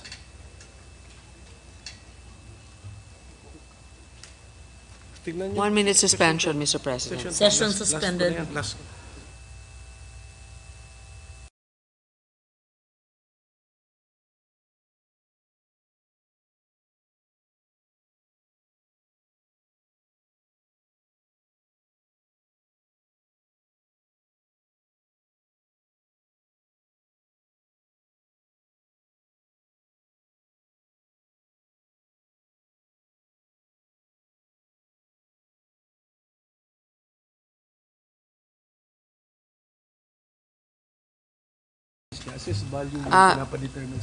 Thank you for pointing it out to our minority leader. Even I was, I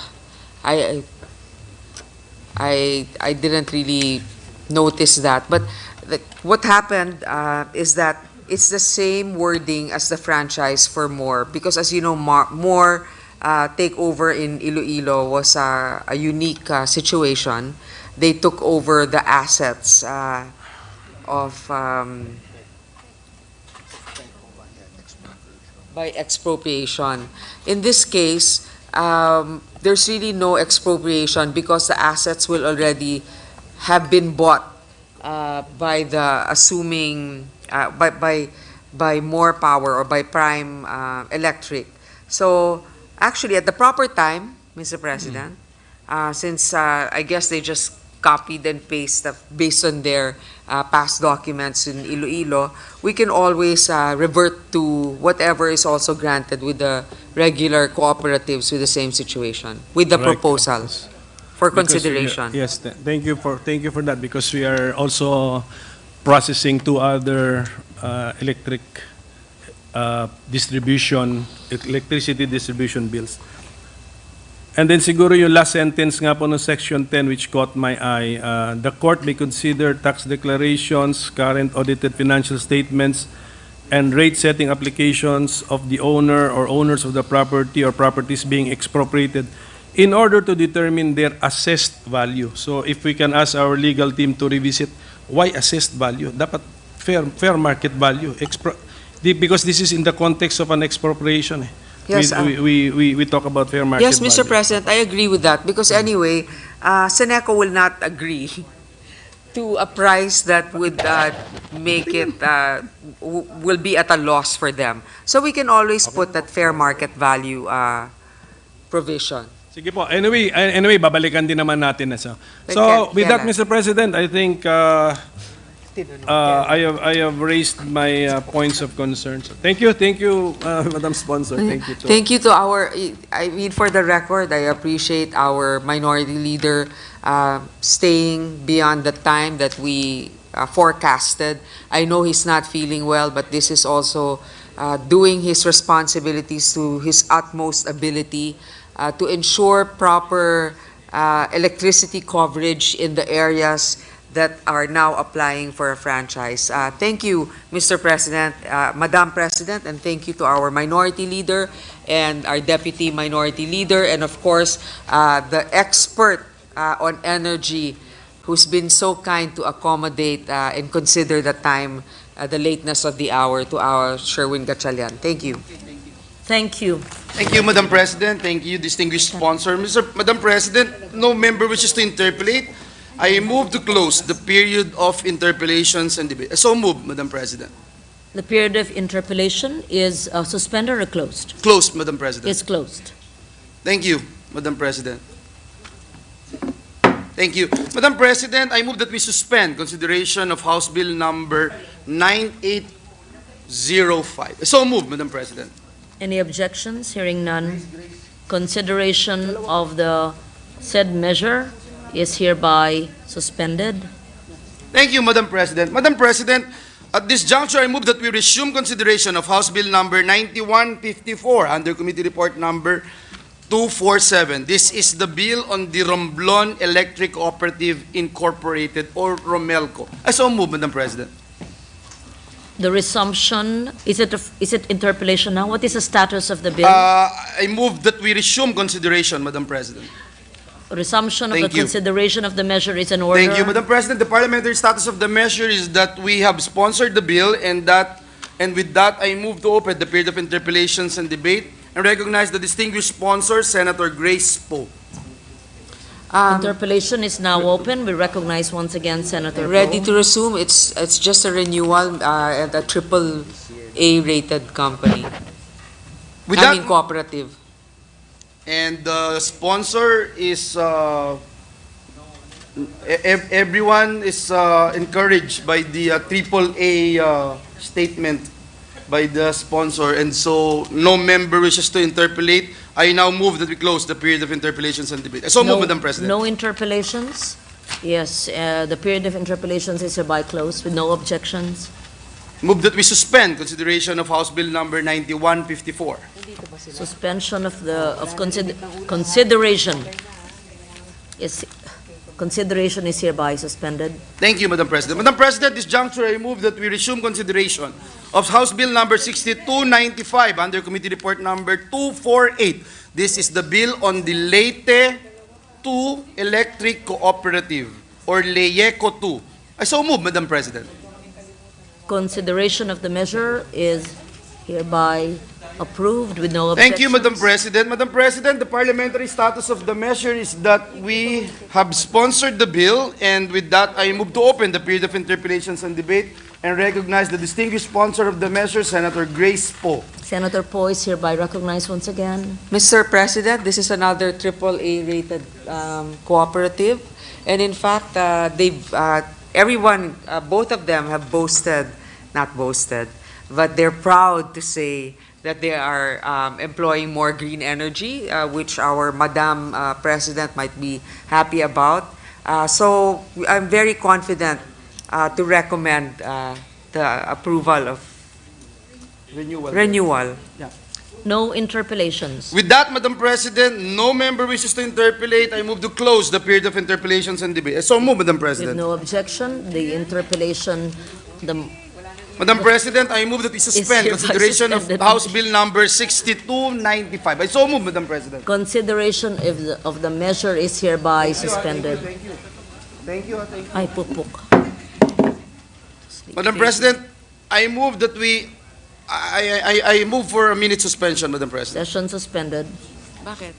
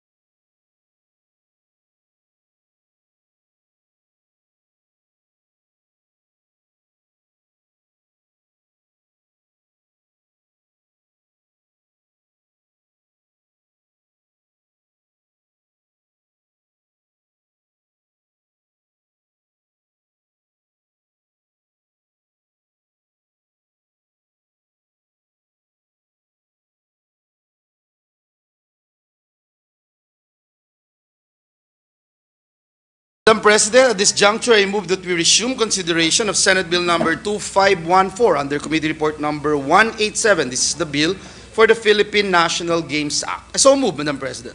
Consideration of the measure is in order. Thank you, Madam President. The parliamentary status of the measure is that we have sponsored the bill and we are still in the period of interpellations and debate. With that, I move to resume the period of interpellation and recognize the distinguished sponsor of the measure, the chairperson of the Senate Committee on Sports, Senator Christopher Bongo, and to interpellate our minority leader, Senator Coco Pimentel III. So move.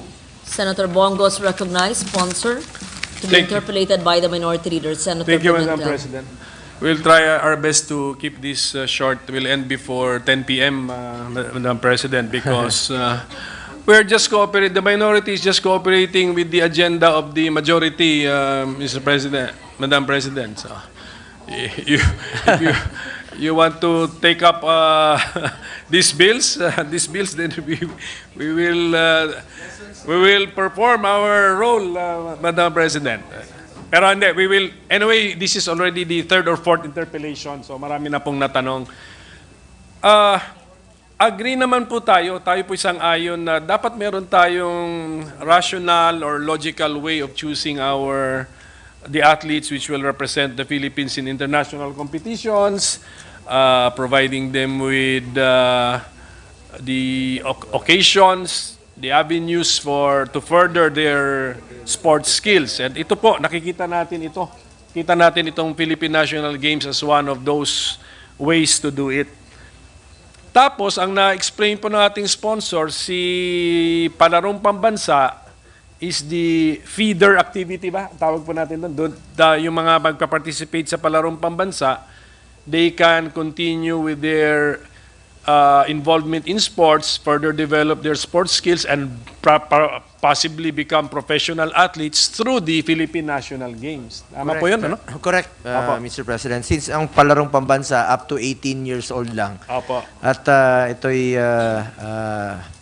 it's run by ng DepEd, no? Ito naman pong PNG, Philippine National Games, it will be managed or run by the Philippine Sports Commission. Ang age naman ito, from 18 years old and above, up to 70 years old nga po, di ba? Kahit na pwedeng sumali dito. Yung mga non-physical games po, like chess. Okay. Pero iba po yung number of sports dyan. So, some sports in the Palarong Pambansa, saan po ba mas marami ang sports events? Sa Palarong Pambansa o sa PNG? Sa PNG po, PNG, about okay, 78. Ang sa Palarong Pambansa, more or less 15 sa primary, 21 po sa secondary. Itong primary, ito yung mga 13 and below. At 13 and to 18 years old naman itong secondary. More or less 36 sporting events po itong ating Palarong Pambansa. Compared to 78 po, no? Yung, or more. Or more, depende. Pwede pang madagdagan. Yung 36 sports po ng Palarong Pambansa ay lahat ay continued sa PNG. Yes, pasok po siya sa PNG. So may continuity po sa kanilang magiging training o sa magiging career nila o sa gaya ng napag-usapan kahapon, the more competition, the better for our athletes. Mas mahahasa sila, Mr. President.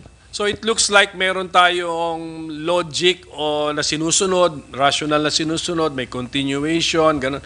Kaya lang po ako na-disappoint nung narinig ko na meron pa palang Batang Pinoy. So ano naman po yung Batang Pinoy? Sa interpellation lumabas po. Ang Batang Pinoy naman po, Mr. President, 17 and below po ito. At ito po'y dala rin, no, ng PSC. Sila rin po ang is a grassroots competition program o PSC for ages 17 and below and representation of participants by the LGU. Ito yung ang Batang Pinoy maaring maging redundant siya, no? More or less. A second competition, pwede nating maging matawag na counterpart po ng ng palarong pambansa. Though itong palarong pambansa purely student athletes to, while ang LGU based po itong ating batang Pinoy at 78 rin po, 78 sporting events rin po. Oh, dun sa 78 sporting events sa Batang Pinoy, kasama dun yung 36 sporting events ng palarong pambansa. Tama? Correct. Opo. Correct. Pagdating sa age overlap, si palarong pambansa at saka si Batang Pinoy, ang isang student na makakumpit sa palarong pambansa ay pwede rin siya mag-compete sa Batang Pinoy kasi member din siya ng LGU eh. Correct, Mr. President. So, the more, doon po, logic natin dito is the more competition, the better for our athletes. So ang gusto natin palabasin, si PNG, dalawa ang feeder programs niya. Si Palarong Pambansa at saka si Batang Pinoy. Correct, Mr. President. So, si Palarong Pambansa po, ako yung naka-attend sa Marikina yung last day, nakalimutan ko lang anong petsa noon. So, ano naman ang months ang Batang Pinoy and the frequency ni Batang Pinoy? Yearly. Fourth quarter of the year po according to PSC dahil sila rin po nagdadala ng every year Batang Pinoy. Every year po. Every year. Ang pinagkaiba lang po ng PNG, it's a mini Olympics, 'di ba? Kung sa Olympics it's a 4-year. Ito naman ay 2 years, no? Para sa preparation yung kanilang kumbaga Mindanao leg, Visayas leg, Luzon leg, and then finally mag-aabot na sila national leg na po. Anong tawag mo sa sport na para yung normal, anong tawag mo sa normal?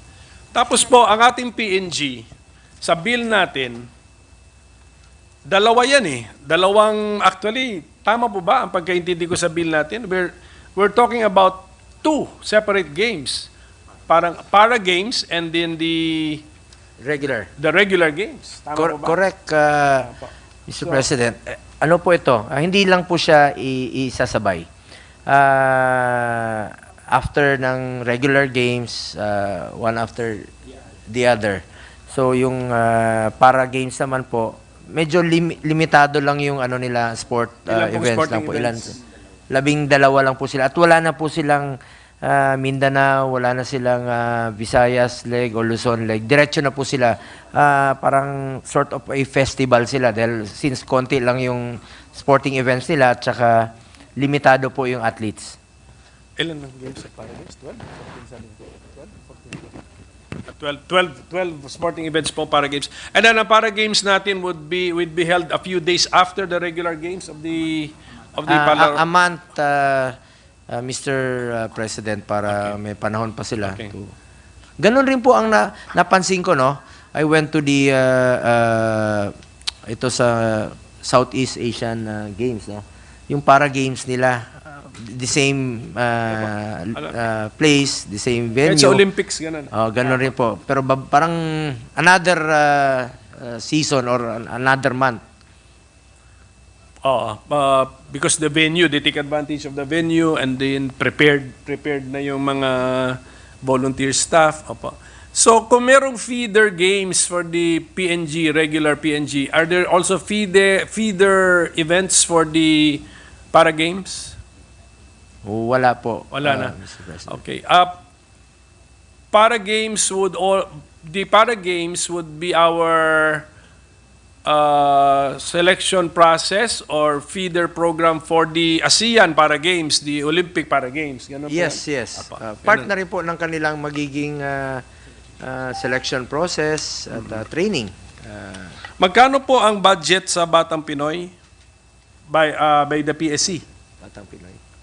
May NEP siya, wala rin. Nasa NEP. Nationwide yun? 78. Ang Batang Pinoy, Mr. President, it's 40 million. NEP to o tayo nagdagdag?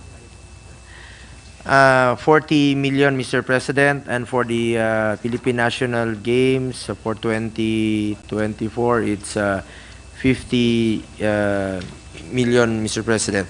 Actually, Mr. President, isisingit ko na lang po, kaya gusto natin itong isabatas, itong PNG, dahil nakikita natin always sa budget proposal nila sa NEP ay hindi talaga sinasali at umaasa sila sa amendments, no, natin dito sa Senado. As your chairman sa Committee on Sports,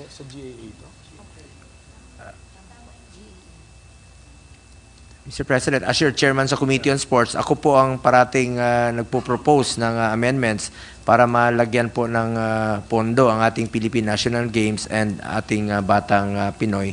We want to institutionalize this at para sa mga susunod na taon ay magkakaroon siya ng sarili niya pong budget. We want this to be legislated to ensure a budget for this. Usually the budget for PNGs, a congressional initiative, tayo po ang nagpapasok nito sa amendments para tuloy-tuloy po ang kanilang PNG at ang Batang Pinoy.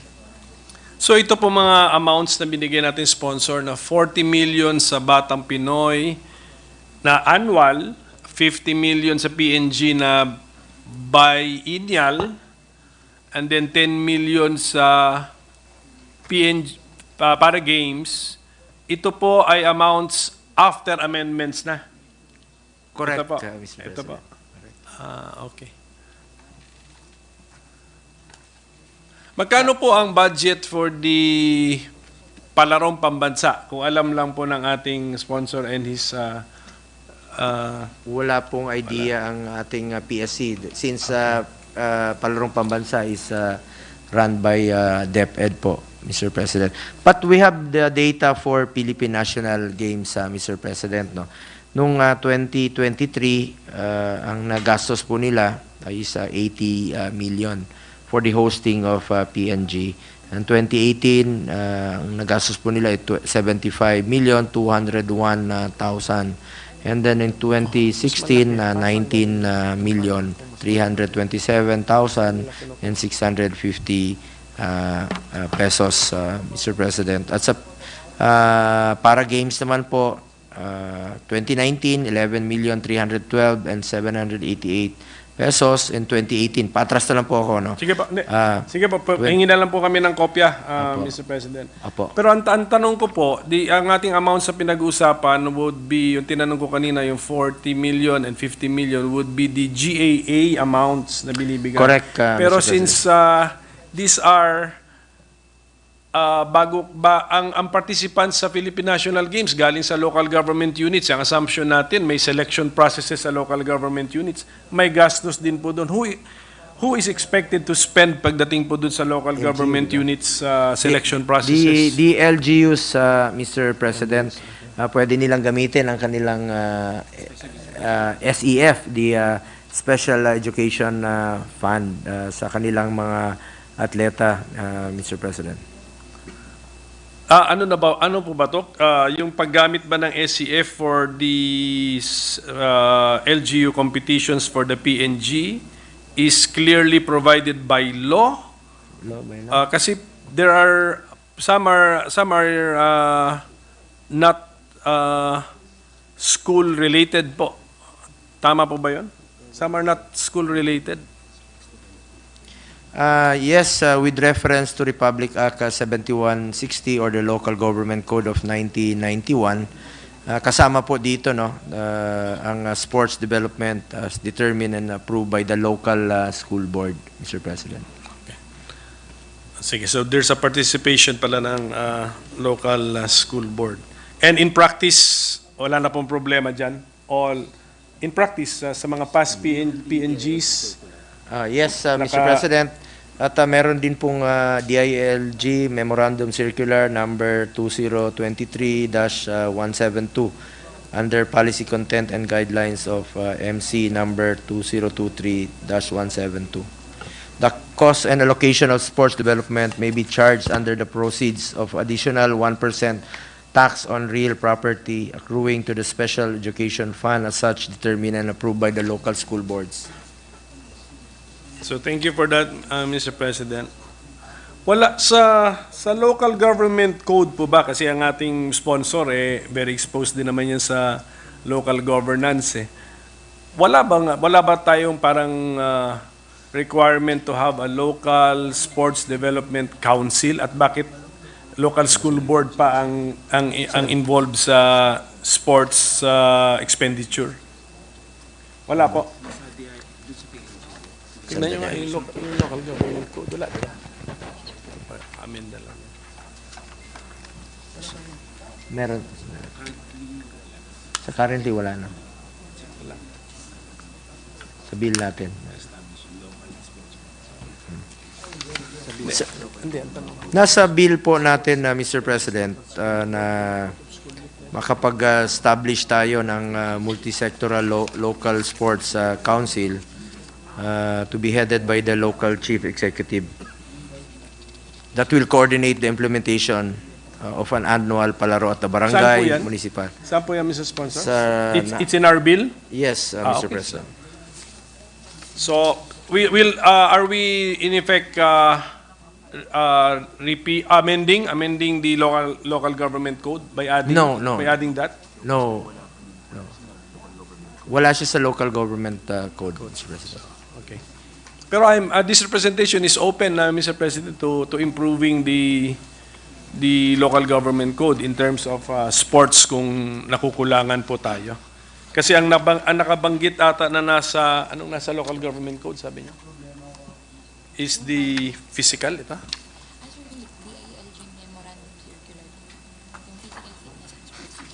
Yes, because wala nga pong nakabanggit, kaya pala mayroon DILG circular na creating the Physical Fitness and Sports Development Councils.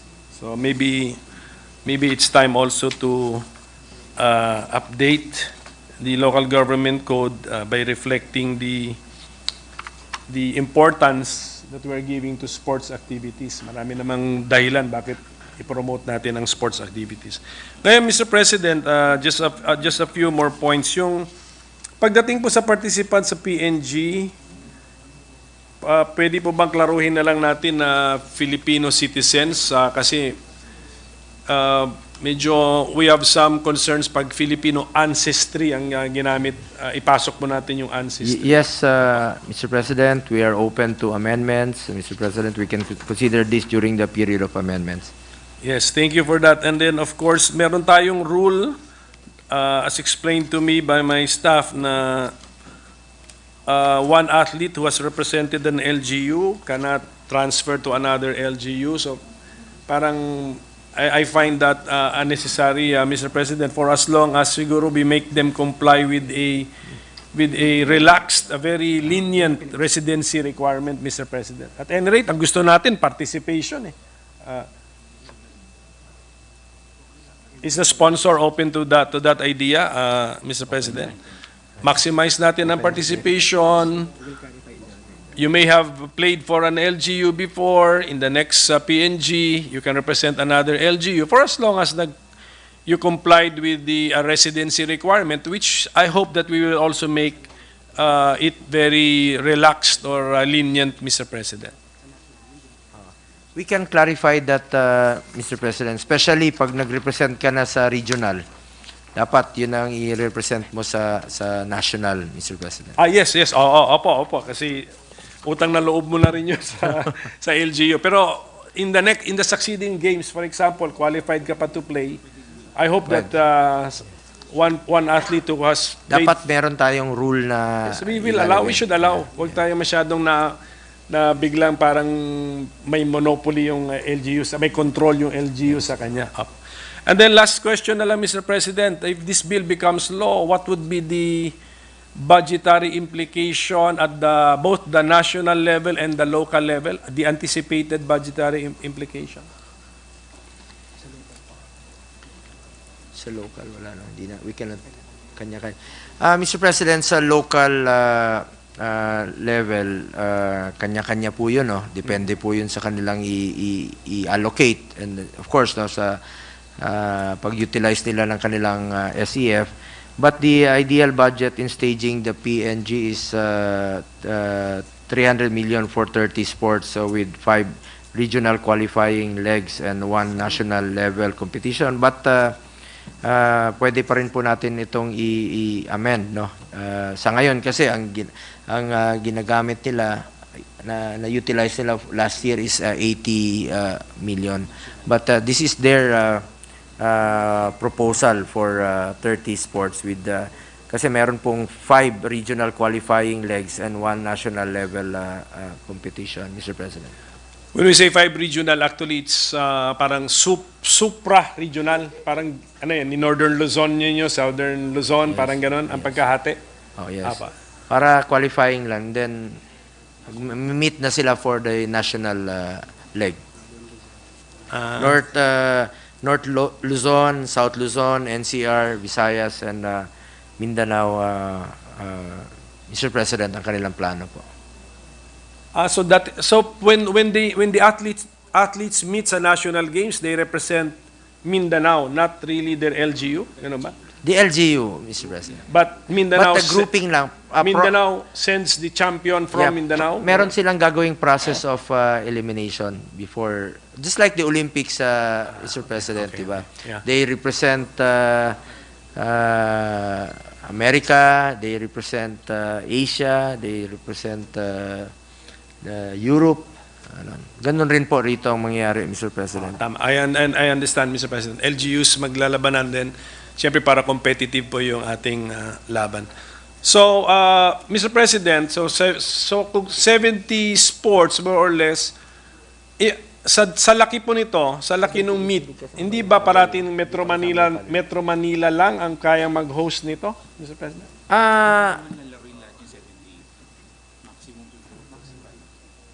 Hindi naman lahat, no. Not all ang lalaroin nila, no, Mr. President. But ideally, ako as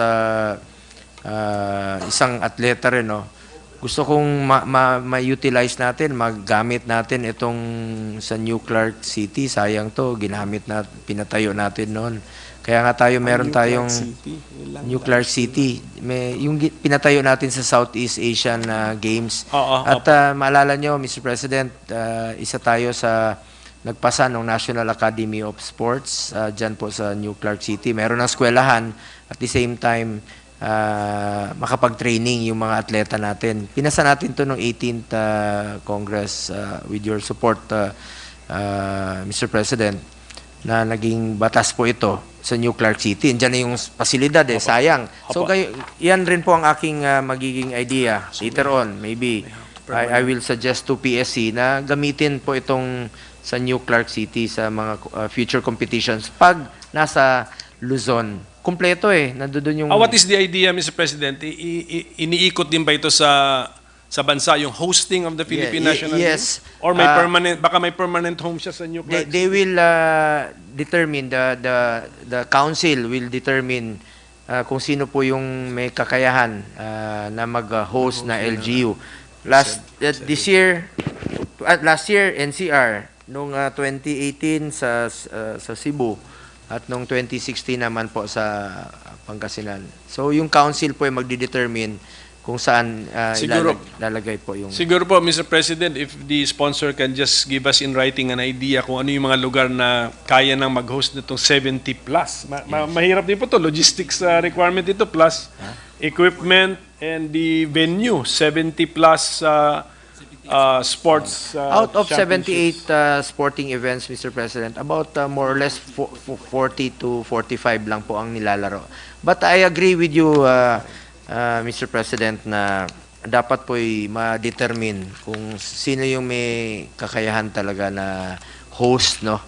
Na may mga pasilidad, just like Tarlac, in Cebu, may mga pasilidad sila. Even in Mindanao, in Davao. So, sa ngayon, Mr. President, can we say na there are more than 5 areas na kaya mag-host nitong 50 yes, plus 60? Yes, so okay, Mr. President. Okay na po yung 5. And then 5 are not all in Luzon?